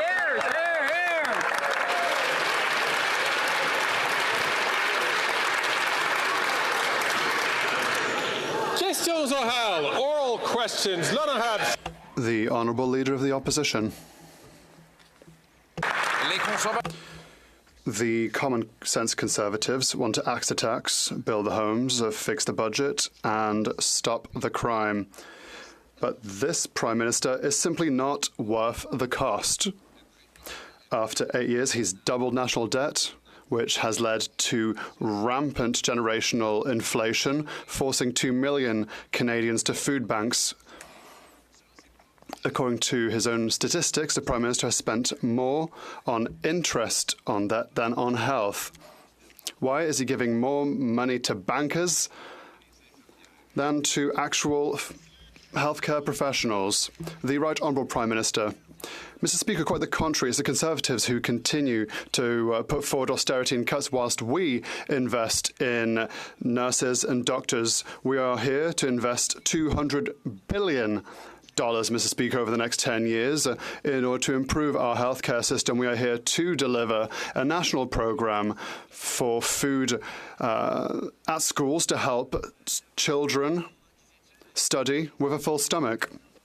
We will also be here to broaden childcare benefits so that families can take care of their children while working. We are here to help them.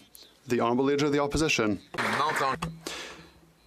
But he's still not worth the cost. He continues to spend,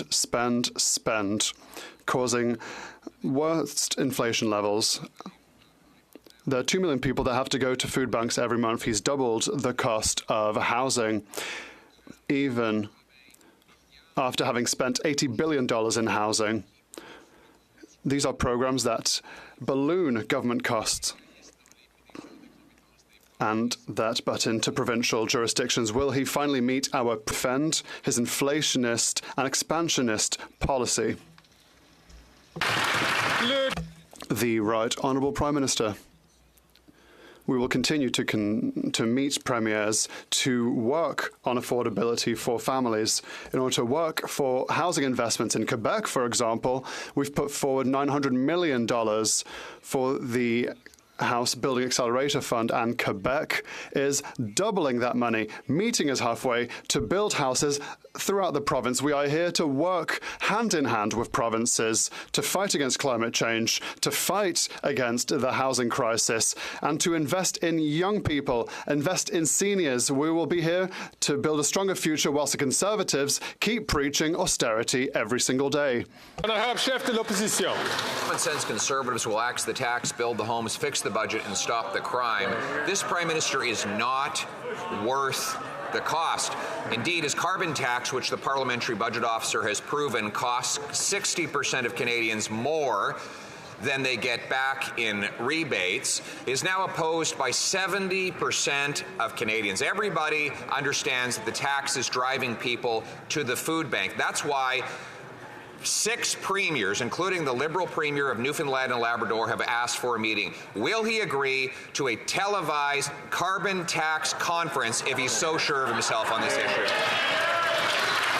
The Right Honourable Prime Minister.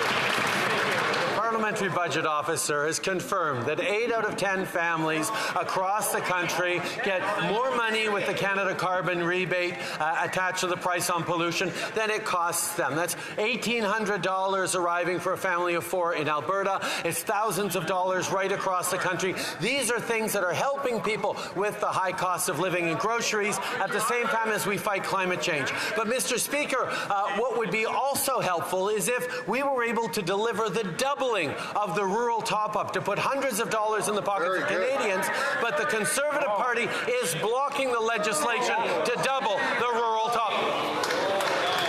The Honourable Leader of the Opposition. Mr. Speaker, that is mathematically impossible, given that the NDP Liberal government has a combined majority and can pass anything it wants, which is exactly why we're in such a mess today as a country. After 8 years, this NDP Liberal Prime Minister is not worth the cost, and that's why the Parliamentary Budget Officer confirms 60% of Canadians are paying more in carbon taxes than getting back in rebates. But why doesn't the Prime Minister, if he believes the contrary, why doesn't he have the courage to sit down in a televised and open forum and have a carbon tax conference with the premiers?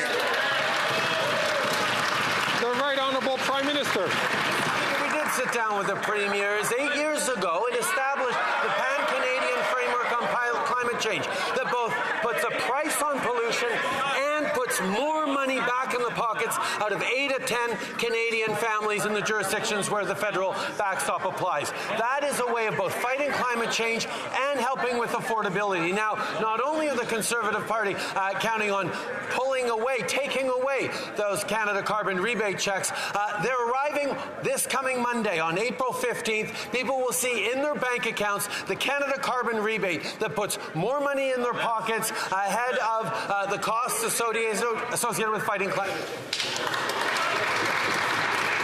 The Honourable Leader of the Opposition. Mr. Speaker, he met the premiers in 2016. Since that time, he's broken the promise he made them. He said the tax would only go up to 11 cents a litre. Now, he admits it will go up to 61 cents a litre. He said the tax would make people better off. Now we have the Parliamentary Budget Officer's report, which confirms 60% of Canadians pay more than they get back. The Prime Minister said, and I quote in 2015, Canadians need a PM who will meet with the premiers. What happened?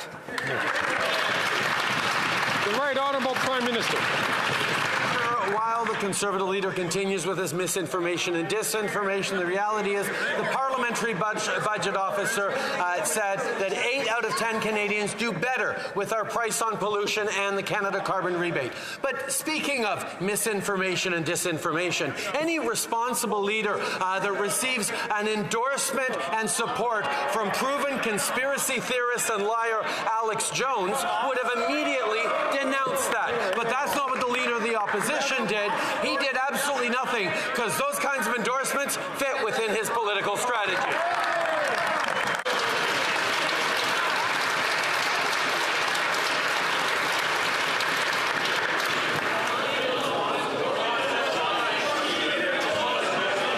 À l'ordre.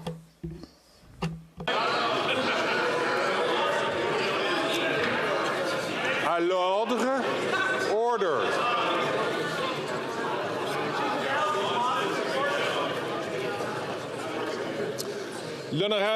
The Honourable Member for Bailleau-Chambly. Mr. Speaker, the Prime Minister is multiplying interference in Quebec's jurisdiction. In Ottawa, there's no department or expertise in health or education or childcare or municipal affairs. They don't know how things work, but they have our money due to a budgetary imbalance. Does he recognise that the Assemblée nationale of Quebec has better skills in healthcare, education, childcare and municipal affairs? Simple question. The Right Honourable Prime Minister. Mr. Speaker, we've always recognised and respected provincial jurisdictions, and we respect Quebec's specificities, but we know that even with all the expertise under the sun, There are still Canadians who are finding housing, who are trying to find housing, people who are trying to find childcare spots, people who are finding it hard to make ends meet. And as a federal government, we are here to work in partnership with Quebec, with provinces, in order to invest in the help that people need. Yes, we have federal money, but we are here to invest it with provinces in order to help Canadians, and that's what we need to do. The Honourable Member for Bailey-Chambly. Mr. Speaker, when my car breaks down, I don't give my money to my dentist because my dentist doesn't know how to fix a car. They don't know how things work in Quebec. They have to whittle together some skills in jurisdictions that are not theirs. Their interference makes things longer and more expensive, and it won't be better than if they just let us spend our money. The Right Honourable Prime Minister. We will always work hand in hand with the provinces in order to deliver services that Canadians need. But let us talk about dentists, Mr. Speaker. 1.7 million seniors throughout the country have signed up to our dental care program that will be delivered from coast to coast to coast, and that includes Quebec. We are here to make sure that seniors in Quebec and throughout the country can obtain the healthcare that they need and that they could not afford before now. We are here to help the well-being of all Canadians and all Quebecers, and we'll always do so, respecting jurisdictions and in partnership. With our partners. Thank you, Mr. Speaker. From Burnaby South. Mr. Climate Deny and Mr. Climate Delay strike again. The Corporate Knights report shows that the Prime Minister is delaying $15 billion that he promised to hardworking Canadians to lower their costs and their emissions. Yet the Prime Minister has no problem finding $18.6 billion in free subsidies for big oil and gas. So why is it that the Prime Minister wants to put shoulder the burden of the climate crisis on hardworking people and not give them a hand, but wants to give billions of dollars, like the Conservatives, to big oil and gas corporations? The Right Honourable Prime Minister. Mr. Speaker, we committed to phase out inefficient fuel and gas subsidies, oil and gas subsidies, 2 years ahead of all of our partners around the world. We're going to continue to do that. But it's unfortunate to see that the NDP seems to be falling into the Conservative misinformation trap. Our price on pollution actually puts more money back in the pockets of 8 out of 10 Canadian families right across the country, particularly middle-income and low-income families, while we continue to fight climate change. Yes, Mr. Speaker, we developed a way to fight climate change and reduce emissions while putting more money in people's pockets, and we're going to keep doing that. The Honourable Member for Burnaby South. Paying the $15 billion for hardworking people, and that's wrong. Last summer, children were not able to go out and play and have fun in the park because of forest fire smoke. And yet, the Liberals think it is smart to delay climate action. They send $18 billion in subsidies to big oil companies, yet are delaying $15 billion in investments for the climate crisis and to help people. Why does the Prime Minister prefer to put money straight into the pockets of big oil CEOs instead of actually helping Canadians? The Right Honourable Prime Minister. Indeed, Mr. Speaker, we see every single year the ever-worsening impacts of climate change and the costs thereof, which affect Canadians, our economy. And that is the reason for which we'll continue to fight against climate change whilst putting more money in the pockets of 8 out of 10 Canadians, because this is a responsible plan that will fight against climate change and will help with the cost of living. Unfortunately, the Conservatives continue to say no to fighting climate change. They want to remove investments to help Canadians. Speaker, the incoming leader of the Liberal Party has just given a speech and given advice to his soon-to-be predecessor. He said that he agrees, this is Mark Carney, says he agrees that there should be a carbon tax conference where the premiers can come together and share their concerns about the Prime Minister raising the cost of living and breaking the back of Canadians. Will the Prime Minister won't listen to me. He won't listen to the Liberal Premier of Newfoundland and Labrador. Will he at least listen to his successor and meet the premiers on the carbon tax?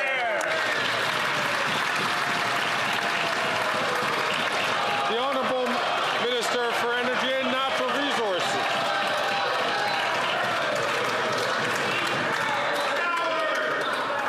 Order.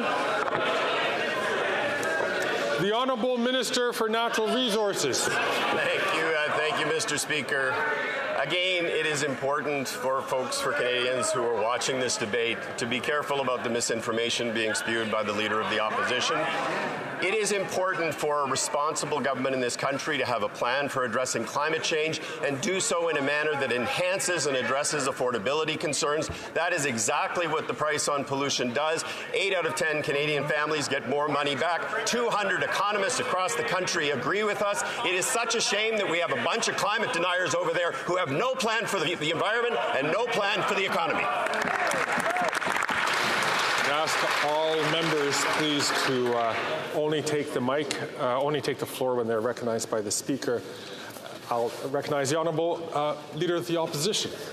Mr. Speaker, Mark Carney, who is the next Liberal leader, is a fierce supporter of the carbon tax. He's been called Carbon Tax Carney in the past, and he is willing at least to defend his carbon tax views in front of the premiers. The Prime Minister is not. He's running for cover and hiding from Canadians, he's gone. Refusing to defend his own policy decisions. If the Prime Minister is really so proud of his plan to hike the carbon tax to 61 cents a litre, why won't he listen to Mark Carney and have a big, open, televised carbon tax conference?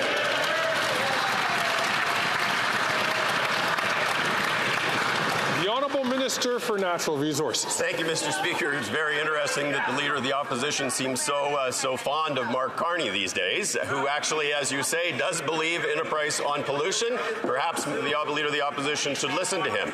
But it is important with respect to the premiers to know that the premiers have every right to submit a plan that actually meets the federal benchmark and put in place their own price on pollution. That is something that British Columbia has done. That is something that Quebec has done.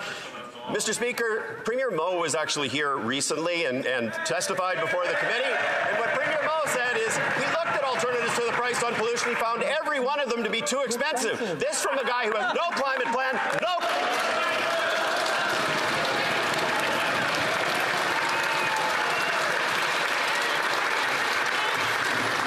The Honourable Member from Thornhill. Last week, the Prime Minister increased the carbon tax by 23% on Canadians, on gas, on groceries, on home heating. He's doubling down and defying 70% of Canadians and 8 premiers who want him to axe the tax. 6 of those premiers wrote the Prime Minister asking for a meeting to talk about his punishing carbon tax. Instead, the Prime Minister just shot down the idea because they already had a meeting 8 years ago.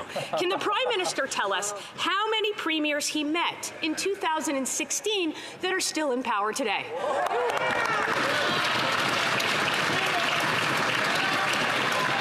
The Honourable Minister for Families and Social Development. Mr. Speaker, actions speak more than words. Our actions on this side of the House, over 750,000. I'm going to ask the Honourable Minister to start again because the Chair sincerely could not hear what the Minister was saying. The Honourable Minister for Families, Children and Social Development. Thank you, Mr. Speaker. As I said, actions speak louder than words. On this side of the House, our actions, over 750,000 families benefiting from affordable childcare spaces, over 100,000 new spaces across the country, 7 million children whose parents benefit from the Canada Child Benefit, a national school food policy. Their actions, Mr. Speaker, vote against funding to increase the number of spaces, vote against a national school food policy, Mr. Speaker. They've made it clear they're not there for Canadian families. The honourable member from Thornhill. Mr. Speaker, I don't know if she missed the question, but Canadians certainly missed the answer. It's zero. 2016 is the last time he had a meeting. Pokemon Go, dabbing, Harambe, that's what was popular in 2016. And you can get an apartment for half the price. Since the last time the Prime Minister had a meeting with the premiers, gas and groceries have skyrocketed and interest rates have increased 10 times over. So will he put aside his desperation and defiance, do some work around here, and meet the premiers? Then the Honourable Minister for Innovation. Speaker, what Canadians will see today is one thing they will not hear from these conservative, Mr. Speaker, is the cost of inaction. The cost of forest fire, Mr. Speaker, the cost of flooding in our country, the cost of drought, Mr. Speaker. When each of these conservatives are standing up, they're telling Canadians they have no plan, Mr. Speaker, to fight climate change. On this side of the House, we recognize, like all Canadians, we need to act to save the planet. We need to act on climate change. That's why we're going to invest in Canadian. That's why we're going to continue to invest to make sure that we have a planet to live for children. Then I have the honourable member for Louis Saint Laurent. Mr. Speaker, after 8 years of this Liberal government, housing has never been in such a sorry state. Rents have doubled, mortgages have doubled. And what's this government's strategy? To have a photo op. They always have an announcement with a photo op, but yesterday they breached new grounds. Yesterday the Prime Minister did a photo op on a roof. But that doesn't help Canadians put a roof over their heads. What is the government's plan to help Canadians who can't find a roof for their head? The Honourable Minister for Public Works and Government Services. As we said, there are two clear figures, 6,000 and 8,000. As during his mandate as housing minister, there were 6 affordable housing units built. We made an announcement that will create 42 new housing units. That means that in his riding, we have created 7 more housing units than his leader did during his mandate as housing minister. The honourable member for... Just 1 second. The honourable member for Louis Saint Laurent from the top. Mr. Speaker, I would like to tell my honourable colleague that I know what happens in my riding and that, yes, people are finding it hard to make ends meet. Yes, inflation is hitting people hard. And yes, this government is just spending without control. And that is adding fire to the flames of inflation. Mr. Speaker, the member, who is a minister as well, who is a well-respected academic, how will he explain to his future students that a budget can balance itself, like the Prime Minister keeps claiming?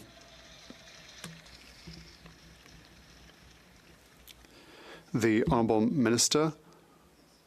Thank you, Mr. Speaker. I'd like to thank my colleague. I respect him. First of all, austerity is not a solution in 2024. The second thing I have to say is that respect is the foundation of academic relations. And that is true everywhere in Canada. I would like him to apologize to Quebec City, because he called the leaders of Quebec City incompetent, which is a shambles.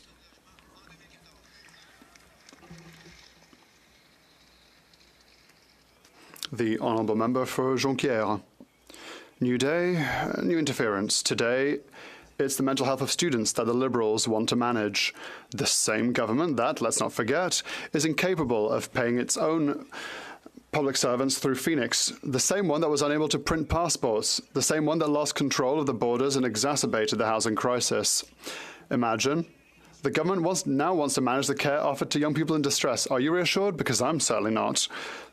Once again, since the federal government has no expertise in mental health, it manages no clinics and no psychologists. Let's be serious one moment, Mr. Speaker. Is it finally going to transfer this money to Quebec?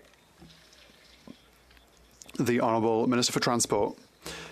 Mr. Speaker, When we invest in housing, the Bloc cries, the Conservative cries. When we invest in food for our younger students, they cry. When we invest in our seniors, the Bloc and the Quebec and the Bloc and the Conservatives cry. They're just crying together at the end of the day. You don't know which one's which at the end of the day. So at the end, we're just going to have the same people.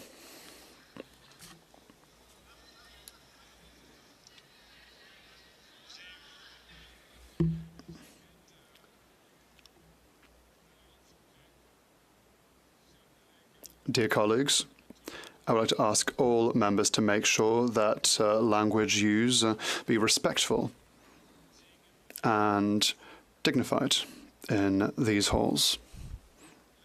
The Honourable Member for Jonquière. We'd just like to let the federal government know that we have collaborated well when they copied our childcare program. Given that we already had the skills, they sent us the money unconditionally, and everyone was happy. So why would it be different for mental health? With pharma care that we've had for nearly 30 years, with dental care that we've had for over 50 years, why, for this case, can they not just simply transfer the money to Quebec? The Honourable Minister for Transport.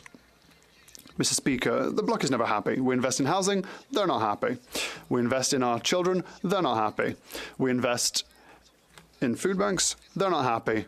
The Bloc is never happy. They're just losing their identity.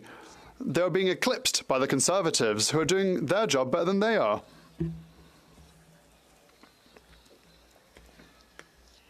The Honourable Member for Avignon-la-Métis, Matane-Matapédia. While the Liberals try to govern Quebec, instead of Quebec, no one is governing the federal government. There's no one to table a true transition plan for the fisheries sector. There's no one to deal with a comprehensive reform of employment insurance. This morning, we even learned that the federal government is $14 billion behind in its promises to invest in the fight against climate change. By meddling in other people's business, the government is forgetting to deal with the major issues for which it is directly responsible. So, if there's no shortage of work at the federal level, why don't the Liberals actually get on with it and do their jobs? The Honourable Minister for the Environment and Climate Change. Thank you, Mr. Speaker. I'd like to thank my colleague for her question. As she knows full well, for a long time, I've fought for the environment to fight against climate change, and back then we all had a dream. When I was in the private sector, we wanted a federal government that would invest billions upon billions in fighting climate change. It never happened before we came to power, Mr. Speaker. At the time, it was just $100 million, a couple of $100 million, but now these are a couple of $100 billion that we're using to fight climate change. This is an absolute record in the history of our country.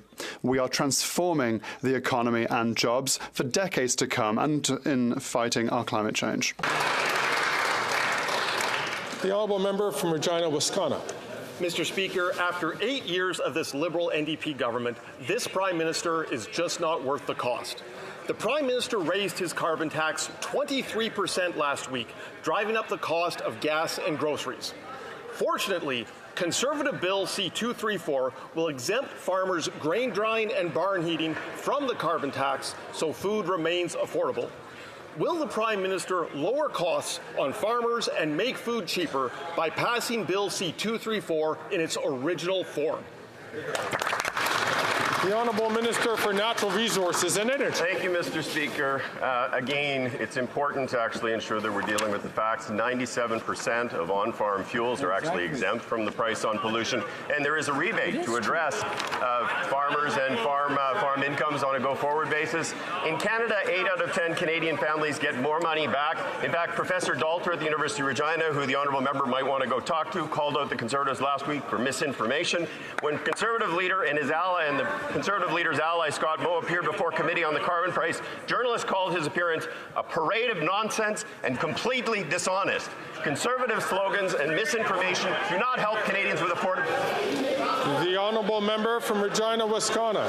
Mr. Speaker, it's clear that the Prime Minister is not going to back down from his carbon tax obsession. It's clear that he is going to continue to raise the carbon tax on gas, groceries, and home heating, and make life even more expensive for Canadians. Since the Prime Minister refuses to call a carbon tax election, will he at least meet with the premiers and listen to their plans to make life more affordable? The Honourable Minister for Natural Resources and Energy. Speaker, as the honourable member knows full well, provinces and territories can put in place their own price on pollution. That is what British Columbia has done. That is what Quebec has done. Those provinces that are actually committed to fighting change. But the honourable member comes from a province that has no climate plan, no climate targets. Their premier admits that the price on pollution is the most cost-effective way to reduce emissions, and yet he does nothing. That's a shame. Shame. Double shame. The honourable member from Red Deer Mountain View.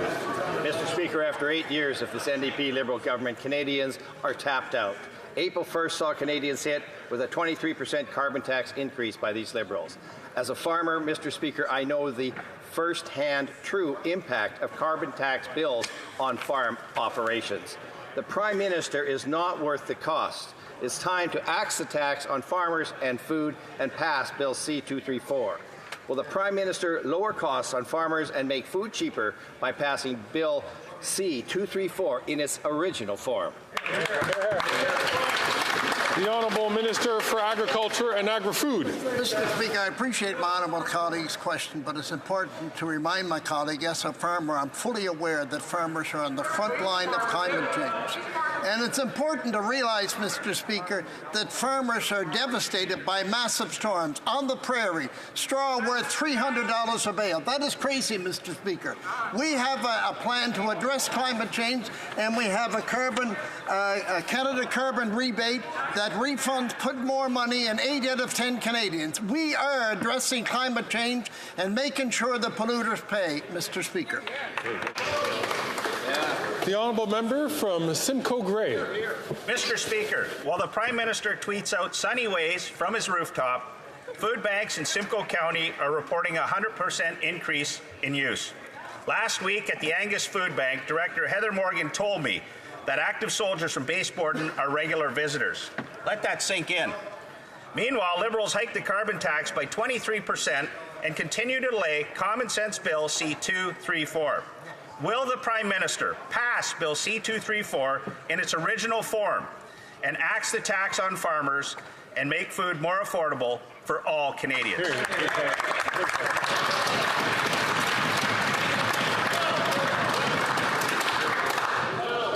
The Honourable Minister for Natural Resources and Energy. Thank you, Mr. Speaker. The whole structure of the price on pollution, as the honourable member knows, is done in a manner that creates an incentive to reduce carbon emissions, but do so in a manner that is affordable for Canadians. 8 out of 10 Canadians get more money back. It works in direct proportion to income, so that those who live on the most modest incomes are the best off with respect to carbon pricing. Climate change is real, Mr. Speaker. Whether the Conservatives like to understand that or not, their premiers, Scott Moe and Danielle Smith, have both admitted that carbon pricing is the most effective and efficient way to reduce emissions. Get with the program. Certain all members would like to make sure that questions and comments are directed through the chair. The Honourable The Honourable Member for New Westminster Burnaby. To the NDP, we now have dental care in Canada. This was opposed by the corporate Conservatives at every single step. Now, the Democrats fought for nearly 2 million seniors who will benefit from the dental care program in a few weeks' time. Now, dentists are raising concerns about the rollout of the program. Seniors shouldn't have to wait any longer to benefit from going to their dentist. What will the minister do to ensure that every senior who is registered will benefit from the dental care program without delay? The Honourable Minister of Health. Well, Mr. Speaker, the honourable member is exactly right. When parties work together and focus on solutions, we get things done. And that means making sure that for millions of Canadians who don't have access to oral health care, they're going to get dental care. 1.7 million seniors have signed up. We've seen hundreds of thousands of dental providers across the country sign up. We're creating a new portal to make sure that it's even easier for dentists to participate. By working together, both as parliamentarians, but as Canadians, we can get through difficult times by making things better together. The Honourable Member from North Island, Powell River. Mr. Speaker, the Guaranteed Income Supplement is a lifeline for seniors across this country. Shamefully, at a time when grocery prices and rents are sky high, the Liberals are clawing back this support for more than 100,000 seniors receiving workers' compensation. This is wrong. The Liberals shouldn't be punishing seniors who were injured on the job. When will this government reverse the clawback so that seniors can afford groceries and rent? The Honourable Minister for Labour. Speaker, I'm very proud to stand in this House next to the Minister of Health as we roll out one of the largest social programs that Canada has ever seen.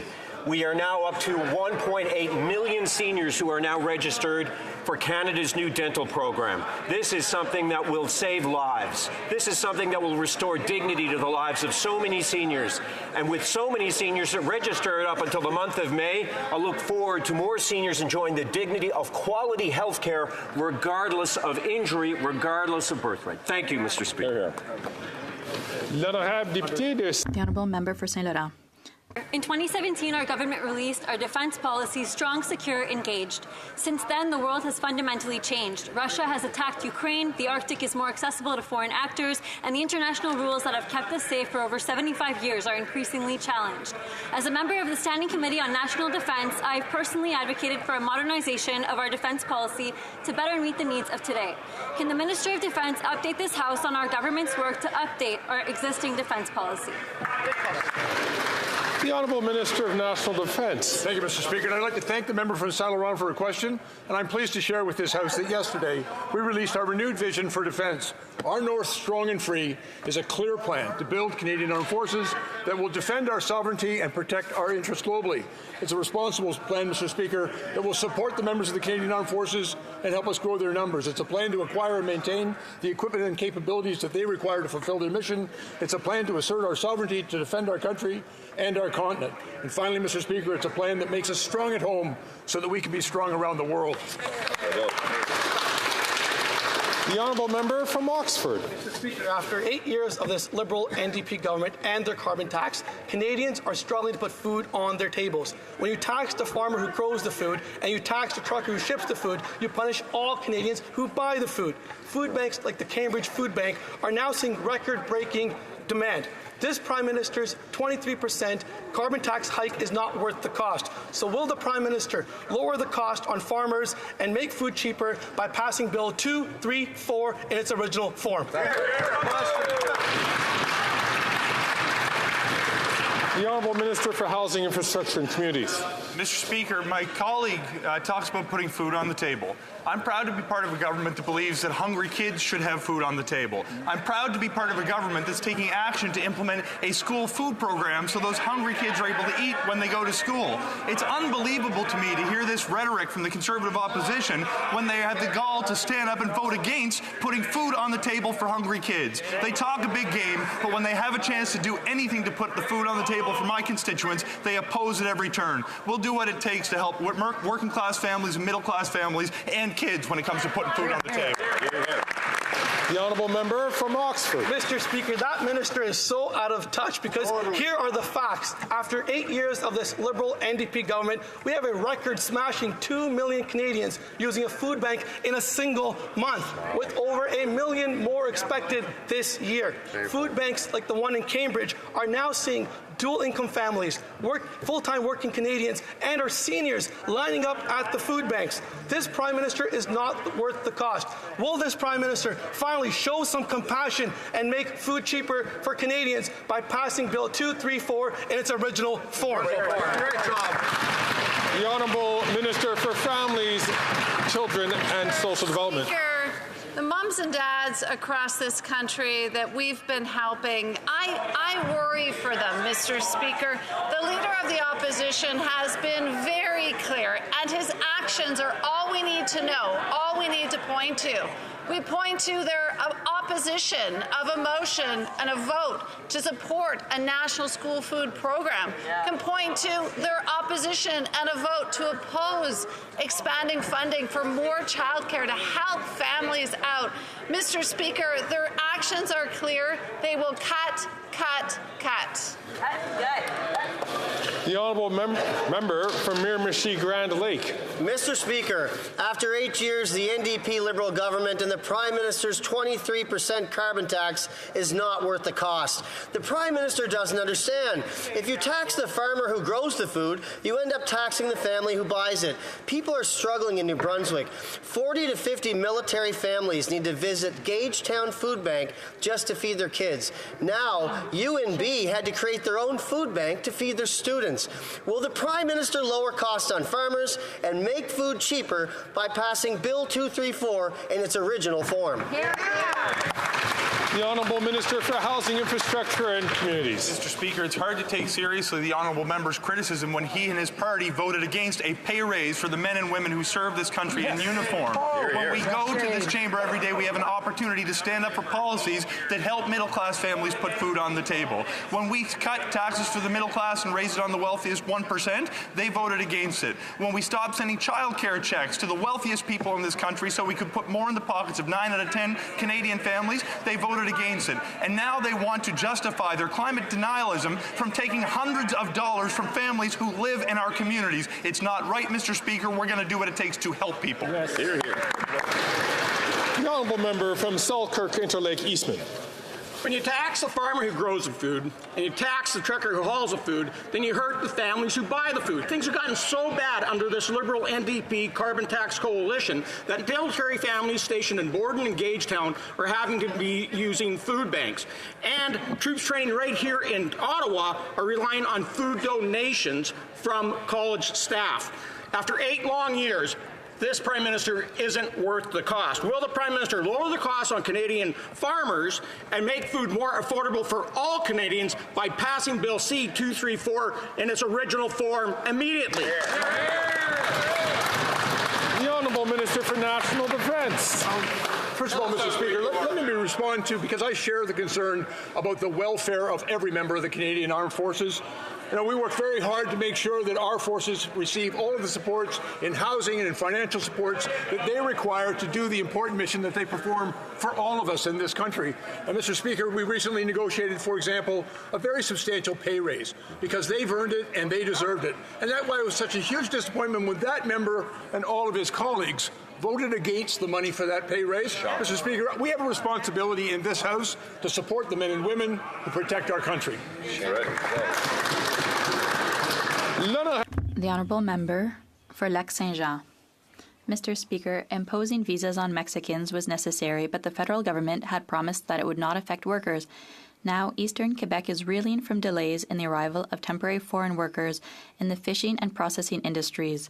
Fortunately, since the Bloc Québécois leader wrote to the Minister of Immigration and the Prime Minister on March 25th, the situation has improved, and this should be acknowledged, but there are still concerns. We simply ask the Minister to reassure us. Can he confirm today that all the workers will arrive as soon as possible and that this situation will not affect other sectors like, for example, agriculture? Thank you. The Honourable Minister of Immigration, Refugees and Citizenship. Thank you, Mr. Speaker. I thank the member for his question. It's a very relevant one. It's clear that we all want a successful fishing season in Quebec, in Canada. When those fisheries depend on Mexican visas that need to be issued, we are working 24 hours a day so that this is done quickly. We will continue working on this. We're not out of the woods, but I have hope given the hard work of the teams working on this. Thank you. The Honourable Member for Avignon-Lamitis-Matane-Matapédia. There's a way to be both responsible at the border and responsible towards the entire fishing and processing economy in the Gaspé Peninsula and eastern Quebec. We simply have to work intelligently and without partisanship. The cooperation of the Minister of Immigration is to be commended, but he has the fate of an entire industry in his hands. One company has already closed because workers didn't arrive in time for the opening of the fishery, and others are afraid of suffering the same fate when their season opens for lobster. Can the Minister reassure them that workers will arrive as soon as possible? The Honourable Minister of Immigration, Refugees and Citizenship. As I said clearly to her colleague, we are working 24 hours a day, 7 days a week, so that is the case.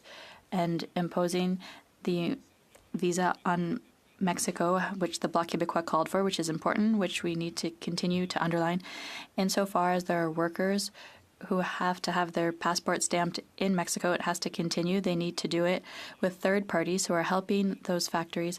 At RARCC, we will work 24 hours a day so that it can be processed within 24 hours. Thank you. The Honourable Member for Lévis-Lotbinière. Mr. Speaker, after more than 8 years of this Liberal government, we all know it's not worth the cost. The price of housing continues to soar, and the government is forgetting about municipalities to increase new housing construction. Mr. Speaker, will the Prime Minister finally build housing and eliminate bureaucracy in his next budget? The Honourable Minister of Innovation. We won't take any lessons from the Conservatives. What we are presenting is a plan for Canadians, a plan to build more housing, a plan to create more jobs, a plan to have more prosperity in the country. Mr. Speaker, Canadians watching at home understand that slogans don't create jobs, slogans don't build houses, and slogans don't create economic prosperity, Mr. Speaker. We'll let the Conservatives keep to their slogans and videos. We will focus on Canadians. The Honourable Member for Lévis-Lotbinière. Mr. Speaker, housing prices will continue to skyrocket, warns the CMHC. The average cost of an apartment could rise by 27% over the next 3 years in the Montreal region. A Conservative government will reward cities that increase housing construction. Why, Mr. Speaker, doesn't the Prime Minister listen to common sense and work with his provincial and municipal partners to build the housing needed for the well-being of all Canadians?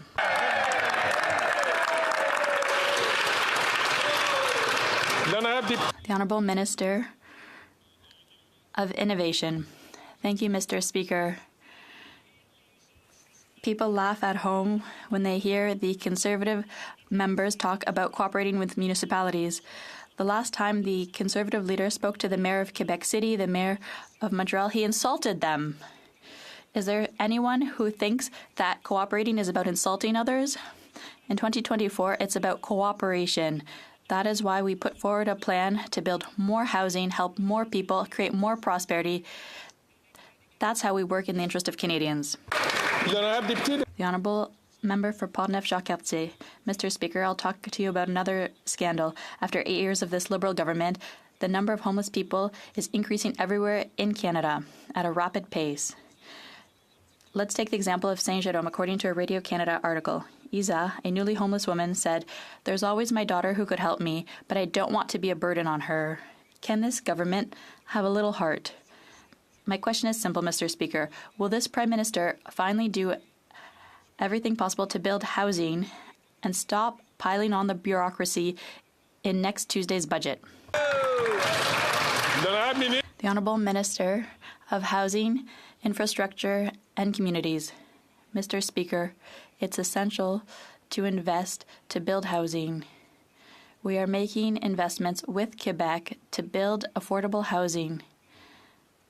After an agreement with Quebec with $1.8 billion, we are building 8,000 affordable housing units just in Quebec. Comparison across the entire country, when the Conservative leader was the housing minister, they constructed a total of 6 affordable housing units nationwide. There is no contest when it comes to supporting the most vulnerable. I question their authenticity when they actually talk about the investments, when they vote against the money behind the programs.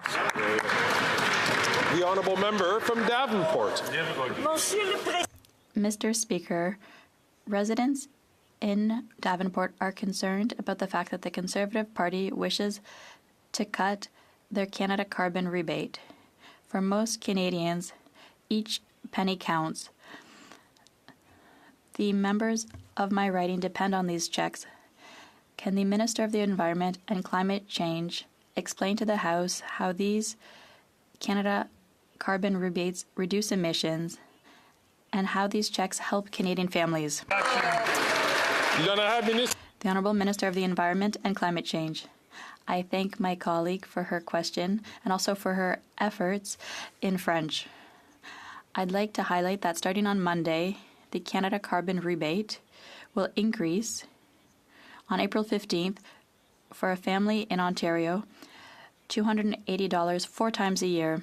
The PBO said 2 weeks ago that the measure that has the least impact on the economy that allows us to reduce greenhouse gas emissions is the pollution price. Over 200 economists have confirmed this, and the Premier of Saskatchewan, with whom I just about never agree, has admitted that it's the best way to reduce climate change. Member from Yorkton, Melville. Speaker, after 8 years of this Prime Minister's record-high debt and deficits, he's not worth the cost of his overpriced socks. Inflation and interest rates continue to make lives worse. Now, an economist has said that interest rate cuts may be further delayed because of this NDP Liberal government's out-of-control spending. Conservatives have offered a common-sense solution to fix the upcoming budget. When will this Prime Minister stop his out-of-control deficits with a dollar-for-dollar rule? Find a dollar in savings for every new dollar he spends. The Honourable Minister for Innovation. Mr. Speaker, we will take no lessons from the Conservative, Mr. Speaker. Mr. Speaker, what we're presenting Canadian is a plan to build more homes, Mr. Speaker. What we're presenting Canadian is a plan to create more jobs. Mr. Speaker, what we're presenting to Canadian is a plan for prosperity. On the other side of the House, Mr. Speaker, it's slogans. Canadians at home understand that slogans don't create jobs, slogans don't build homes, slogans don't build prosperity, Mr. Speaker. We'll let them invent a new slogan while we focus on the matters of Canadians. The Honourable Member from Renfrew Nipissing, Pembroke. Mr. Speaker, after 8 years of this NDP Liberal government's addiction to spending is out of control. They're getting high off an unsafe supply of drugs and borrowed money. Their spending habit is driving up inflation. Interest rate cuts might be stalled because of out-of-control spending. Their far-left allies in BC just had their credit rating cut. This Prime Minister and his Socialist coalition are not worth the cost. This government must find a dollar in savings for every dollar spent. Will the Prime Minister cap spending with a dollar-for-dollar rule to bring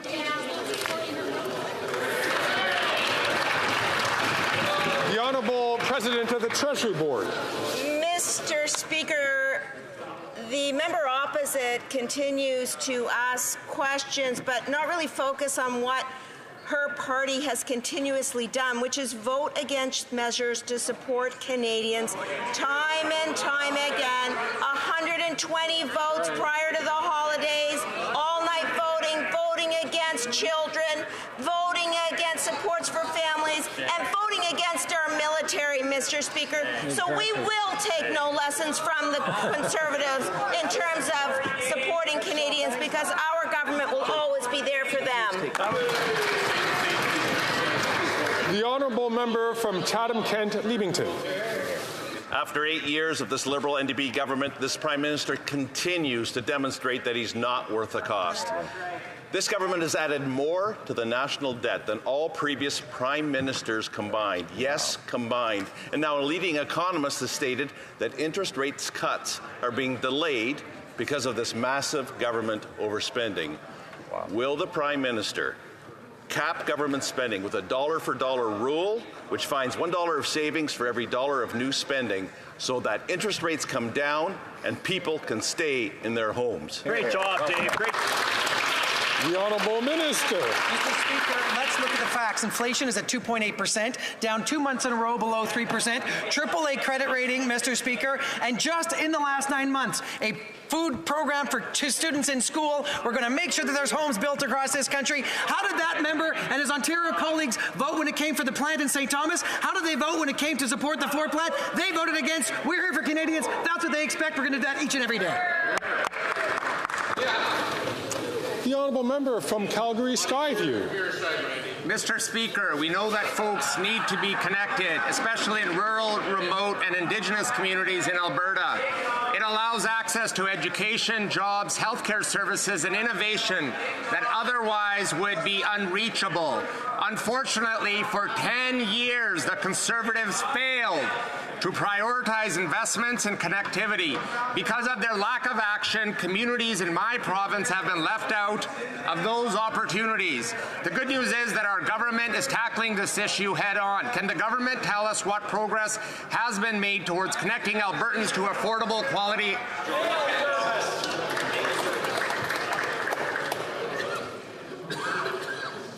The Honourable Minister. Since 2015, we have been making investments in Alberta, Mr. Speaker, so Albertans can access the tools of the 21st century. Today, just under 90% of Albertans have access to high-speed internet. In March, I was there to announce 14 projects to connect over 22,000 homes, 3,400 Indigenous homes, all in rural Alberta. This $112 million investment is in partnership with the province as part of our commitment to connect all Canadians by 2030. We will always stick up for Albertans, Mr. Speaker, and my colleague from Calgary Skyward always sticks up for Albertans and his constituents too. Thank you.